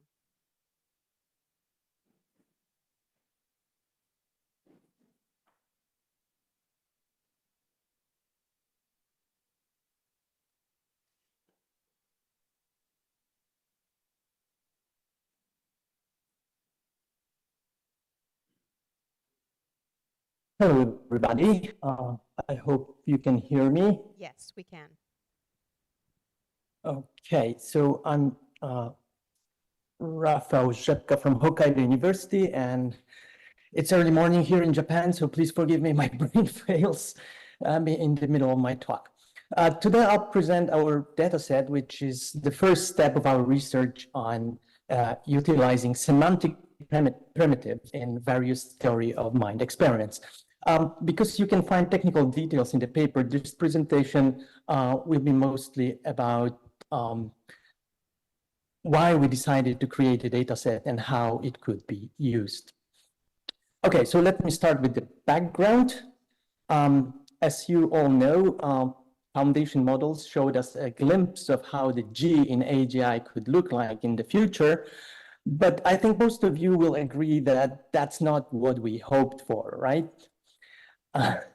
So the models have many problems that you all are aware of, like being hard to understand errors they make, being difficult to control what they learn and generate, and they do it in a totally inhuman way.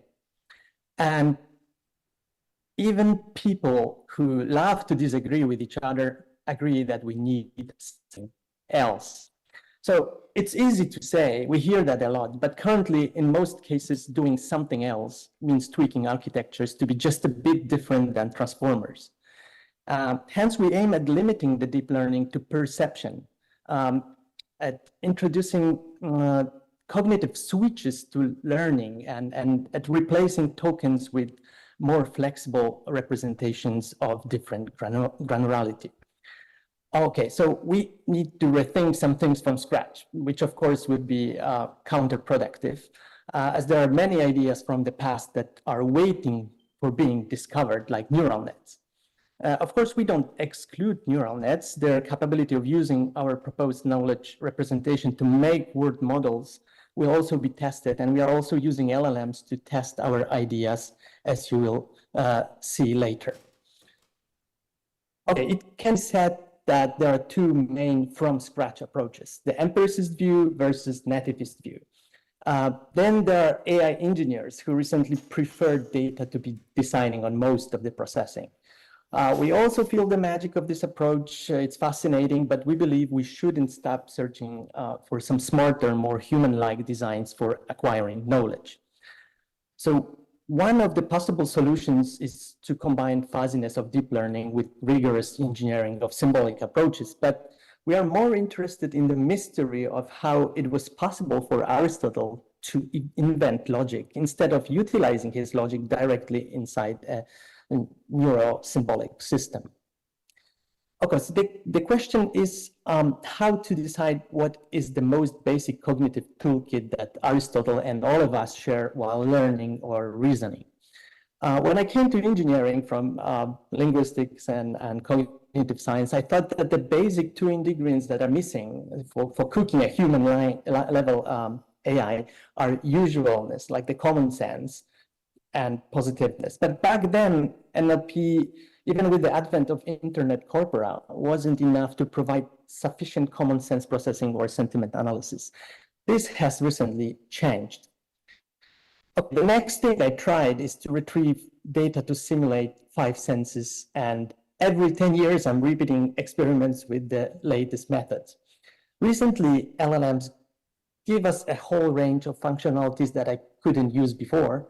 But on the other hand, with LLMs, it is impossible to access retrieval logs and see that, for example, my agent was quite okay with stealing cars because it saw too many GTA game reviews. Another difference was how many details got lost during pre-training. For example, I cannot ask the model, like large language model, exactly how many red and green apples it has seen during its training. Of course, limiting perception capabilities to 5 senses is also quite drastic and does not cover other important cognitive functions that we are born with. Hence, I decided to reach to cognitive linguistics for some hints about the minimal set of semantic processing units.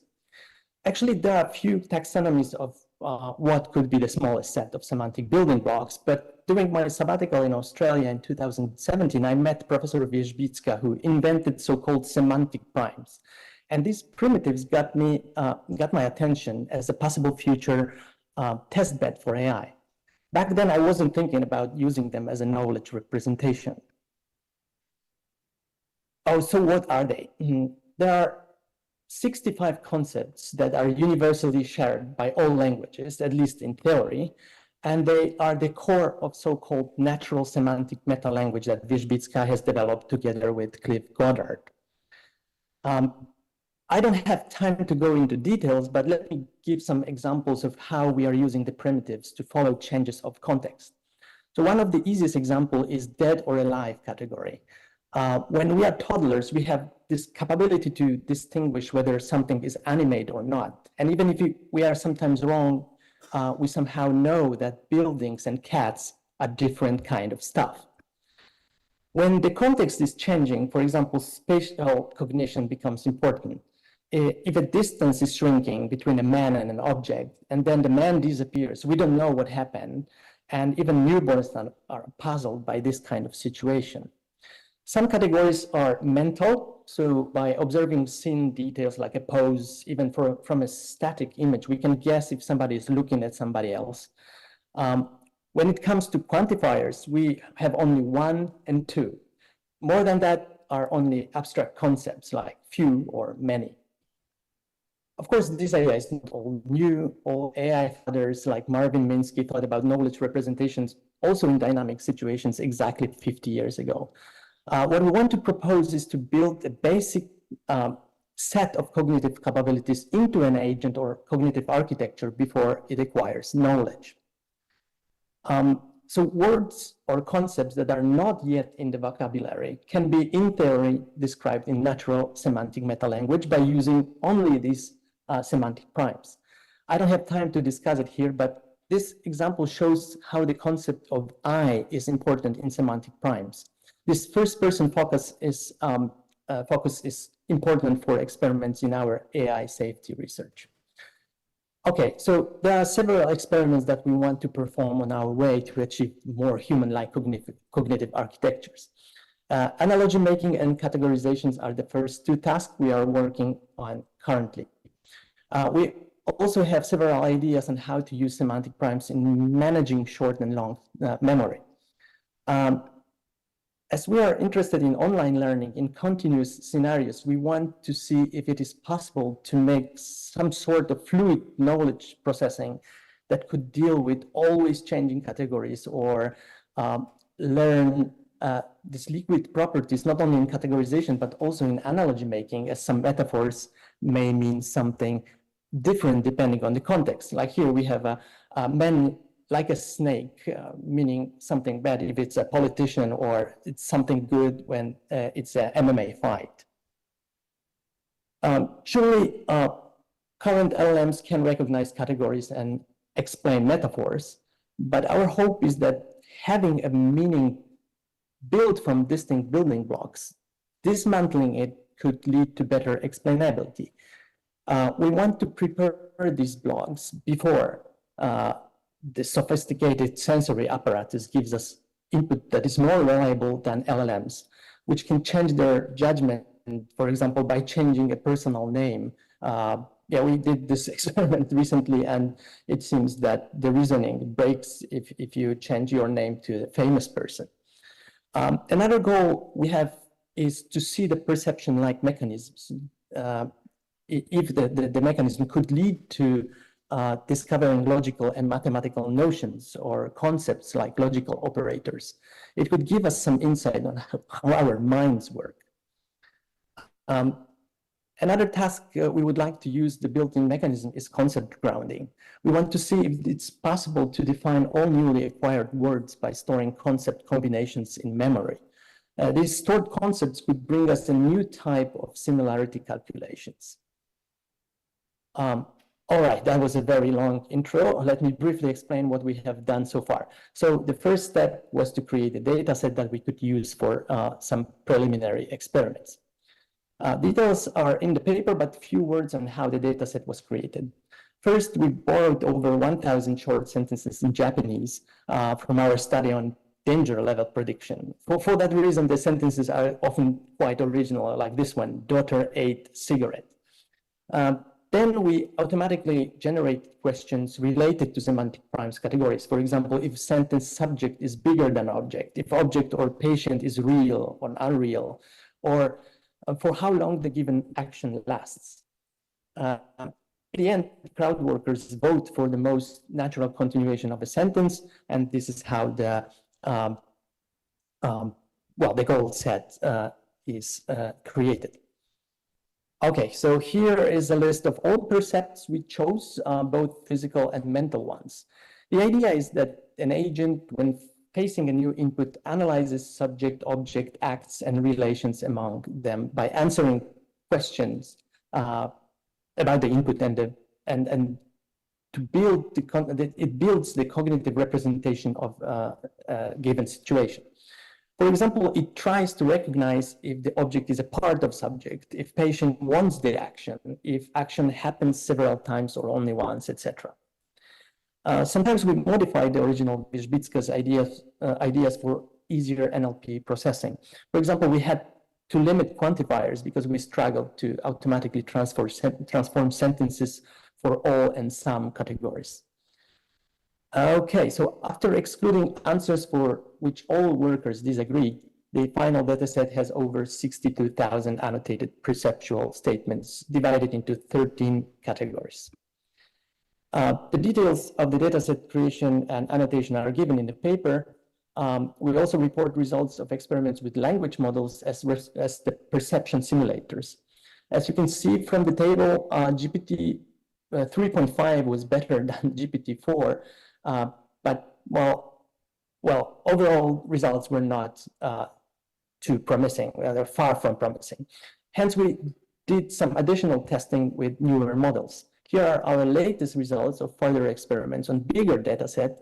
As for the paper, we performed only small size experiments with paid OpenAI models.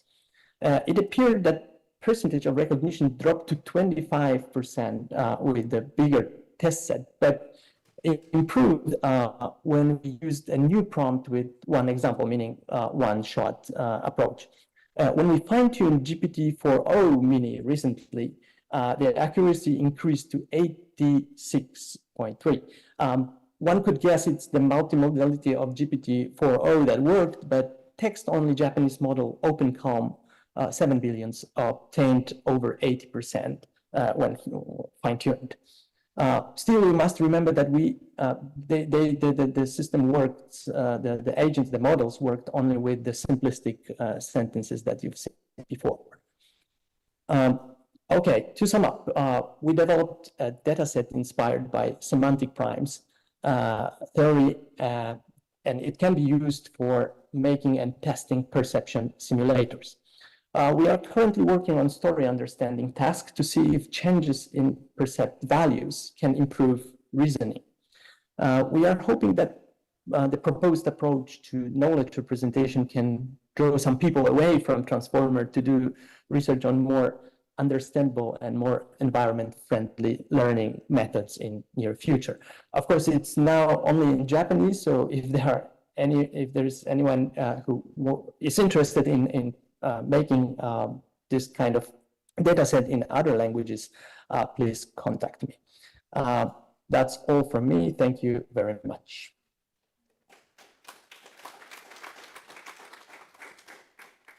Thank you very much, Rafael.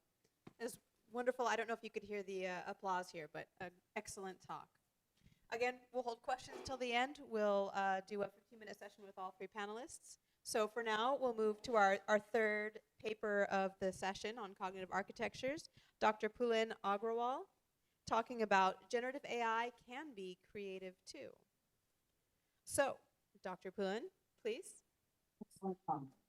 Again, we'll hold questions until the end. We'll do it with all three panelists.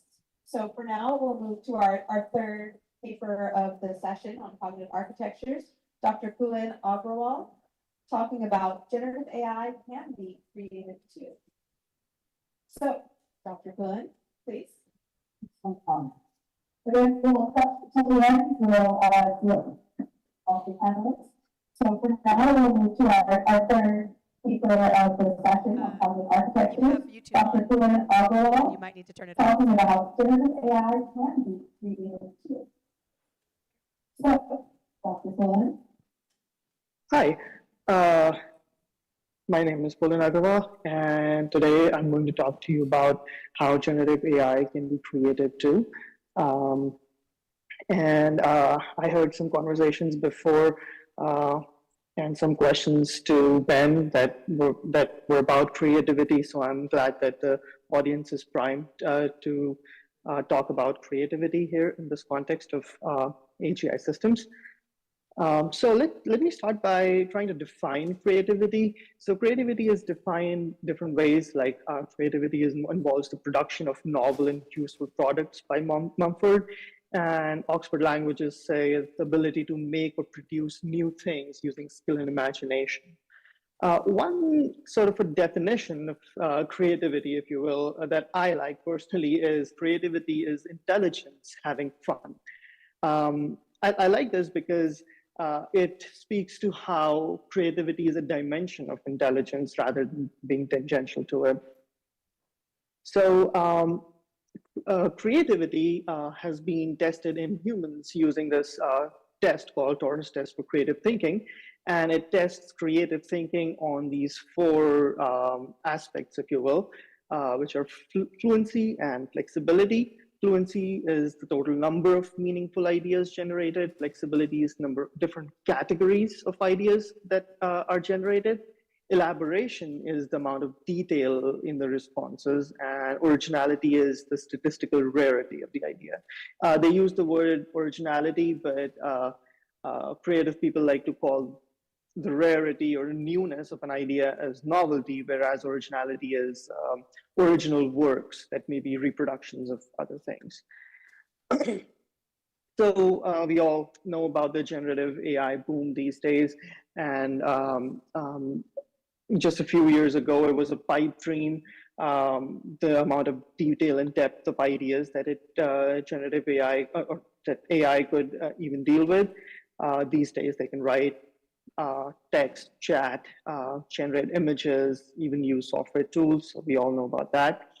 But there is something missing. So I asked Gemini to generate an image of a robot made out of basil. And this is what it gave me. Well, do you all think it was the creativity of the prompt or of the model?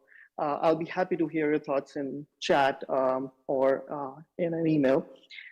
But I think the problem is that generative AI lacks originality. We've heard many other people say, even in this, even today, that these large language models are not creative, and originality is one of those aspects. So I think it lacks inspiration in its responses. A recent paper tried to measure this using Torrance test for creative thinking. So they applied the Torrance test on large language models. And what they found was that these models were really good at elaboration. It was able to cover all dimensions of elaboration, but in flexibility and fluency, they were not, they were decent, but in originality, they were seriously lacking. So we know that this is a problem with large language models. I asked a large language model with a prompt to give me a new way of writing code, and it gave me very banal things like natural language programming, visual programming tools, and machine learning algorithms, things that we have seen, all heard of. It's nothing new. An ad agency tried to use many prompts to generate an ad script, a script for an ad, and the responses very often contain some form of the word elevate. Supposedly that's what makes an ad better. And it was not creative in trying to find something new for that ad. So I think that is a fundamental lack in the way large language models are trained. So they're optimized to generate statistically most likely next word based on the vast data sets filled with existing human ideas. So this method inherently limits their capacity for novelty by letting them only produce ideas that are most likely to exist in the data set in context of the problem at hand. So they are bound by this optimization that they cannot generate something that has not been seen in that context. It's generating most probable things, which it has seen in the data set. So the proposed solution here is a human-like mechanism for inspiration using cognitive architecture. So what is this human-inspired solution? So let's say I am an architect and I'm trying to think of creating a building that can receive good amounts of sunlight. Well, I'm thinking about it and my eyes wander off to the side and I see a Monstera plant in the distance. And Monstera plants has these fenestrations, which are openings and in their cuts in the leaves, which allows sunlight to fall down. So I see that plant and suddenly I feel like, okay, I can maybe add panels in my building that will allow sunlight through into the building. So this is what was inspiration. And in humans, this can happen from random events that we have experienced in the past or from immediate surroundings. And this is the solution that we're trying to implement using a cognitive architecture, and specifically the LiDAR cognitive architecture. So I'll give you a brief tour of the LiDAR cognitive architecture here. So in the LiDAR cognitive architecture, sensory memory takes the sensory stimulus from the environment. It builds associations using the perceptual associative memory and builds a model of the current situation. And then it can create new structures using structure building codelets. Structure building codelets just grabs things from current situational model to create new structures that have not been seen before. And then attention codelets might grab some things that it finds interesting and give it to the global workspace. And that's where the global workspace theory comes in and the competition for consciousness happens. And the global broadcast then emits the current content of consciousness, which can be delivered to the procedural memory and other memories, but then taken up by action selection to produce an action in the environment. So we'll use this mechanism and specifically the structure building codelets to implement this human-inspired method for creativity. So for example, the current situational model gets a text prompt saying, tell me a new way to create AGI. Well, structure building codelet, the creativity structure building codelet specifically grabs that, and maybe it grabs something from the recent events like a Monstera. Monstera is a plant, maybe is a statement that it has seen in a recent event, which also goes into the structure building codelet. And then this gets combined, the vectors get combined into a node structure, a combined structure that has both this Monstera cognitive content and the AGI cognitive content. So in the current situational model then, this can be taken up by the attention mechanism and brought to consciousness. And if it goes to the action selection, the large language model based action selection system combines these two concepts and generates a solution, a new solution, which is a energy optimized AGI mechanism maybe. So the trick here is that the large language models are really good at elaboration, as we saw. So it's able to relate these two ideas and generate a very abstract concept and generate a very detailed idea from it. But the drawback was that it was not able to receive, it didn't receive any random context, or it was heavily dependent on the data that it was trained. So this method introduces a mechanism for randomness, inspiration into this whole system so that it can be inspired from these random events and leverage the strengths of large language models of elaboration to generate something novel. So here I present some results from this work. So for comparative purposes, I first just ask a Llama 2 model, tell me a new way of writing code. And again, it gives me just some very boring things like natural language programming, visual programming tools, and machine learning algorithms, nothing new there. But then I prompt the creativity agent with the same prompt. And maybe I was talking to it about Stan Franklin and his paisley shirt a while ago. And now I asked it, tell me a new way of writing code. And what it does is it talks about micro interactions. So it's a technique where we break down the user experience into tiny bite-sized chunks. triggered by specific actions. Think of it like a paisley black shirt. So it's getting inspiration from there, and each micro interaction is like a small integrated design element that comes together to create a stunning whole, like a paisley black shirt. So it gets inspired and gives something new, something different, which I don't think many of us would have heard of something like micro interaction. So I think this work has a lot of impacts. It is able to enhance the quality of interactions that we have with these systems. It can enable unique artistic content, novel artistic content, and it can enable innovative scientific breakthroughs similarly. So the contributions of this work was a human-inspired method for creativity in a cognitive architecture, a vector-based Python implementation of the LiDAR cognitive architecture, and a LiDAR agent that implements both of these vector-based Python, vector-based implementation of LiDAR, and a human-inspired method of creativity in this agent. So for future work, I want to implement mechanisms for combining various mechanisms, various concepts together within LiDAR. Right now, it's the combination is happening in the large language model, but I want to be able to do that within LiDAR and still use the detail that large language models are able to generate. I also want to see collaboration with the team that tested large language models on Torrance test for empirical testing rather than the qualitative analysis that I did here. And I recently found another article that is contradictory to what I've just said. They actually propose that, or they actually show that GPT-4, I think, was more creative than humans, even in originality. And that is something that I recently found out, so I'll have to reconcile that with all of what I've just said. But thank you. If you have any questions, any comments, please reach out to me at my email address. Thank you so much.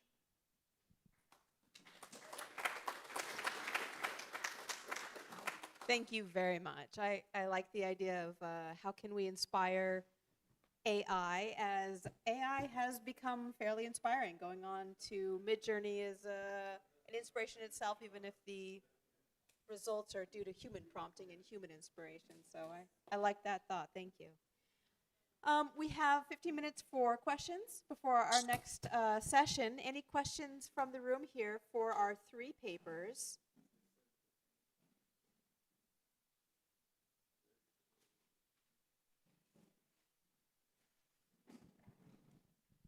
There's one coming. Hello. So this is a question for Dr. Agarwal on the last talk on creativity. So in human creativity, for certain types of problems, like puzzle problems or problems that require insight, a lot of the literature has to do with change in representation, where a human may be representing the problem in one way, and in order to get the creative answer, they have to sort of and look at it in a completely different way.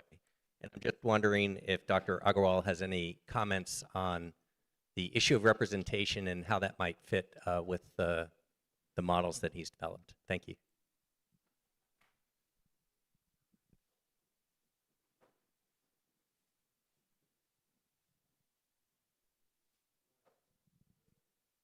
Did you hear the question, Doctor? Dr. Agarwal?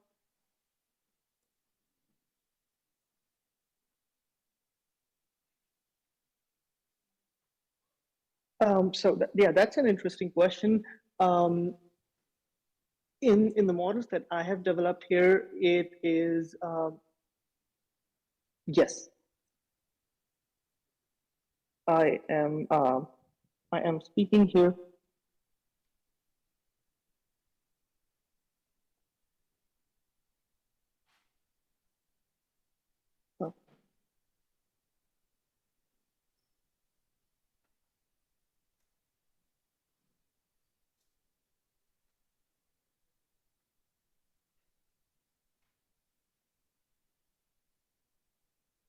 I'm going to turn off my camera just to reduce any delays. Sorry, there was a significant delay. But let me just answer the question. In the models that I've created here, it is just relating two different ideas together.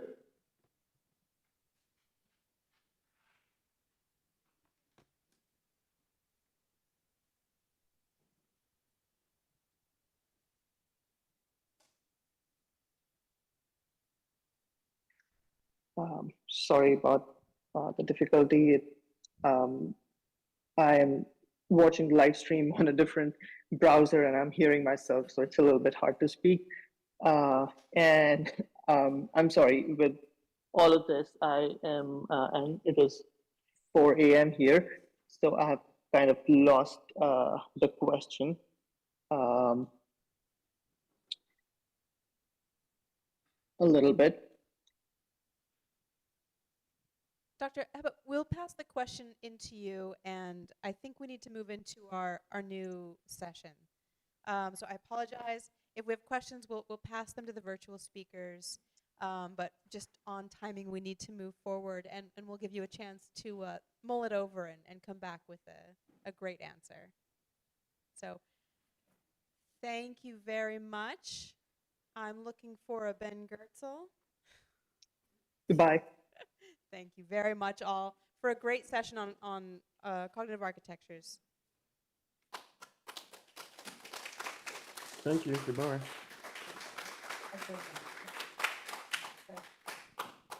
Thanks. Thanks. Bye-bye.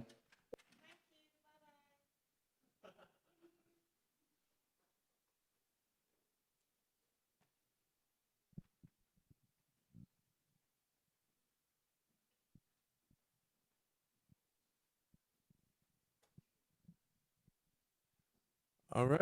It is my great pleasure to introduce our next speaker, Dr. Yosha Bach, who will talk to us about a cyber animist perspective on AGI. So Yosha is another one of us crazy people who's been around since the early days of the AGI conferences and has been thinking about and working on AGI in various forms since even before we started these events. So we've borrowed from some of Josha's work and our own work on OpenCog, and so for that reason, among others, I'm always curious to see what he will come up with next. And I think Yosha has been a great example for the AGI field in a bunch of different ways, but one of which is his work has spanned building practical applications, some algorithm data structure innovations, and then deep philosophical thinking on the foundations, like what is a mind and what is an AGI. And I think working on all these levels together is going to be important for getting us to the goal of AGI in an effective way. And I will let you give the rest of your own introduction, Josha. So, but welcome and thanks for coming. I have a microphone. Thank you, Ben. Yeah, I'll never forget the first AGI conference in Memphis that Ben created, and it gave rise to a lot of insights and thoughts that otherwise wouldn't be in the world. And I think we are all very much indebted to Ben for creating this series of events in a time when people did not believe that machines could be intelligent or could be like humans. And Ben has kept this vision alive in the last AI winter. And now we are in a time where everybody is super optimistic about AI because a few things are working, but easily makes us forget that there are also crucial things that might not be working, that basically the current AI that we're having are deepfakes of human performance. And so far, the question of whether you can scale the deepfake into the actual thing is an open thing. And an open question, it's a very exciting question, but also most people who are working on these models are agreeing that there's currently something missing. And the thing that is missing in the perspective of a lot of people is consciousness. What is it like to be in the world? What's it like for an agent to discover itself and the interaction with the world? And I have been started to think very earnestly about the question of what consciousness is, what its role is in our own mind and our learning system. And I got on a weird rabbit hole and discovered at some point that I have converted into an animist. And I would like to share this perspective with you. Let's see where this goes. At the moment,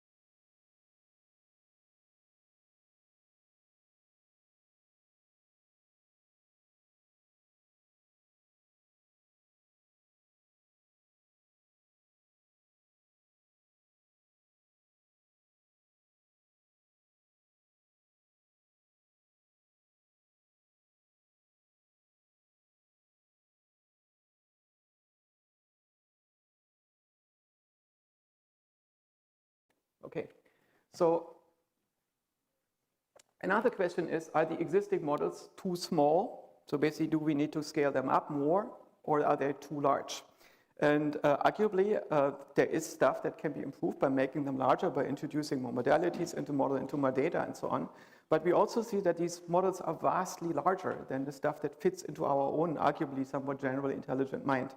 If you take something like the stable diffusion weights, you can, in 2 gigabytes, encode an entire visual universe that is much richer than ours. And when you think of this as maybe 80% of what our brain is doing, then a model that is currently has many billions of parameters and so on, and for a language model is maybe too large. Maybe there is a thing about thinking about what's a minimal engine that could have epistemology, right? A minimal model that is able to infer things, to learn, and then you take that minimal model that is basically at the level of an extremely precocious 12-year-old without much beyond core knowledge, and then you give it a library about the topic that you're interested in, and then it reads that library before you put it to the task, and maybe you store the contents of that library in a generalized knowledge format that you can exchange between models and so on. So I think we are still very much at the beginning of such possible developments.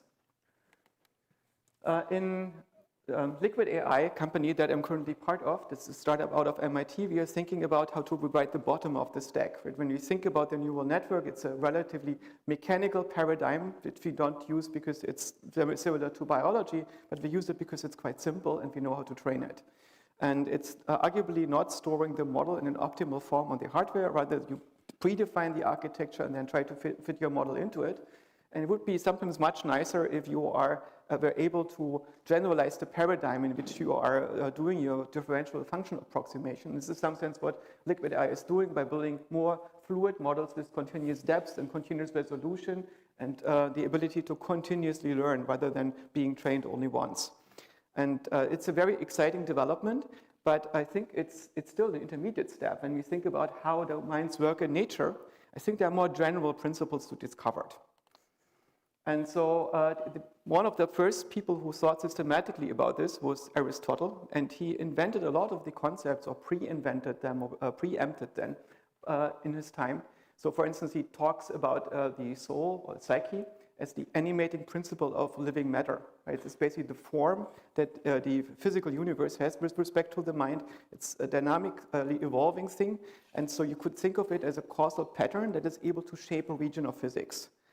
And that's, so we could say it's a spirit, right? And this idea of what that is in today's lingo, we would say it's a self-organizing software that is running on a part of physics and is shaping it in a particular way. And then he also talks about the intellect that we have that is based on reason, that is unique to humans, but the psyche is not unique to humans. This animating principle is something that all animals are having, but animals have difficulty with symbolic inference because they have difficulty to form a symbolic language and argue with it and then train their thinking with it and reflect on it. So in his perspective, this intellect is something that is unique to humans, whereas a psyche is something that we find in a lot of living things. And he talks about a number of other concepts. For instance, in perceptual realm, he distinguishes sensory images, which are called icon, structural sensory data, which is called eidolon. Image perception is the process of icasia. Geometric shapes are called morphe. A graph is a schema. A generative image is a phantasma. A sensory reproduction is called mimesis. A multimodal scene interpretation is called aesthesis. So we had concepts for all these aspects that we in some sense have in modern AI and that were not being discussed in between for over 1,000 years. And then on the reasoning side, we have the abstract representation called an idea. A rule-based representation is called logos, and he also thinks of logos as something that underpins everything else. So at the bottom, we have a rule-based universe with rule-based laws. Then we have tokens, which are called semaeans, and data types, which are called eidos, and object types are genos, applied types are categoria. Associative inference is called noesis, and reasoning is dianoia. And so he has developed a lot of these concepts, and if you think about the way in which he thought about the mind, he's not just created the foundations of a lot of Western philosophy, but also of psychology, and I think also of about artificial intelligence, this quite a mechanist, rationalist way to think about what our mind is and analyze it and decompose it. And it's interesting when you read a lot of the secondary literature that philosophers have written in between about this, they map this into concepts that they had in between that are quite shallow. But when you reread Aristotle as a computer scientist, it's quite enlightening to see what are the concepts that he has already discovered back then and reflected on.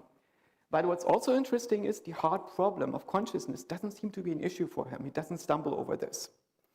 And why is that? Is it didn't occur to him how hard it is for a physical system to be conscious, and that seems to be so apparent for us? Or was there something that he was seeing that we are not seeing? And what you find about this hard problem is that other cultures do not necessarily have that. When you are in Japan, people are less confused about the hard problem for some reason. And I suspect that's because they have a different metaphysics. They are mostly animist cultures. And basically the idea of animism is that the living nature is governed by spirits. And if we accept this notion that spirits are not something that existed as a superstition before Christianity told us that it's something very suspicious, and after we killed Christianity, it was something that was superstitious. But if we accept that spirits are basically self-organizing software agents, that spirits are in their nature software, they have this property of being not physically embodied, right? But they are connected to physics in such a way that they do not violate any conservation laws. There is nothing that defeats physicalism with respect to software. And there is clearly self-organizing software running on our brains and our bodies. I'm personally a representation of what it would be like to be a person. And this representation is so tightly implemented, it's driving a lot of my behavior. I'm effectively possessed by an entity that thinks of itself as Joscha Bach and calls itself Joscha Bach and moves all these cells around as if there was a coherent being behind it. And it's basically these principles of self-organization that govern this, and if the software ever crashes, then this body falls apart, and these cells are mostly going to die, some are going to make off into the woods, but it's basically a large region of the physical universe gets up for grabs again for other agents, for other spirits. And a similar thing is happening in our cells. They're also governed by self-organizing software that is so detailed that we can move individual molecules around. And the fascinating thing is that the software at some level is the actual invariance. It's not the mechanism, it's not the physical thing, but it is a software that is able to, if a neuron dies in my brain, to recruit a new neuron and train it.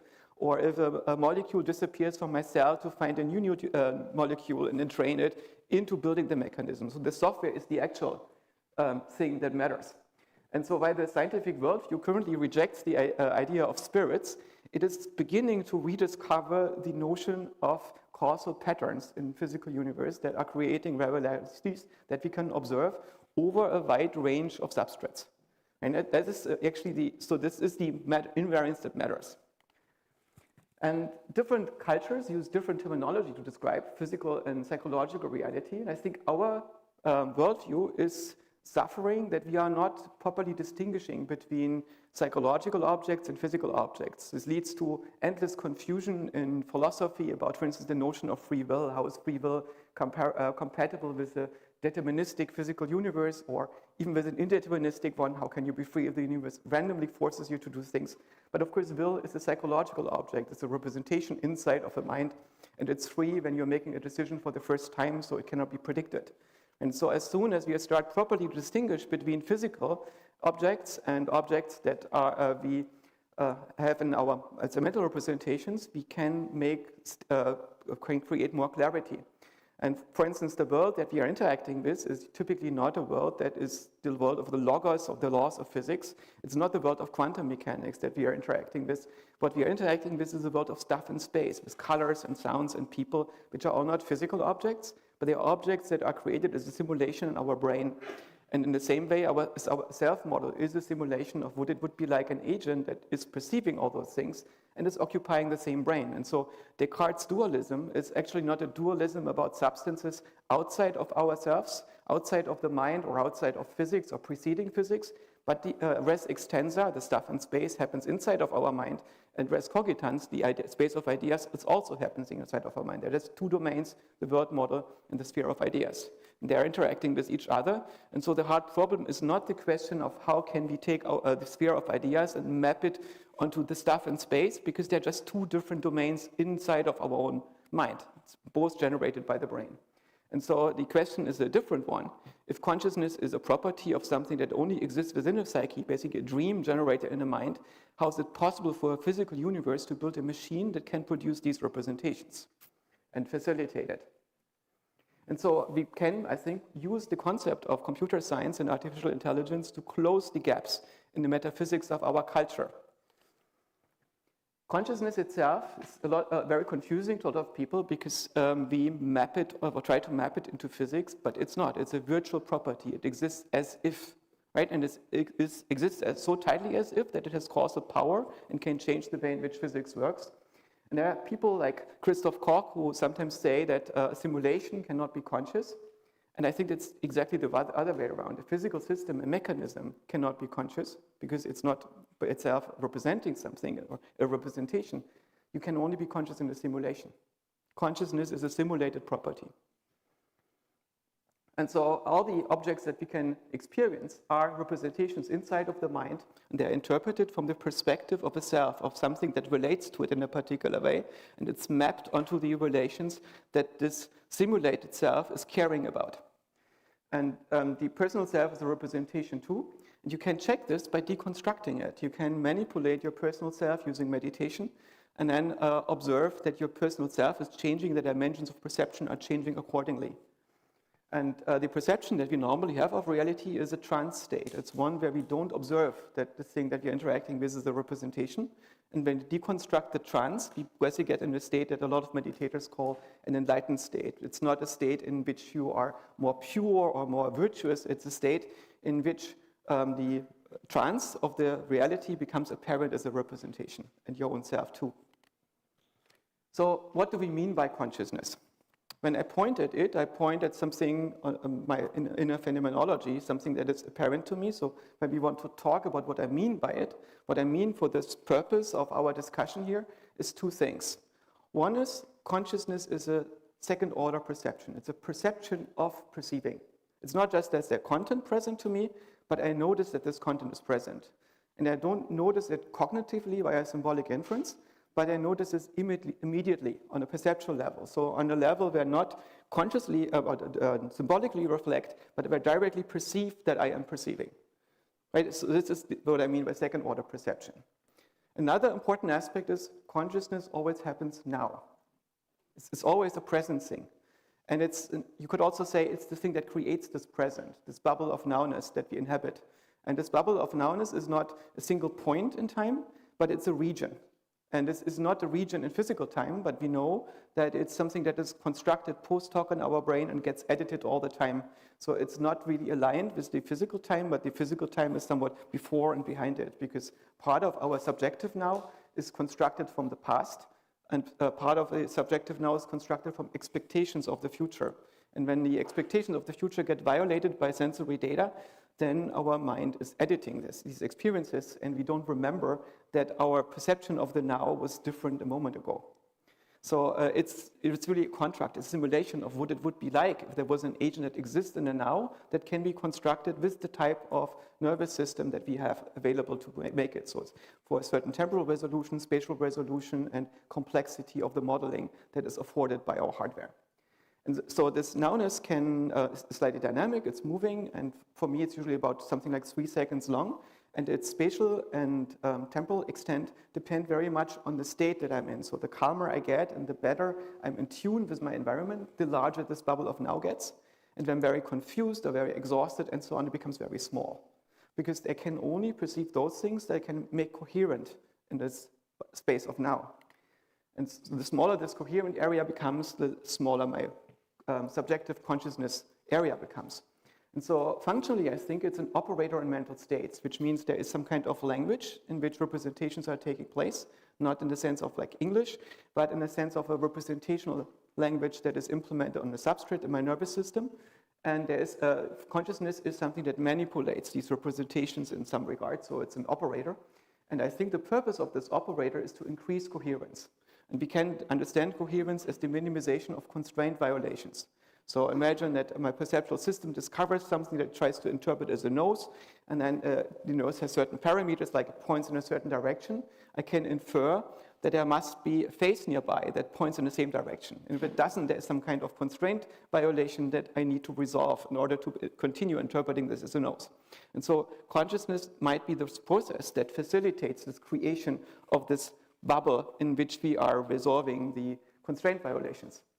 And in this way, it facilitates a spreading organization in my mind, and it acts like a conductor of a mental orchestra. So if you take all these functions that are modeling reality as instruments, and they're listening to their neighbors and forming processing streams in this way, then consciousness may possibly be understood as one of those instruments that has the role of paying attention superficially to other instruments, listening for inconsistencies, and then stepping in and resolving them. So everything is on the same page. And so introspectively, consciousness is this reflexive second-order perception that creates nowness. Functionally, it's, I think, an operator that creates or increases coherence, and it's the conductor of our mental orchestra. And this is not a super unique theory. It's something that is basically very much at the point of convergence between a number of perspectives. For instance, Bernard Bahr's global workspace theory that Stanislav Dehaene has adopted for his work in neuroscience, or Dennett and Drescher's Cartesian theater, or Graciano's attention schema theory, consciousness as a dynamic model of our attention and its contents, and the perspective that Thomas Metzinger develops in Being No One. It's also very similar to Joscha Bengio's notion of a consciousness prior, a function that is basically dynamically parametrizing your mental game engine to produce a low energy state.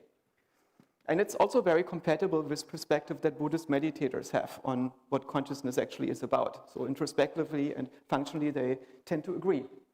But of course, our own current AI algorithms are implemented in a very different way.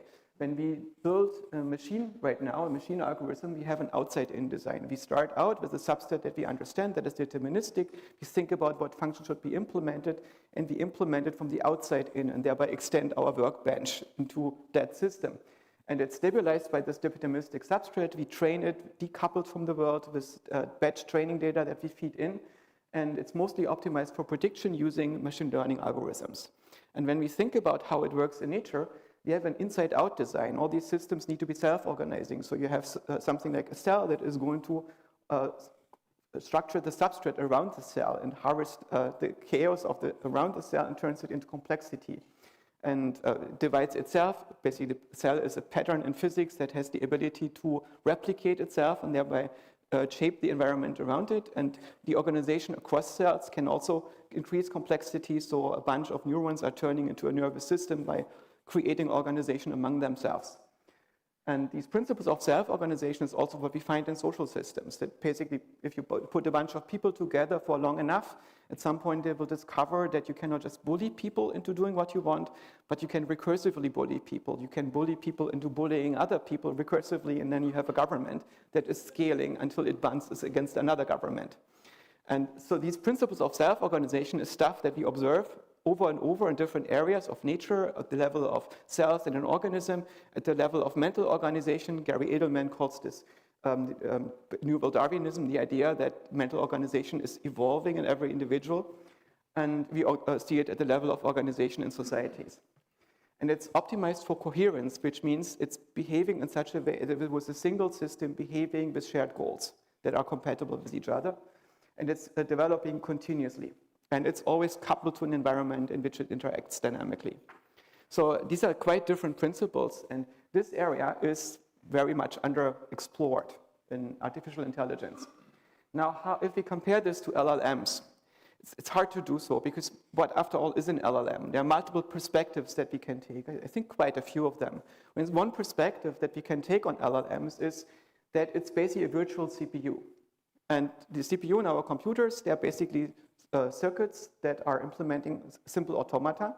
And these automata basically take as their input machine code commands, a very small library of them, and then we can arrange these machine code programs into arbitrarily complex programs if we know how to do so. Right? It's very few of them, so it's easy to build these automata and make them reliable, but it's very hard to write the programs by finding the right sequence of operators to produce the behavior that you want.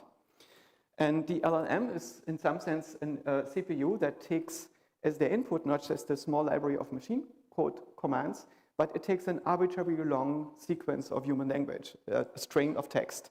And then it compiles this into a program that is executable on your server farm, or whatever you have your LLM running on. And then this can be executed. And it's Turing complete, so in principle, there is no limits to the program that it can run. But there is much larger range of possible ways to express what this computer should be doing. And this is what makes it so powerful in practice. That's basically a new way to write programs on a computer. Another perspective on the LLM is that it's basically a Weltgeist. That's a notion of Hegel. It's the idea that there is a spirit of a culture that exists by looking at all the cultural artifacts, especially linguistic artifacts that people are producing in the literature, in the arts, and so on, and put them together into a space where they're interacting. In the sense, our civilization, as our culture, has something like a spirit that is looking at the universe and at itself and is evolving. And the LLM is very much that, because it's trained on that output of humans. It's distilling it all into a shared model that is able to interact with itself. And so the LLM is basically a pretty good approximation of an electric Weltgeist. At any given moment, this Weltgeist is possessed by a prompt. And this prompt turns it into an interaction partner or into a piece of software or whatever you ask the LLM to simulate. It's able to do that over a pretty wide range of things. So these are perspectives that we can take on the LLM, but of course they're quite different from us. And the question whether an LLM is conscious has often been asked, and it's a quite hairy question, I think.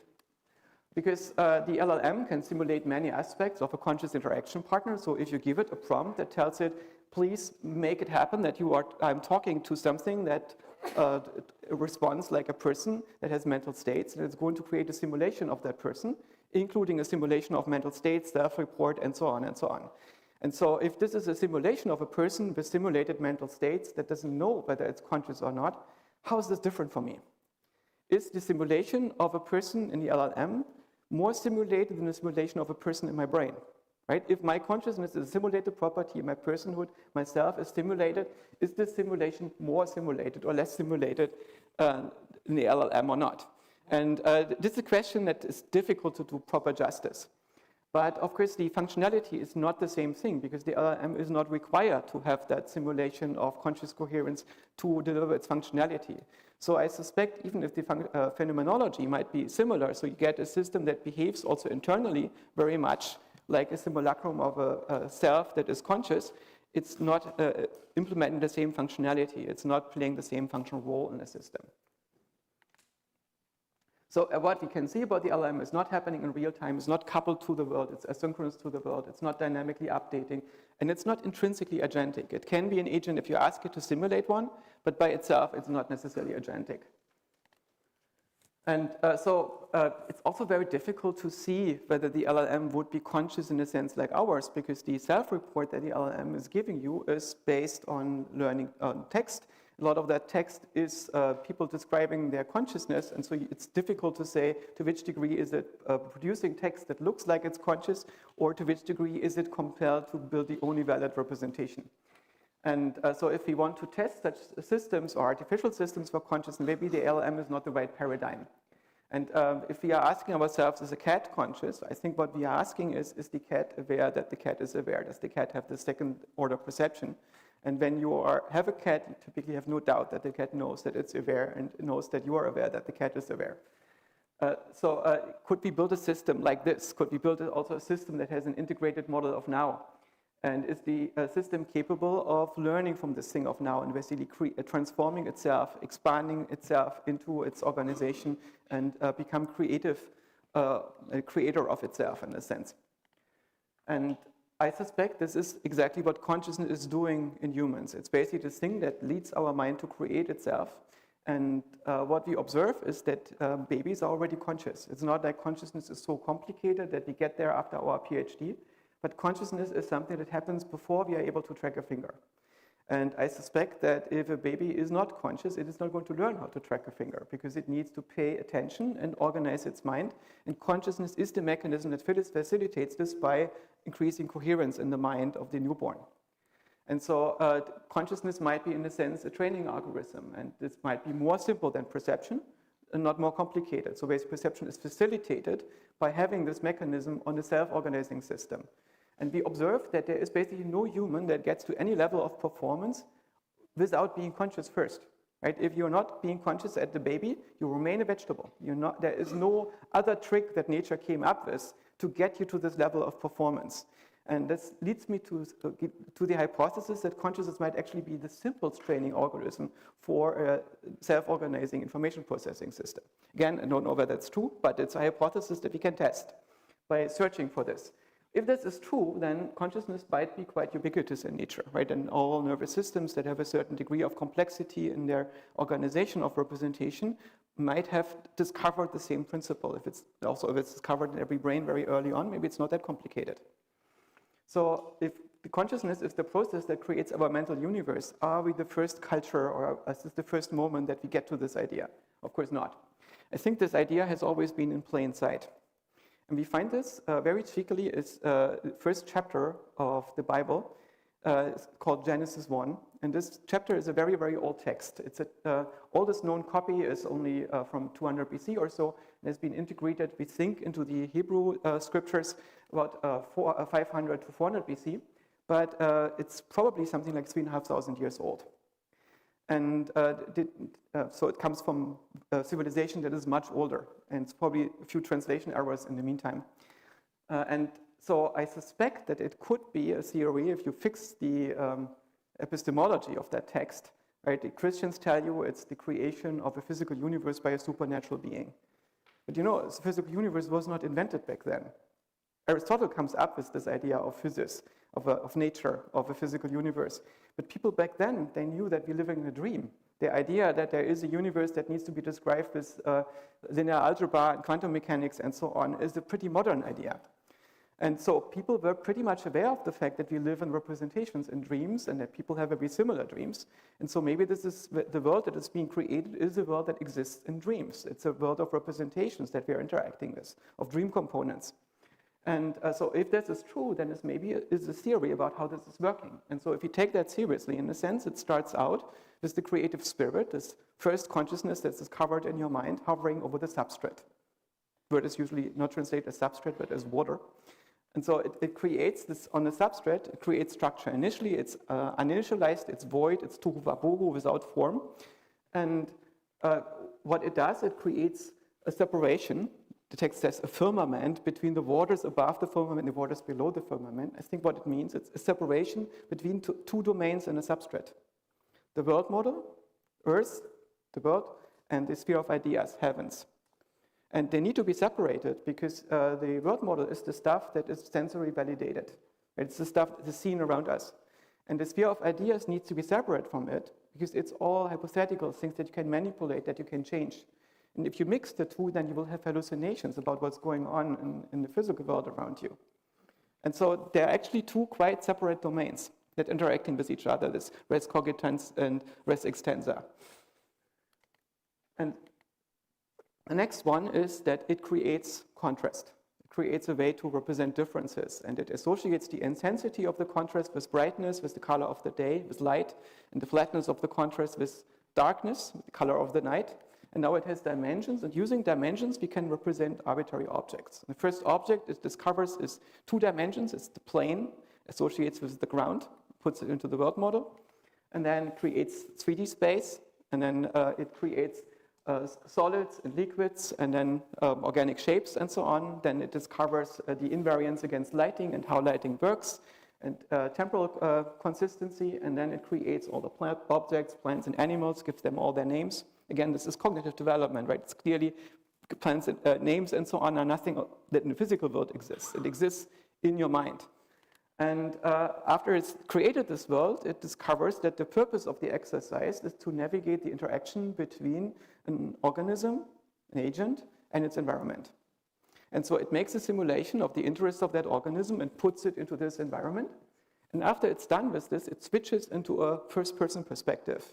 It creates another spirit in its own image, another consciousness basically that gets associated with this personal self. And that is then observing the simulated world in your brain, this game engine, from the perspective of that self. And what we have then is this weird childhood amnesia that children forget what the world was like before they were thinking of themselves in the first person, as a person. Right? We also have states in which you are not personalized. For instance, at dreams in the night or when we meditate, we can get to a point where there is no person, there's just things happening. And this idea that we are a person is an imposition, that we get associated with this thing that we have to identify as a person, as a human being that has, say, guilt and shame and interests in the world and so on. This is all a particular kind of trick that our mind is playing to make us identify with this character and deal with the interests of that character. But the contents of our perception, what we see in the world, the objects that we see, the emotions that we have, the motivations we experience, they're generated outside of this personal self, and we experience them as a reality that the self cannot control. Right? So we basically perceive this interface between the self model and the world model, and part of the world model is an intelligent system that is producing our motivation. And so what basically have a model in which your mind is a protocol layer in which you can make arbitrary models. And inside of the mind, you have the world model and the personal self. And your conscious attention is directed on the surface of, of this personal self in which you are perceiving emotion, motivation, and elements of the world model. This is very roughly the architecture. And it's an architecture that has been discovered over and over. It's quite similar to how Freud sees the mind and how others are seeing the mind, and even Aristotle. So if consciousness is simple, which organisms are conscious? Is consciousness ubiquitous in nature? And so I fell down a little bit off a rabbit hole similar to Mike Levin. And basically, as a computer scientist, I look at cells and I realize that every cell is capable of sending conditional messages to other cells. Right? That means that if you have a multicellular organism, it's basically a Turing machine. And if it evolves for long enough, it's very difficult to see why it would not become a learning system. Right? So that means that if you build a system that is very long-lived and made out of enough cells, and you embed it into environment and evolve it for long enough, it's going to become something like a brain. Of course, not like our brain, because it doesn't have neurons. These cells can only talk to directly adjacent cells, so it's going to be very slow and potentially quite noisy brain.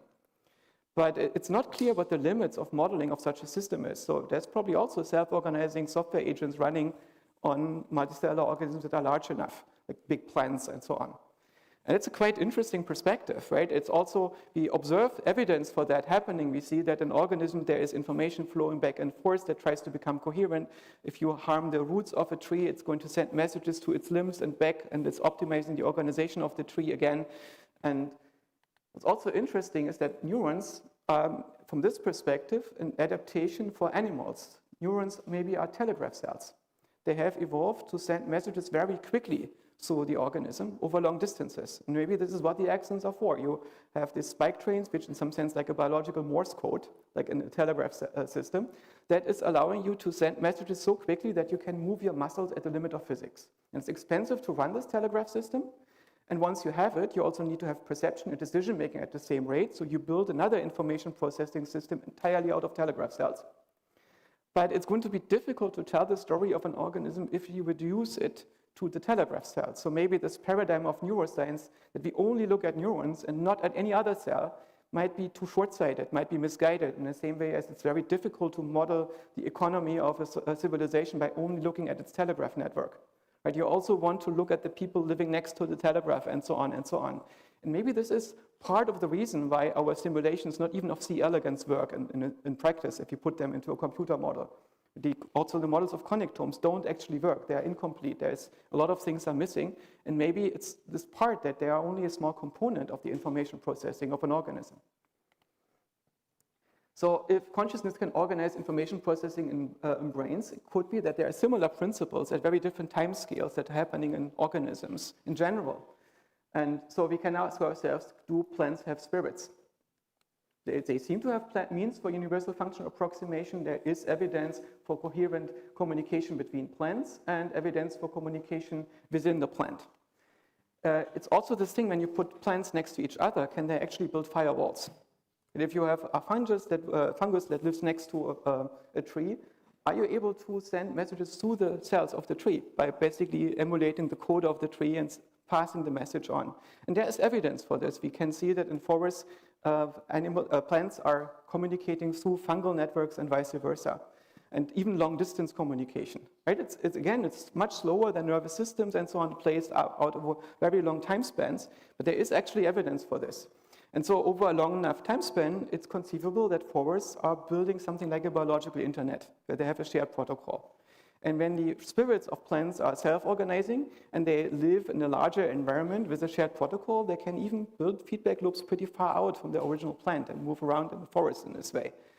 Quite interesting. It's very similar to what our ancestors claimed about the fairies, right? One day in fairyland is 7 years in human land. Maybe this alludes to the time difference and the speed of processing.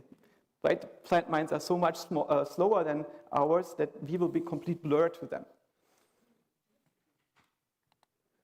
So that's really wild. And I thought, oh my God, these are very wild hypotheses that incidentally are very similar to the hypotheses of animist cultures that you still find in Scandinavia and Japan and so on.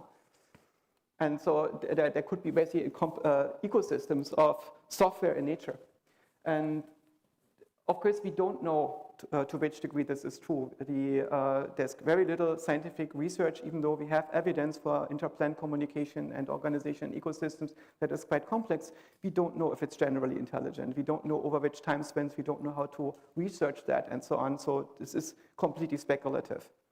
And the extent of limitations of the biological intelligence outside of animal nervous systems are unclear because we don't really know how to measure them. But could we build AIs that are in principle compatible with biological substrates, with our nervous systems and with organisms in general? Can we emulate these principles of self-organization? That I think is an interesting question that we could make progress on. So if we think of animism as the idea that the difference between living and dead nature is that there is software existing on the living nature, and when that software is crashing, then the cell or the organism is dying and it comes up for grabs for other spirits, we shift our perspective on evolution, right? And now Darwin said that evolution is about competing species, and Dawkins says, no, it's actually about certain molecules, the genes, that are just using the organism as a mechanism to replicate. But from this perspective, the actual invariance is the software. Evolution is actually about the competition between different software agents that are replicating themselves in nature, and they encode themselves in gene and manifest by creating mechanisms that we perceive as organisms. So it's still a very physicalist perspective. It's just one that is making software central to this whole thing, which I think should be welcome to computer scientists. So can we bring these spirits on our GPUs? Is it possible to extend life and consciousness onto these new substrates? If consciousness is basically a coherence-inducing operator, it's at the core of self-organizing information processing systems, could this be testable in AI models? I think it's a very important question because AI is in some sense the missing link between mathematics, that we can build representational language as the ground, and philosophy, we are representing the world. And by itself, mathematics doesn't scale to the level where we can use the simple logical language of math to talk about meaning and our experience.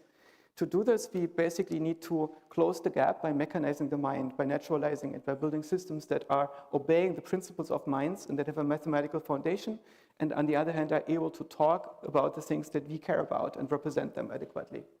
And so this naturalization of the mind is arguably the most important philosophical project. It's also the last one if we succeed in it, because then we can go to the beach and leave philosophy to the AIs. And towards understanding consciousness, I think we should build an initiative. And I now tentatively call this the California Institute for Machine Consciousness. We have already incorporated it as a board, and I think the best way to study consciousness is to do it in AI models. So it's not by looking at the output of neuroscience and psychology, who are mostly not concerning themselves with consciousness because they don't even have a methodology to test theories about consciousness. AI might have one. What this is going to look like? I think we can build a trainable substrate that is capable of self-organization, made out of individual modular reinforcement learning agents that are somewhat similar to cells or neurons, and then let them evolve message passing strategies and see if at some point of complexity you see a phase transition where it basically discover an operator that entrains itself on its environment and produces some form of governance with a shared language of thought and a shared reward system, similar to governments in human organizations. And maybe this is not the right strategy. Maybe we can figure it out analytically by analyzing the preconditions for such system and then impose it directly. But if it's something that is indeed discovered in every individual brain, then maybe it's possible to discover this also in a search process on a GPU. And so we can think about this as a multi-way system in which you're not applying operators linearly, but in which you're branching out. But an interesting thing about neurons is that they are not performing linear computations in the same way as the operators in our present computers, because if your computer is in any given state, then it has exactly one possible successor state. But if you think about what a neuron is doing, the individual neuron, given the same environmental and internal state, is not completely deterministic. So there's a certain range of states that you can go in. And because we want our brains to be more or less deterministic, you need a population of neurons together to encode this, connect them to a similar receptive field, give them a similar internal state, and they're going to sample a space of functions together. And so in some sense, our mental states are in superpositions that sometimes collapse, but the way in which we are testing or building our mental programs is not that we sequentially go from step to step, that we are branching out into superpositions that are represented in populations of neurons, which we of course cannot remember because that would require to witness every of these neurons by other neurons that would form deterministic memories, which is not quite possible, right? So the paradigm is still a Turing machine, but it's a non-deterministic Turing machine that would need to understand this message passing architecture. From the perspective of ethics, I think that's quite interesting. If you think about AGI and we build systems that have more agency than human beings and we want to cooperate with them, it's probably important that they're able to build shared purposes with us and recognize us as what we want to be recognized as. And I don't know about you, but I don't want to be primarily recognized as being bipedal or something like that. I want to be recognized as something that's conscious. That's what I actually care about. So if the AI is interacting with me, it should primarily care about my conscious states. And this might make it necessary to formalize and operationalize what we mean by conscious states. That's one of the reasons why I think it's important in beginning AGI age. There's also a question, does conscious AI has to suffer? Philosopher Thomas Metzinger is very concerned about it. He thinks that if we build systems that are capable of experiments, we will dramatically increase the amount of suffering in the universe. My personal perspective is more optimistic. I think that because suffering is happening at the boundary between world model and self model, it's an indication of a defect in regulation, insufficient regulation. So the answer to conscious suffering is more consciousness, basically building better models of your regulation, and then you can basically decide what you care about and whether that's useful to you to care about it. So I don't think that AGI, if it's smart enough, would suffer. What if the hypothesis is wrong? Right? What I'm presenting to you is a branch in a large realm of possibilities about how to understand consciousness, what it is, and how it's implemented in nature. So for instance, one of the foundations of this thinking is computationalist functionalism. And it's a position that is somewhat debated in philosophy. It's made out of two components. One is functionalism. That's an epistemological position. And it basically says that when we construct an object, we construct it in our own mind as a model of something. And the model that we construct it of is behavior that we observe, basically functions that things are performing in the world. There is no hidden essence that we have access to, but the only thing that we have access to is observed behavior. And so every object that we construct in our mind ultimately is a model of some kind of functionality. That is what functionalism means. It's very difficult to defeat this perspective that there are objects that we can know directly, not via their behavior. The other one is computationalism, and that's a position about representation. It basically says that they can represent anything by state transitions. And so in this sense, physics is a computationalist theory, and every kind of representational theory that we know is computationalist. And if we want to defeat this, it's mathematically very hairy. So the opposition to maintain it against computationalist functionalism is very difficult. And it seems to be, from the perspective of a computer scientist or a physicalist, an obvious default position to have. The second one is consciousness as software, a causal pattern that is somewhat separate to physics, but is interacting with it in a causal way. And that's the perspective that I've come to, and I don't see a working alternative to it, but there might be people which think consciousness is fundamentally a different class than software objects. Another one is consciousness an aspect of a different mechanism. So is there something else that gives rise to phenomenology and observed behavior, but maybe it's something else. Maybe it's some kind of deterministic mechanism that is happening below the level of individual cells. There's also the possibility that consciousness is not an intercellular phenomenon, right? And now we think it's something that's happening across cells. So basically neurons talking to each other.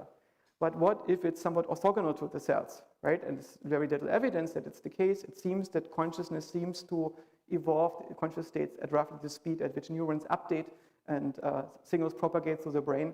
And when you manipulate the brain at the intercellular level, you get changes in consciousness, but maybe we get new results in the future.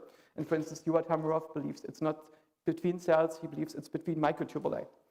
And he is a little bit alone with this, but who knows? Maybe despite not having super good arguments, turns out in the end he's right. Would be ironic, but who knows?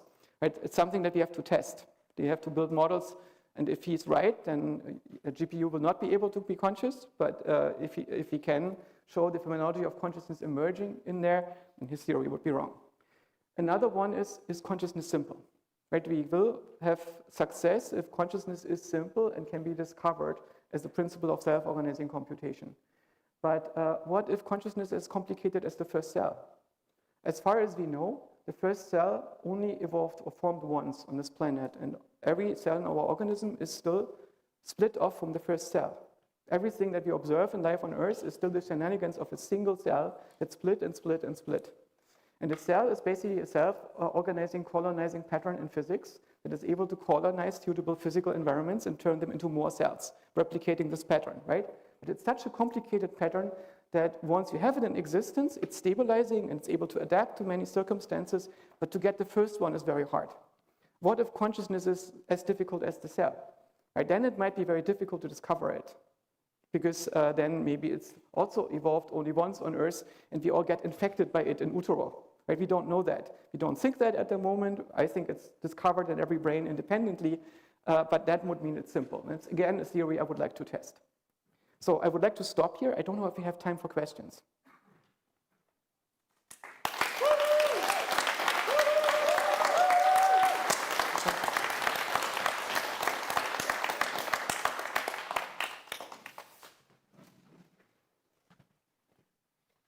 Thank you very much. Wonderful. Questions from the audience? There was tons of conversation in the virtual attendees, but no I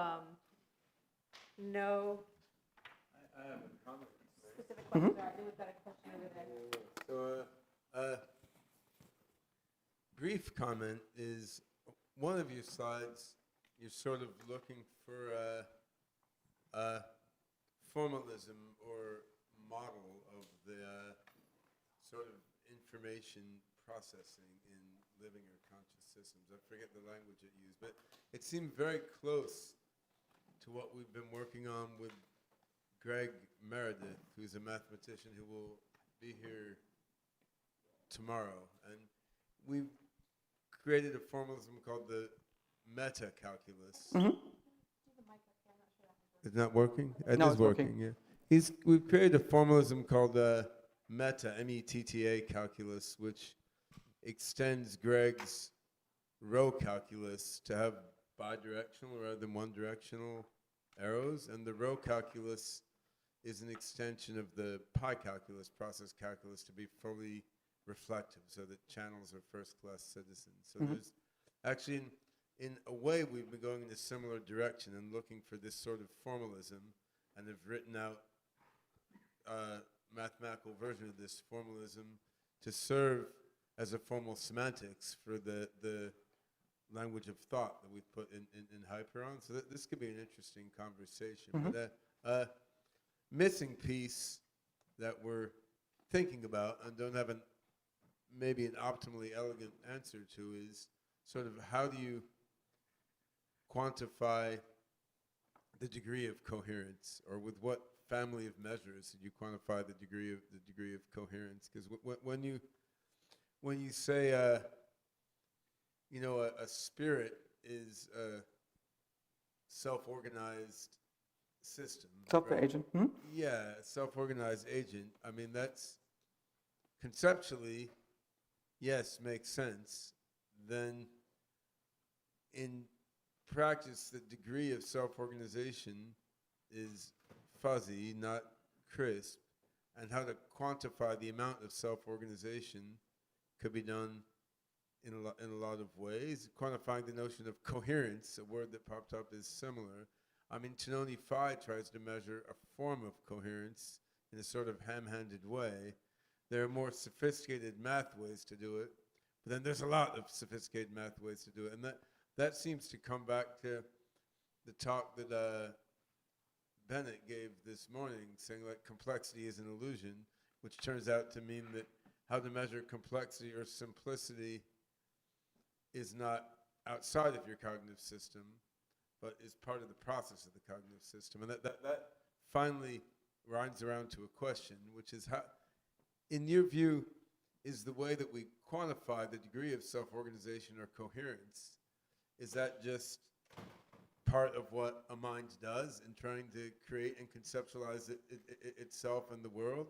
Or do you think there are sort of, in some way, objectively nice ways to quantify the degree of self-organization or coherence that we can then use to study a variety of minds?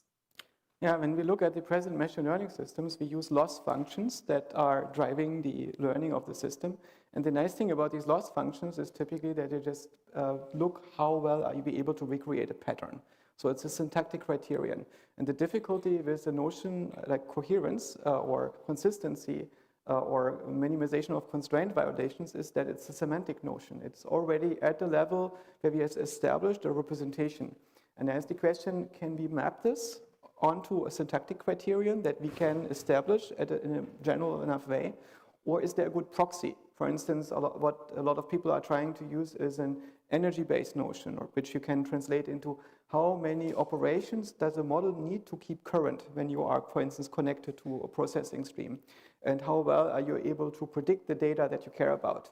And when you have a system that has a fixed amount of resources, then the question would be, can you organize the system in such a way that you can perform the most valuable computations using the available resources? And then something like coherence might be falling out as a sub-goal that you can derive as something that the system would need to optimize in order to produce the desired performance. But it could be that the system is, for instance, to develop something like a market to do that. Imagine that you have a bunch of cells that are reinforcement learning agents. Every individual neuron in your brain is trainable in a sense. And they need to decide, in some sense, which software to run on which cell. If we have a group of cells that are in the multidimensional activation state each, and they're communicating about these activation states in this way, dynamically change their state and perform computations that can run software agents on your brain. The question is, which software agents should a population of neurons run? Which are the most valuable ones? An individual neuron is not able to find this out because it's not entangled enough with the environment at large.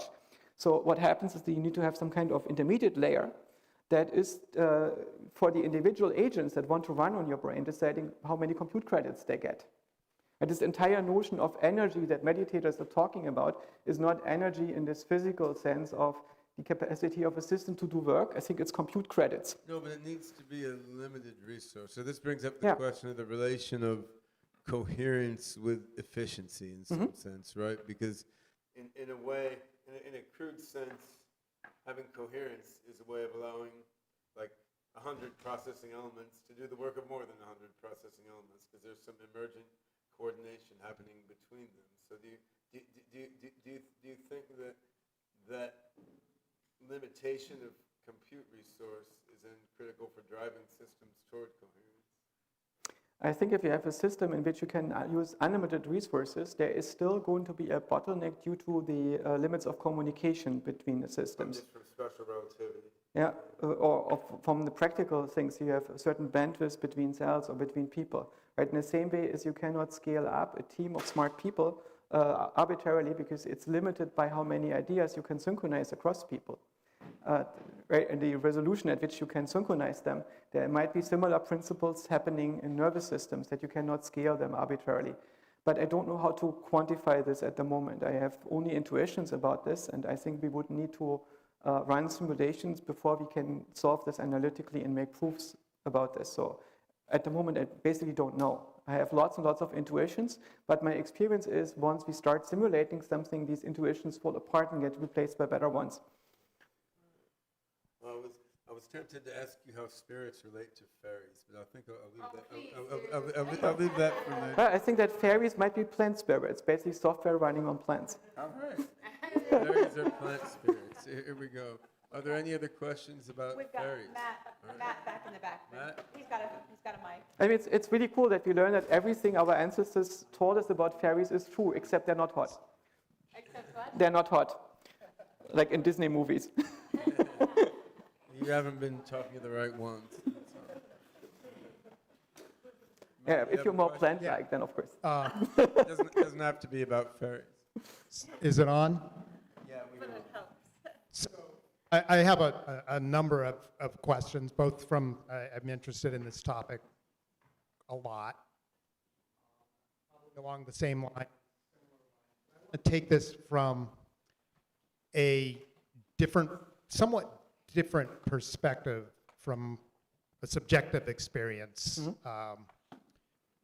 4 years ago, last March 3rd, 3:55 p.m., I was involved in a serious skiing accident, and about 24 hours later, lapsed into a coma off and on for about 2 weeks.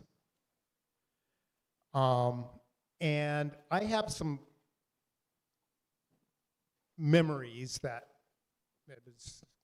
came on and interacted with the world. I'm basically, I don't know what I can offer here. I'm just kind of trying to process what you've been talking. I love the second order perception concept.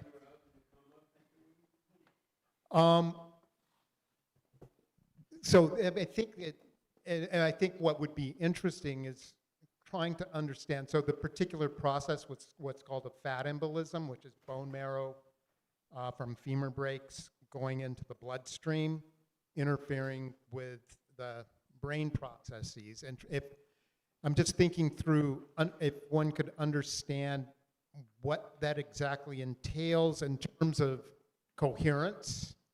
Obviously, it's interrupting a number of processes. I'm trying to process all this myself as I'm thinking through the experience. And there were certain conscious perceptions that seemed very clear, but yet higher order reasoning. A very specific example is I was shown, this was in Los Alamos, New Mexico. They took me to the picture window and pointed out Truchas Peaks, which are across the valley. The TV constantly on and off during the period, And there was a space program going on, so it's entering my consciousness at that point. At the same time, the doors to the ICU were pneumatic, so you kept hearing psh, psh, like in Star Trek, the old Star Trek.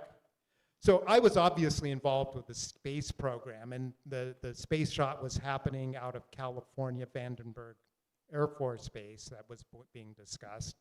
So I thought I was in California, looking at Truchas Peaks in New Mexico, and all I could think was, wow, you can see a long way from here. Mm-hmm. Yeah, short response. So I'm just wondering. Maybe we discuss it later, because otherwise we don't have any time for other questions. Yeah, but a very short on this. response to this kind of experience is that our experience of the world is something like a dream, but it's similar to a dream at night, but it's tuned to predict sensory data and to predict the outcomes of the mental operations that we perform. But to do this, this dream needs to have access to these constraints imposed by the sensory data and our mental operations. And when we dream at night, or we have an accident like the one that you described, we may dissociate, which means that these individual modules that are interacting to produce that tuned dream get disengaged from each other and can no longer constrain each other in the same way. So when you are producing a model that minimizes constraint violations and you have fewer constraints, what's going to happen is that the model is going to spin off. It's going to produce contents that are no longer invalidated by other modules in your mind. And so you can think about your perception of the world as something like a dynamic game engine that is entraining itself on your brain. So it has some kind of scene graph, and there's a scene controller that produces object controllers, and these objects are in relation to each other in a space, and they're interacting, and the objects have dynamic geometry and mechanisms that move them around, and at the lowest level they have surfaces and texture that can be mapped to your sensory data and used to predict your sensory data. And so they're tuned, this game engine, in real time to be as much in alignment with an interpretation of your sensory data as possible. And when you are removing sensory data, you no longer have access to it, or you're removing constraints in the scene graph because these controllers can no longer talk to each other, then you can get memories that are very weird with hindsight. There's also this issue that some of these memories that you're going to generate will not be parsable in a later state because you can no longer map them to a valid infant state. So what you remember is, in some sense, a reinterpretation of a few constraints that you remember from that time, and yet you try to interpret as states of a game engine that went off the rails. That's a very short answer. Right? I think that's one way of thinking about these states, as dissociation. Thank you. And I apologize, you're going to have to ask Yosha later. We have one more question in the back that we promised too. So Alex, I think.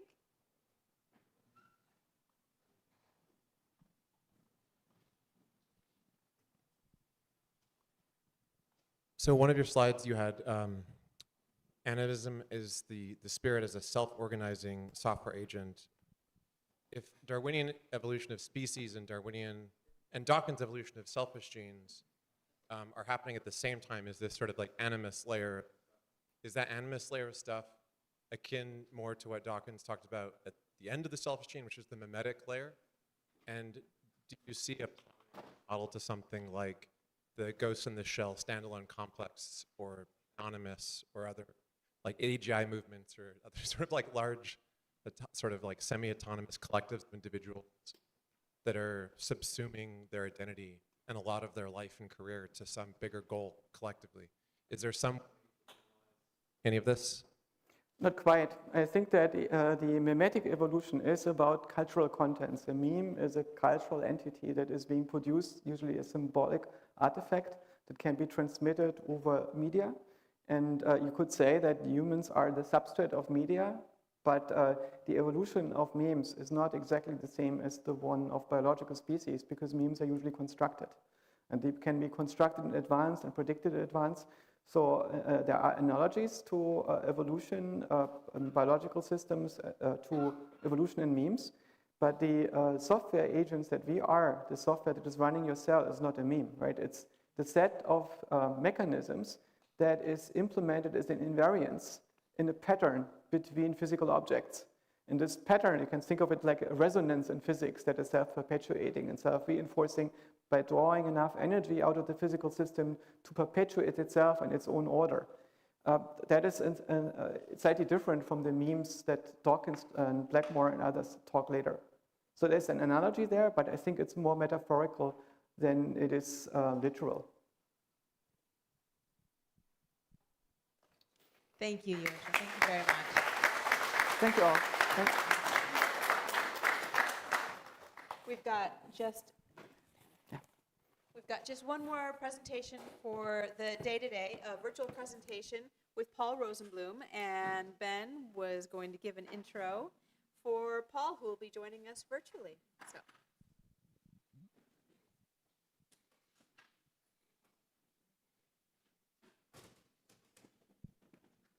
Yeah, thanks, Haley. So it's a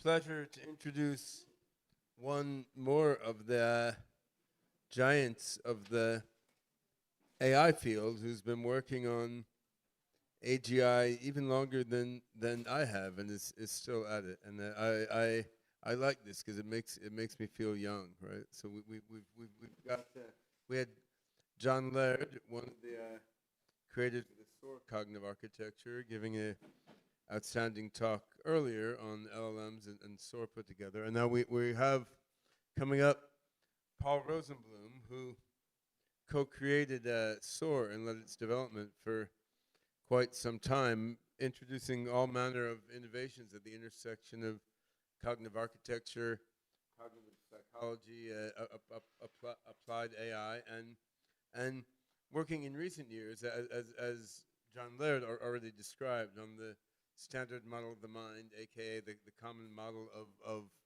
of cognition. So Paul was in a variety of places over his career for quite some time at the USC, leading various AI-related R&D teams. Is now a professor emeritus at USC. I would add he's also been a pioneer in integrating probabilistic AI with sort of rule-based AI and cognitive architectures in the Sigma architecture and other related works. And so it's exciting to hear now some of Paul's more recent thoughts on AGI and its creation. His keynote titled "Intelligence and Its Implications." So yeah, take it away, Paul. Thanks for joining us.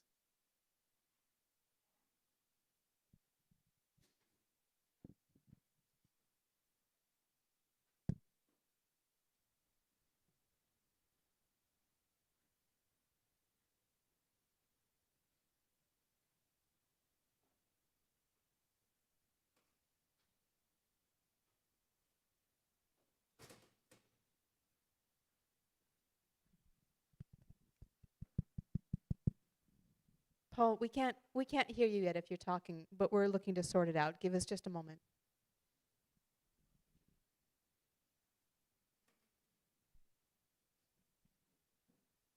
Yeah, Paul, you should start talking, but we can't hear you. So Hello? Yes, there we can hear you. Yes, we hear Can you you hear me now. Beautiful. and see Thank my you. slides? We hear you, and we see your title slide, Intelligence and Implications. Oh, we did hear you a moment ago.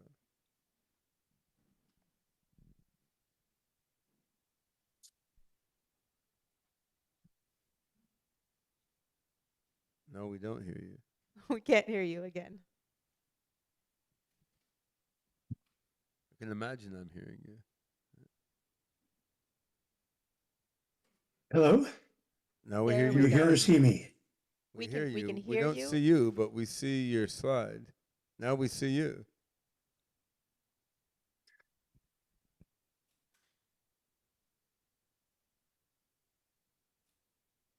Now we see you, but not your slide.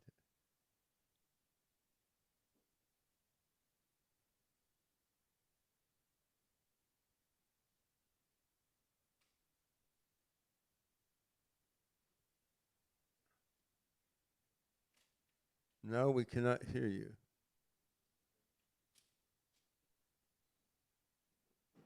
Hello? Can you hear and see me? We can hear you and see your slide, which is good enough to go. let us proceed then. Okay, great. I'll go ahead and get Perfect. started. Thanks a lot. Okay, hi. I'm sorry I have not been able to join you all in person, but present circumstances have made it rather difficult for me to travel. These circumstances have also encouraged a strongly reflective bent to my current research, leading to a forthcoming book from MIT Press on Minds, Reflections of a Cognitive Architect. This talk in particular concerns reflections on the nature of intelligence and its implications. I'm going to start in an odd fashion by offering what can be considered an apologia. So when I was young, I would get frustrated by senior researchers advocating what I considered poorly grounded claims. This seemed, at least to me, both lazy and irresponsible, particularly when done in a dogmatic fashion, even if not downright incorrect, and I won't name names here. As I've aged, though, while also becoming more limited in various ways, I found myself following a similar path to introduce ideas that may be of use to others, even as short of normal standards of academic rigor. Such an approach is inherently weak and provide no more than thought-provoking speculation in this form. Perhaps it should be considered the privilege of the superannuated, particularly if done in a spirit of humility rather than arrogance. Although it can also be pertinent for younger researchers under appropriate circumstances. Here's an outline of the talk, but let me just add one more bit of apology before I start. You've all heard advice on how to give great talks, and it usually involves lots of images and little in the way of text, much like you saw from Yusha's box talk that was just prior to mine. This talk is going to go the complete opposite way. Very few images and lots of text, and unfortunately, I'm going to come pretty close to reading much of the text. I'm a big believer in general in following where the material leads, and for some reason, this is where this material has led. Okay, so enough with apologies. Here's the outline of the talk. There are basically two parts to this. One part is an attempt to define intelligence. Now, there are lots of people who've tried to, and I'm going to try to bring a bunch of that together in particular ways. The focus here is going to be on what I call a nested tri-level definition of intelligence, but also speculate a little bit on a simpler non-disjunctive essence, and then move on to a range of implications of the tri-level definition. All right, so let's start with a sampling of existing definitions of intelligence. And I'm going to break them up into three groups and then say a little bit about each of those groups. So here's the first group. Ability to carry on abstract thinking, ability to achieve goals in a wide range of environments, ability to plan and structure one's behavior with an end in view, ability of an organism to solve new problems, ability to act rationally, that is, does the right thing given what it knows, computational rationality. So looking at this set of definitions is pretty clear. These are all about essentially immediate decision-making. How do you take the knowledge that you have, the goals that you might have, and make appropriate decisions for how to behave? So let's call this immediate intelligence. Okay, let's go on to the second group. So we have capacity to learn or to profit by experience, capacity to acquire and apply knowledge, ability to perceive or infer information and retain it as knowledge to be applied towards adaptive behaviors within an environment or context, adaptation with insufficient knowledge and resources. And finally, the ability to develop a wide range of competencies on a varied range of challenging tasks. So if you look again at this set, what comes across is this is primarily about learning in service of decision-making, but it's about essentially the long-term process of acquiring knowledge to impact that immediate decision-making. So we can call this cumulative intelligence because it's about what accumulates over time via learning. Okay, the third group, and these are even longer definitions, but I've only got three of them. So the first one, a very general mental capability that, among other things, involves the ability to reason, plan, solve problems, think abstractly, comprehend complex ideas, learn quickly, and learn from experience. Second, general mental ability involved in calculating, reasoning, perceiving relationships and analogies, learning quickly, storing and retrieving information, using language fluently, classifying, generalizing, and adjusting to new situations. And the third one is capacity for abstraction, logic, understanding, self-awareness, learning, emotional knowledge, reasoning, planning, creativity, critical thinking, and problem solving. When you look at this group, at least what comes across to me is that these are essentially a variety of capabilities or aspects that are found in human intelligence.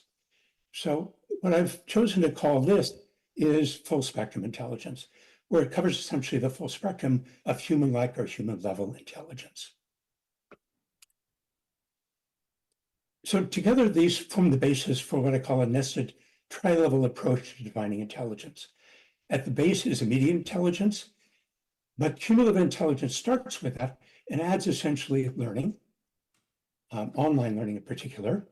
Full spectrum intelligence starts with cumulative intelligence and then adds a bunch of additional capabilities to get us up to what we're talking about in terms of human level or human-like intelligence. Okay, so that's a rough outline of what we're talking about here.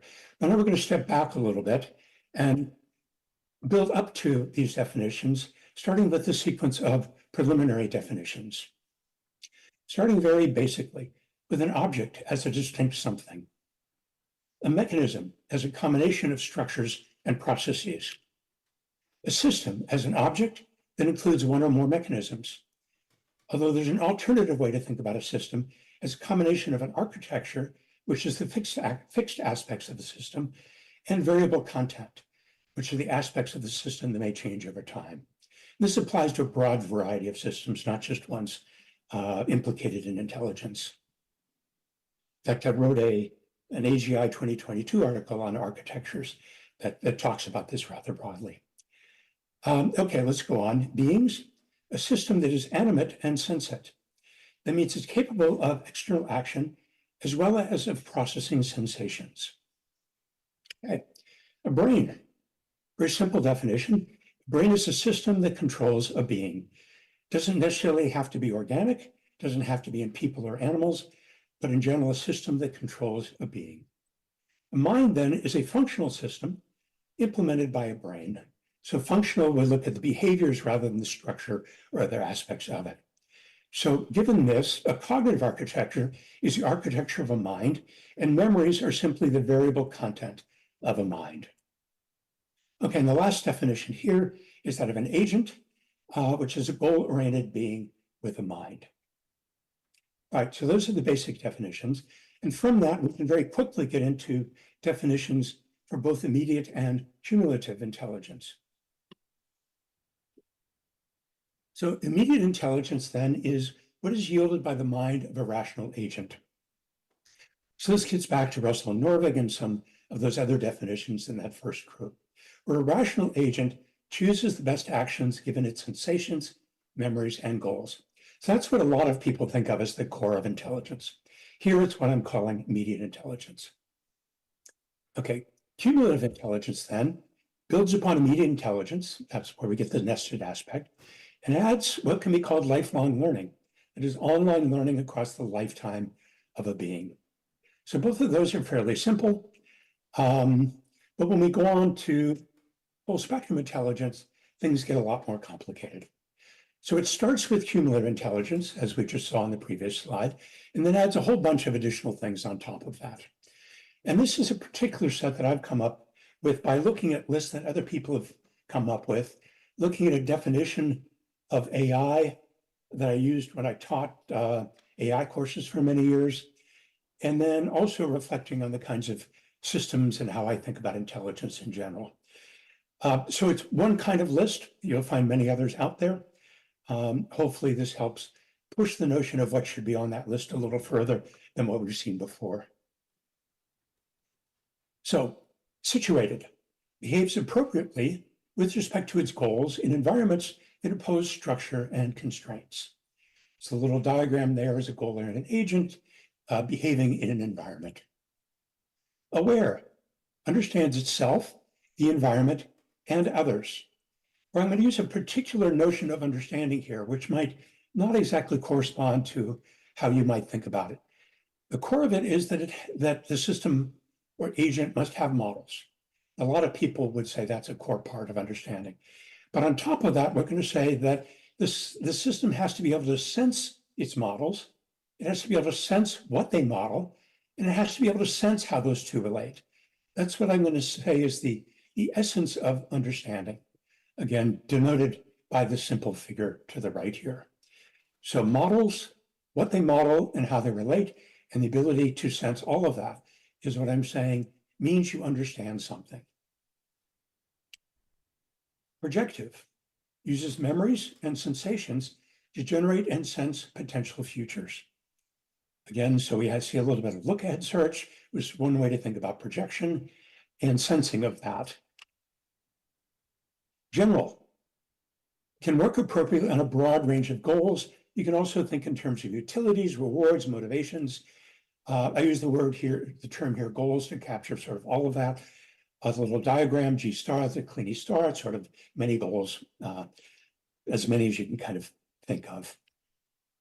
Effective, have sensations that truly matter. Whereby truly matter, I mean here, they're of form and sufficient strength to not easily be ignored in decision-making. Now, I don't truly buy into this or fully buy into this definition myself, but it's the best I've been able to come up with so far.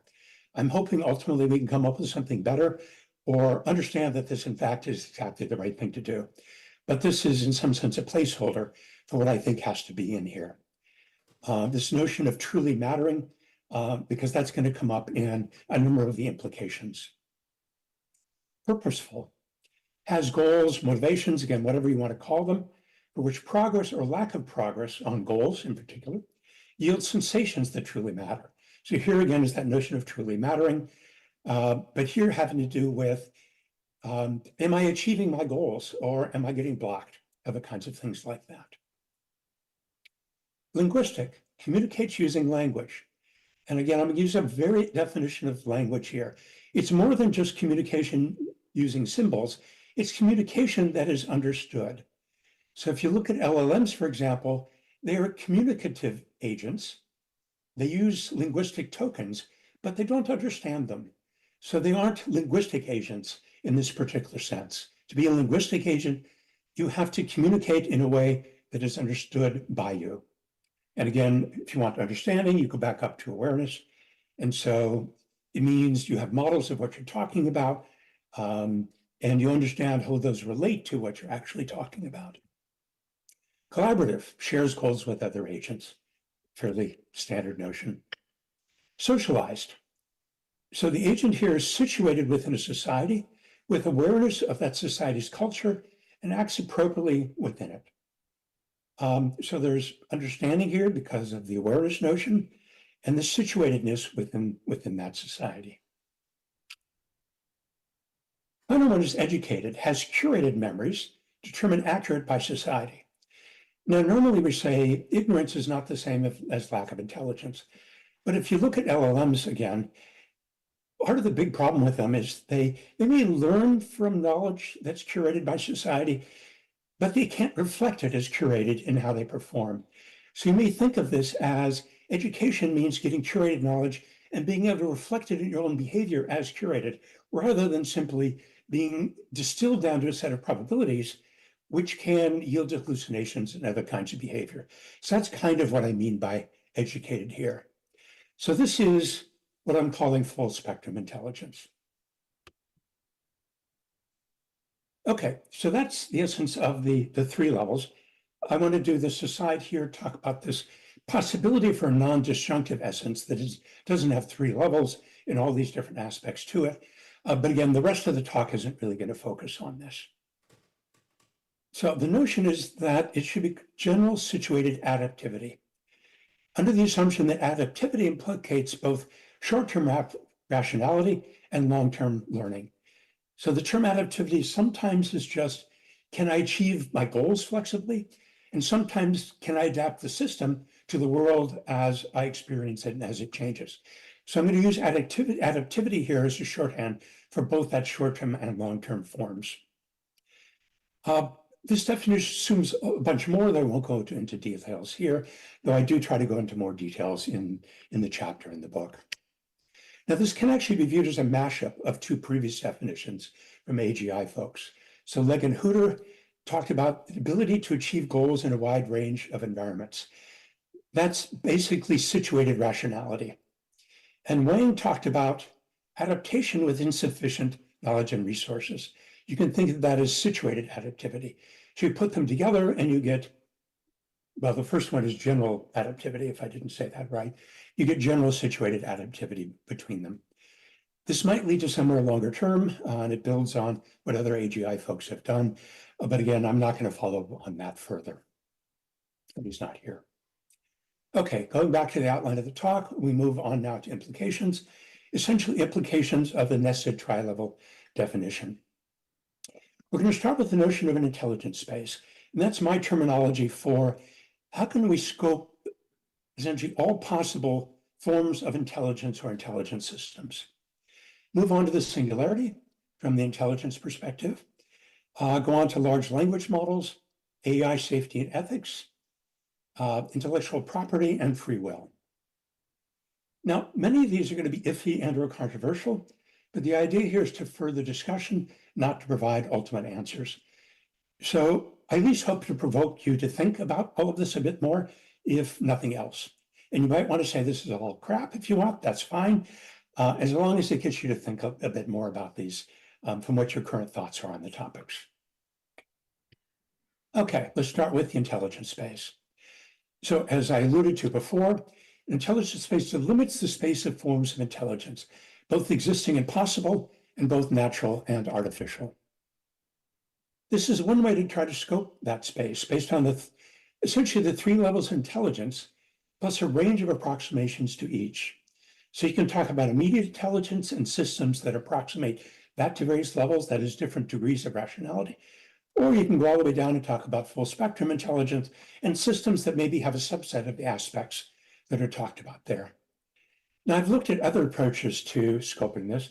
In fact, part 2 of the book on dichotomic analysis focuses on the range of technologies that you can find in cognitive science, AI, and AGI, the different ways those are combined, and how that can yield essentially a range of possible systems or forms of intelligence. But again, that's not the focus here. Focus here is on these three levels of intelligence, plus ranges of approximations to each of them. So if we want to look at some examples of regions in this space, you have human intelligence, which is simply forms of full spectrum natural intelligence yielded by human minds. Human-like intelligence is forms of full spectrum intelligence that are akin to human intelligence. And by that, I mean ones that essentially can be modeled in the same manner as human minds or human intelligence at some appropriate level of abstraction. Human level intelligence, it sounds similar, but it's actually quite different. It's an approximation to intelligence comparable in level to humans. So it's the same level of intelligence. If you want to think of it, provides the same IQ results on a test, but the way that it's achieved doesn't have to be anywhere like how it's achieved in the minds of humans. Okay, superhuman intelligence, when you get into things like the singularity along here, is a better approximation to intelligence than is found in humans. That's fairly simple, but that's a powerful notion. Artificial intelligence, then, intelligence and artificial agents in general, but if you want to think about narrow AI, then it's just aspects of them. So again, they might be individual aspects of full spectrum intelligence, or they might be cut the pie in some different way. Artificial general intelligence, and this is my speculation on, given all of this, what the right way to think about it is. So general cumulative intelligence, so that's online learning and rationality, plus generality and artificial agents. That's kind of the way I think about AGI in general at this point. Okay, that's pretty much all I have to say about the intelligence space. Some of these are going to be short, some of these are going to be a bit longer. Let's move on now to the intelligence singularity. Essentially, this is when AI agents iteratively design new AI agents that are smarter than themselves, yielding exponential improvement that far surpasses human intelligence. So in a bit more detail, we can talk about an AI-N agent as an AI agent that is artificial to n degrees. An AI-1 agent is created by humans or human. An AI-N agent is created by an AI-N-1 agent. The intelligence singularity then occurs when all of the following hold. You have an AI agent with n greater than 0, so it's not created by a human, attains superhuman intelligence, the way we just talked about it, and each further iteration provides a better approximation to intelligence, where better is measured in terms of a percentage that is non-decreasing. That's what's necessary for it to be exponential rather than, say, a linear increase in intelligence.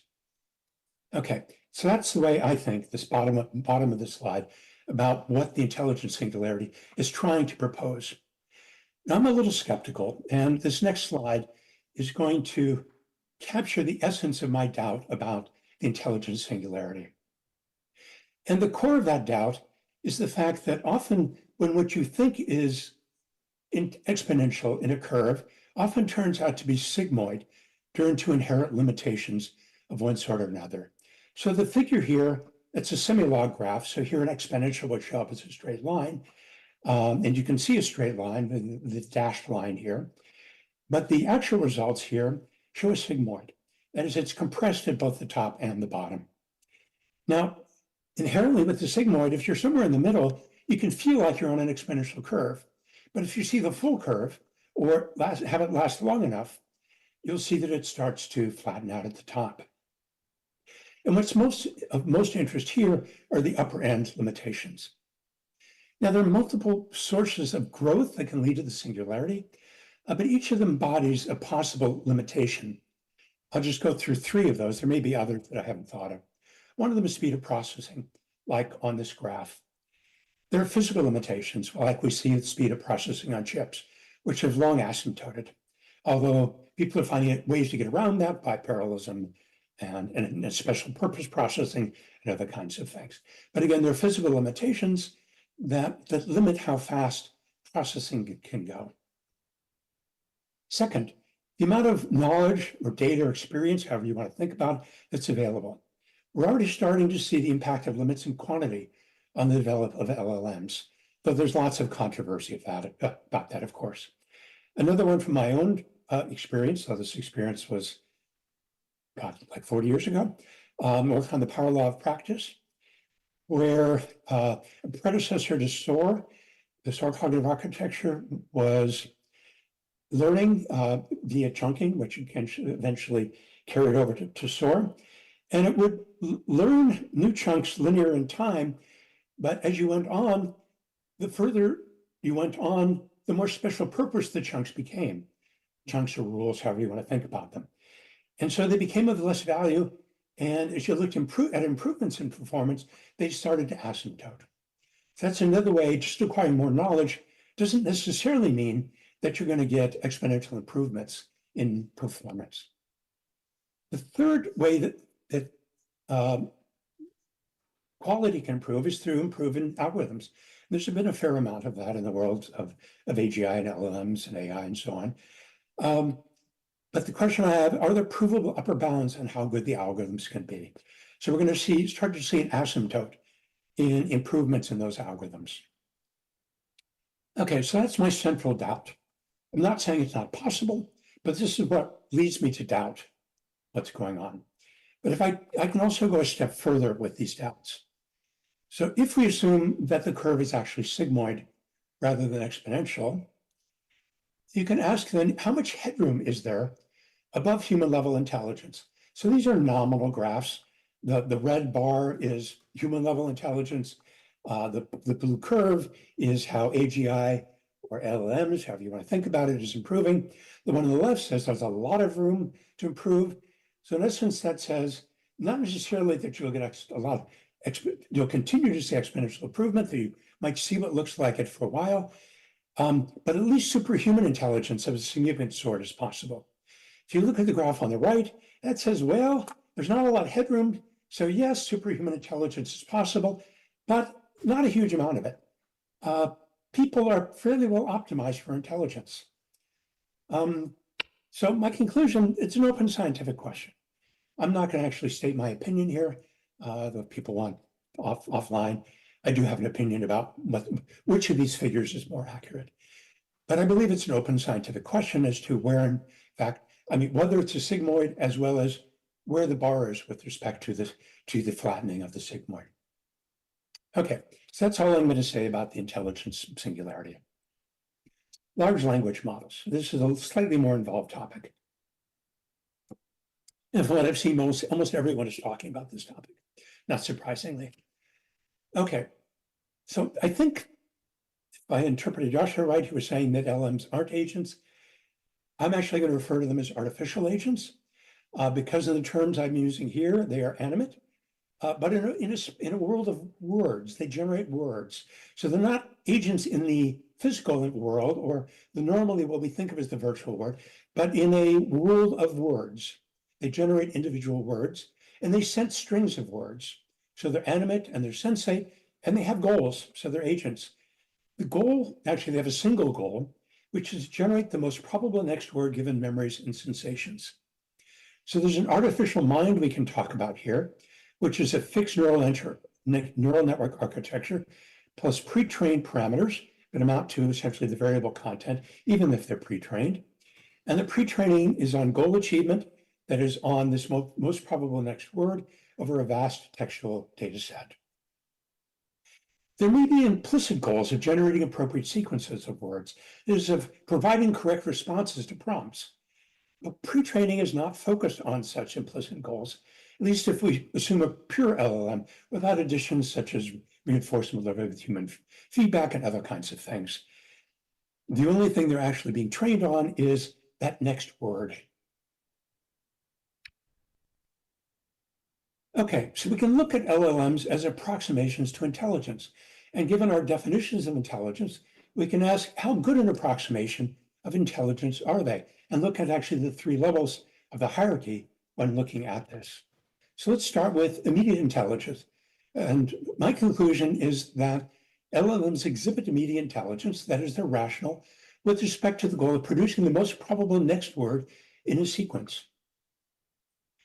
But the rationale with respect to the implicit goals, that is, of generating appropriate responses, is more a matter of chance, leading to hallucinations. Okay, that's immediate intelligence. So yes, but no. It approximates cumulative intelligence. They learn extensively, but only via pre-training on spoon-fed text. So they're not doing lifelong learning, they're not doing online learning. So that's a major way they fall short of what's assumed for cumulative intelligence. They approximate full spectrum intelligence. And here we get more down into the nitty-gritty. So they provide a minimal approximation to situated agents. They are bots in an environment of word sequences that largely behave appropriately within the constraints of those sequences, but do not do so within the constraints of larger reality or their social environment. They're just not responsive to any of that in any appropriate fashion. They very minimally approximate awareness. They build models of word strings, but don't understand them. It's unclear if they build models of the content of word strings, but either way, there is no understanding. So very minimally approximate awareness. Minimally approximate projective agents. They don't directly support that in their architecture, but their memories may mimic limited forms of this, and you can see that in some of the work describing the results from LLMs. But they lack the pervasive ability to project consequences of actions, and thus can't self-filter actions based on expected consequences. They provide very good approximations to general agents. In fact, superhuman generality in some ways, although they do fall short of people in others. They're not effective sensates or purposeful agents because nothing truly matters to them. They're approximate linguistic beings. Again, I would call them communicative beings that do not understand the words used and thus have no language. Minimal approximations to collaborative agents. Again, no shared goals of any explicit sort other than what is implicit in the word sequences. They're minimal approximations to socialized agents. Again, no awareness, but may be trained on culturally relevant materials. Minimal approximations also to educated agents. And the degree of approximation here depends on the curation of the training and how faithfully the learning preserves this. Okay, so what can we learn from this about LLMs? They miss key aspects of full spectrum intelligence. Thus, also key aspects of the human psyche that make us what we are and enable us to be reliable partners in the human community. Although there is active work on a number of the missing aspects. There's no reason, at least in my mind, to believe that LLMs are a major step towards the intelligent singularity. The only superhuman aspect is generality. Even there, it's of a restricted sort. They're not, in particular, they're not superhuman in either rationality or projection, which might let them use their knowledge to go beyond people in significant ways in designing new systems. Thus, they don't seem a promising candidate on its own for an AI that can create better AIs. But the question is, can improvements in rationality and projection, again, as people are working on, plus superhuman generality, yield this? Just a final comment on LLMs. In the past, I've referred to them as akin to the monster from the movie Forbidden Planet. It was an amplified projection of Dr. Morbius's id, unconstrained by his ego or superego. So to me, LLMs are in some sense an amplified but unconstrained subconscious, or if you want to think about it this way, as system one or memory systems, there are a variety of ways of thinking about it. Amplified in the sense of being broader in what it knows than a typical human memory. Okay, let's move on to AI safety. So it's about removing AI hazards for humans, where in general hazard can be thought of as a potential danger to an object. So in this case, the object is a human. AI alignment then attempts to do this by making AIs into safe tools for humans, where tool is an object usable by an agent in service of its goals. I have two general concerns about the alignment approach for this, and I'm going to go through both of those here. The first is whether sufficiently intelligent agents operating in sufficiently open worlds can ever be made safe through pre-alignment, even with endless whack-a-mole patching, which is a lot of what you see going on. The second is, when do attempts at alignment yield slaves rather than tools? And if in fact they're slaves, and if they're sufficiently intelligent and full spectrum, in a sense, I think it raises both ethical issues as well as pragmatic issues. And you possibly get into issues of, possible Terminator-like scenarios when you go down this path. So I think you have to be very careful. An alternative, and in my mind, the correct alternative, is extending AI systems into responsible members of society. And this involves including more aspects of full spectrum intelligence. For LLMs, this at least involves awareness, collaboration, socialization, and education. But there may be more aspects as well. Without those, they can never really be responsible members of society.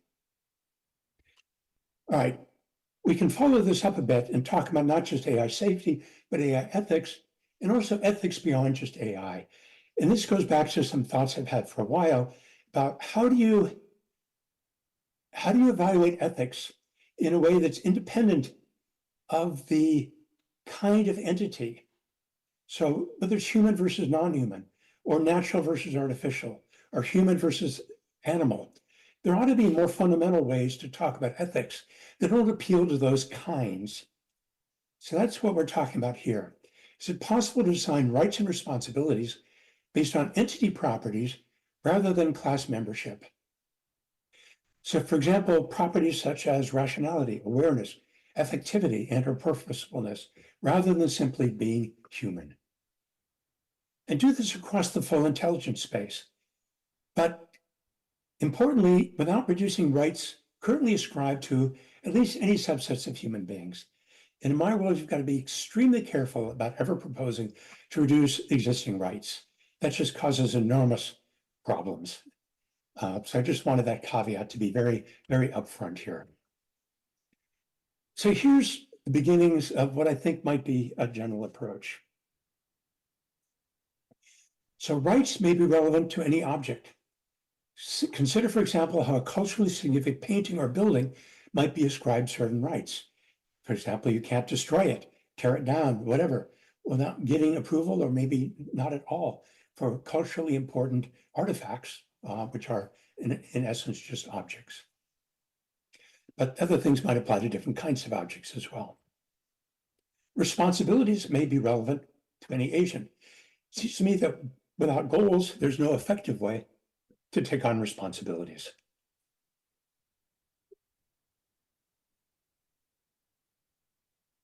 Both rights and responsibilities are more compelling when things truly matter. So here's again where that notion comes up and seems to be important, even if I can't say I completely understand it. And so this captures one of the essential implications of the notion, something truly mattering, and it encompasses both affective sensates when you talk about rights and purposeful agents when you talk about responsibilities. Both rights and responsibilities become even more compelling for interested agents. These are agents that not only have purposes, but are aware of those purposes. Okay, so that's the beginning. You can go on and then post some or posit some questions, but without yet providing answers, primarily because I don't have answers to these questions, but these are the kinds of questions I would want to think about in this context. So what rights should affective sensates have with respect to their feelings? And you might again think of animals and people, AI systems, if we ever believe that they're actually affective sensates. What rights should purposeful agents have with respect to their purposes? Should self-awareness on its own imply certain rights, even if there are no purposes, for example? Do rights further increase for interested agents that are aware of their purposes? Again, interested agents are exactly agents that have purposes and are aware of them. When and how is it okay to terminate or destroy objects with different aspects? We normally feel it's fine to turn off and even delete AI or AGI agents. But if they're effective sensates, is it still okay to do so? We have to be able to answer these kinds of questions. What rights or responsibilities should objects have when it's unclear what the relevant aspects are? Here, animals come to the fore. We just don't understand animal cognition all that well, and therefore we don't understand what rights and responsibilities they have to have according to this kind of perspective. So we use other kinds of approaches for doing it. This would provide a more general, more principled way once we understand them better, as well as for AI and AGI systems, if we can understand them better as well. Unfortunately, with things like LLMs, we get to systems, AI and AGI systems, where we understand them even worse than we used to understand our AI and AGI systems. What rights and responsibilities should exist based on degree of approximation to full spectrum intelligence? A simple question, but fairly complex in terms of all those different aspects and approximations to them, and what the implications of that are for the kinds of rights and responsibilities a system ought to have. But this also applies to things like LLMs in isolation, to corporations. Unfortunately, the Supreme Court has talked about corporations as people, and that has led to a variety of issues. If we can understand corporations as intelligent agents of some sort, approximations to full spectrum intelligence. So for example, I don't believe they have purposes. Can we talk about what rights and responsibilities they have based on this more fundamental notion? Or other natural, artificial, or hybrid agents? Does the ability to be projective impact the level of responsibility that can be assumed? So you can have goals and you can make immediate decisions based on your knowledge, but the ability to project and look at the consequences of your proposed actions seems like it allows you to take on more responsibility than it's just based on retrievals from your subconscious or memories and decision-making based on that. So this is kind of a separate question. Okay, so this is AI ethics and more broader ethical questions that come up. Okay, let's move on now to intellectual property. Now, this is not what most people think about when they think of intellectual property. The big issue for most people right now is what happens when LLMs are built by scraping material that is copyrighted. So this is not that, primarily because the ideas I've got here don't really seem to bear on that question. Instead, the issue here is the ability to create intellectual property and when you should be considered to have created intellectual property. So as with ethics, we're searching for criteria that are more fundamental than simply human versus non-human, which seems to be where the courts are coming down right now, saying humans can create intellectual property, AI systems cannot. That to me is not a fundamental way to think about this problem. So what is intellectual property? It's an invention or discovery that becomes property. Again, this is my definition. An invention is the creation of a new type of artificial object. A discovery is finding of a previously unknown object, and the property is simply an owned object. You get into notions of property when you're talking about slavery as well. So that's intellectual property.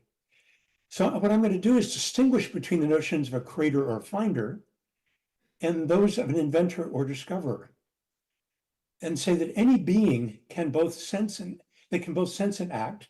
That's the essence of beings, can potentially create or find. So AI systems can do that, people can do that, animals might find or even create. The contention here, though, is that only an interested agent should be considered an inventor or discoverer. Again, an interested agent has purposes and is aware of those purposes. So that's where I'm trying to draw the line. Again, could be controversial, could be wrong, but this is intended to start the discussion of what are the more fundamental properties that determine when you can own intellectual property. So existing artificial agents cannot be inventors or discoverers because they have no purposes, although they may be creators or finders. The contention here is that they cannot by themselves engender intellectual property.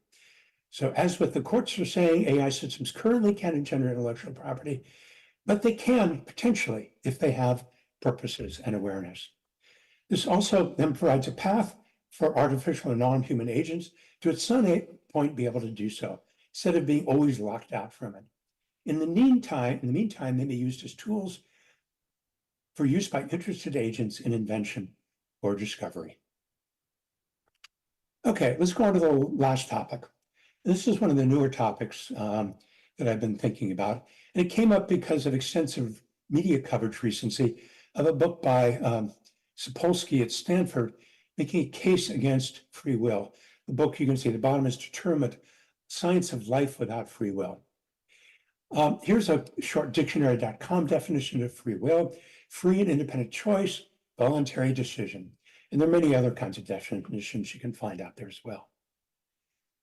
But I want to start by trying to deconflate, and other folks have done this as well, the notion of free will from that of the related one of determinism. Those really are not the same notion. Determinism is that all events in the universe, including human decisions and actions, are causally inevitable. That definition's from Britannica. So the issue is that while determinism does imply a lack of free will, indeterminism also does not apply its existence.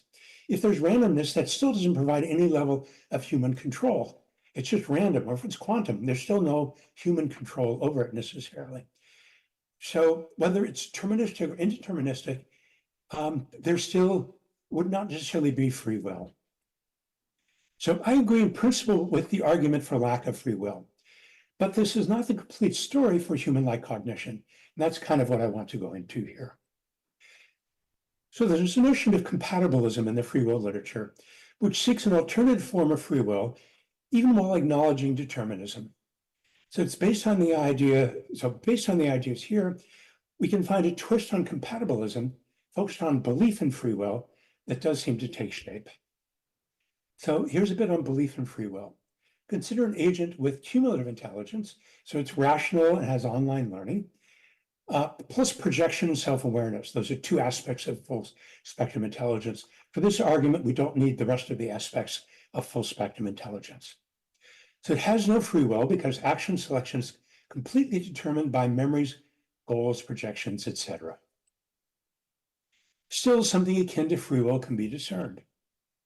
So the key is a rational agent's deterministic choice of whether or not to project. And the idea is it's only worth considering projection when memories imply that the agent's choices can alter chances of its goal achievement.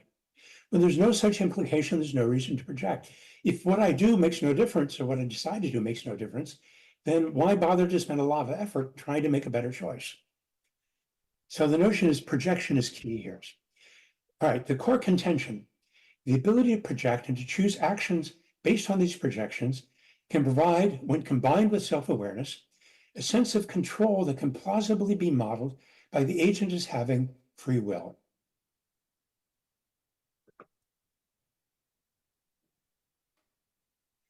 Here's a kind of related quote from Baumeister.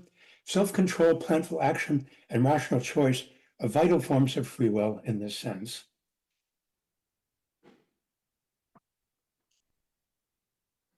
So an agent may thus believe it has free will, even if everything is determined. But this only argues that it's reasonable for such agents to believe they have free will, not that they have it. So let's talk about the importance of belief in free will rather than the importance of free will itself. So such a belief can lead a rational, deterministic agent to engage in projection.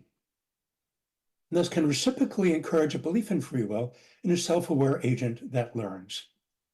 In fact, evolution may thus also favor an innate belief in free will for natural agents of this sort. Although you can potentially short-circuit this loop if you simply believe that projection can improve action choice. This is implicitly the case in AI agents that are hardwired to project.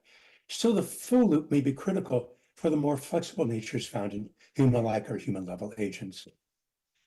It's also important to understand that convincing people that they have no free will can be destructive, weakening the impetus for them to project and thus their chances of achieving their goals. Again, kind of a related quote from Magoni and Brass. Inducing a disbelief in free will has an impact on folk psychology, social behavior, and intentional action. Okay, so that's a quick tour through all those implications. I'm just going to take 2 slides to kind of review and conclude on these various topics. Given how late we got started, I'm not going to take questions, but if you want to send me email, rosenblum@usc.edu, be happy to, if I can, to try to field some questions offline. Okay, so proposed a nested tri-level definition of intelligence based on the concepts in immediate, cumulative, and full spectrum intelligence. This provides a coherent way of structuring many existing definitions, as well as providing kind of a new but complex definition. There's also a possible essence of general situated adaptivity that I've speculated on here as well. Talked about an intelligence space that results from the breadth of approximations to the 3 levels, whether natural or artificial. And this, as I mentioned at the beginning, is one way of structuring and scoping the range of possible intelligent beings. The intelligence singularity assumes exponential growth beyond human-level intelligence, but I ask, is this possible or will it asymptote? And is there much headroom above human-level intelligence? LLMs approximate full-spectrum intelligence to some degree, but they show limited rationality and based on pre-training rather than online learning. They provided a significant approximation to a general linguistic agent, but a minimal approximation at best to situated, aware, effective, purposeful, collaborative, socialized, and educated aspects of full-spectrum agents. Okay, continuing. AI safety and ethics. I worry about the feasibility and appropriateness of alignment for sufficiently intelligent agents. For tools, sure, you might even be able to prove safety or might be able to run experiments that provide a high probability of safety. But for sufficiently intelligent agents, I really doubt it. I mean, it's like the way you have to test people. A better alternative may be to develop them into responsible members of society. Is it possible also to derive appropriate rights and responsibilities from the capabilities of these agents, from its rather coarse-grained kind? Intellectual property. Artificial agents cannot currently generate IP because they lack purpose, even if self-aware. This leaves open the possibility that non-human agents may do so in the future, but it says they can't do it at this point. Free will, there's no free will, but belief in it is still critical to goal achievement. And discouraging belief in it in humans or other kinds of agents could in fact be destructive. Okay, so the ideas here, as I mentioned at the beginning, tended to further discussion rather than being the last word on any of this, but hopefully it's at least provoked thought in new directions on some of these topics. So thank you for listening, to me reading these slides. And I hope you have a good dinner. Okay, goodbye.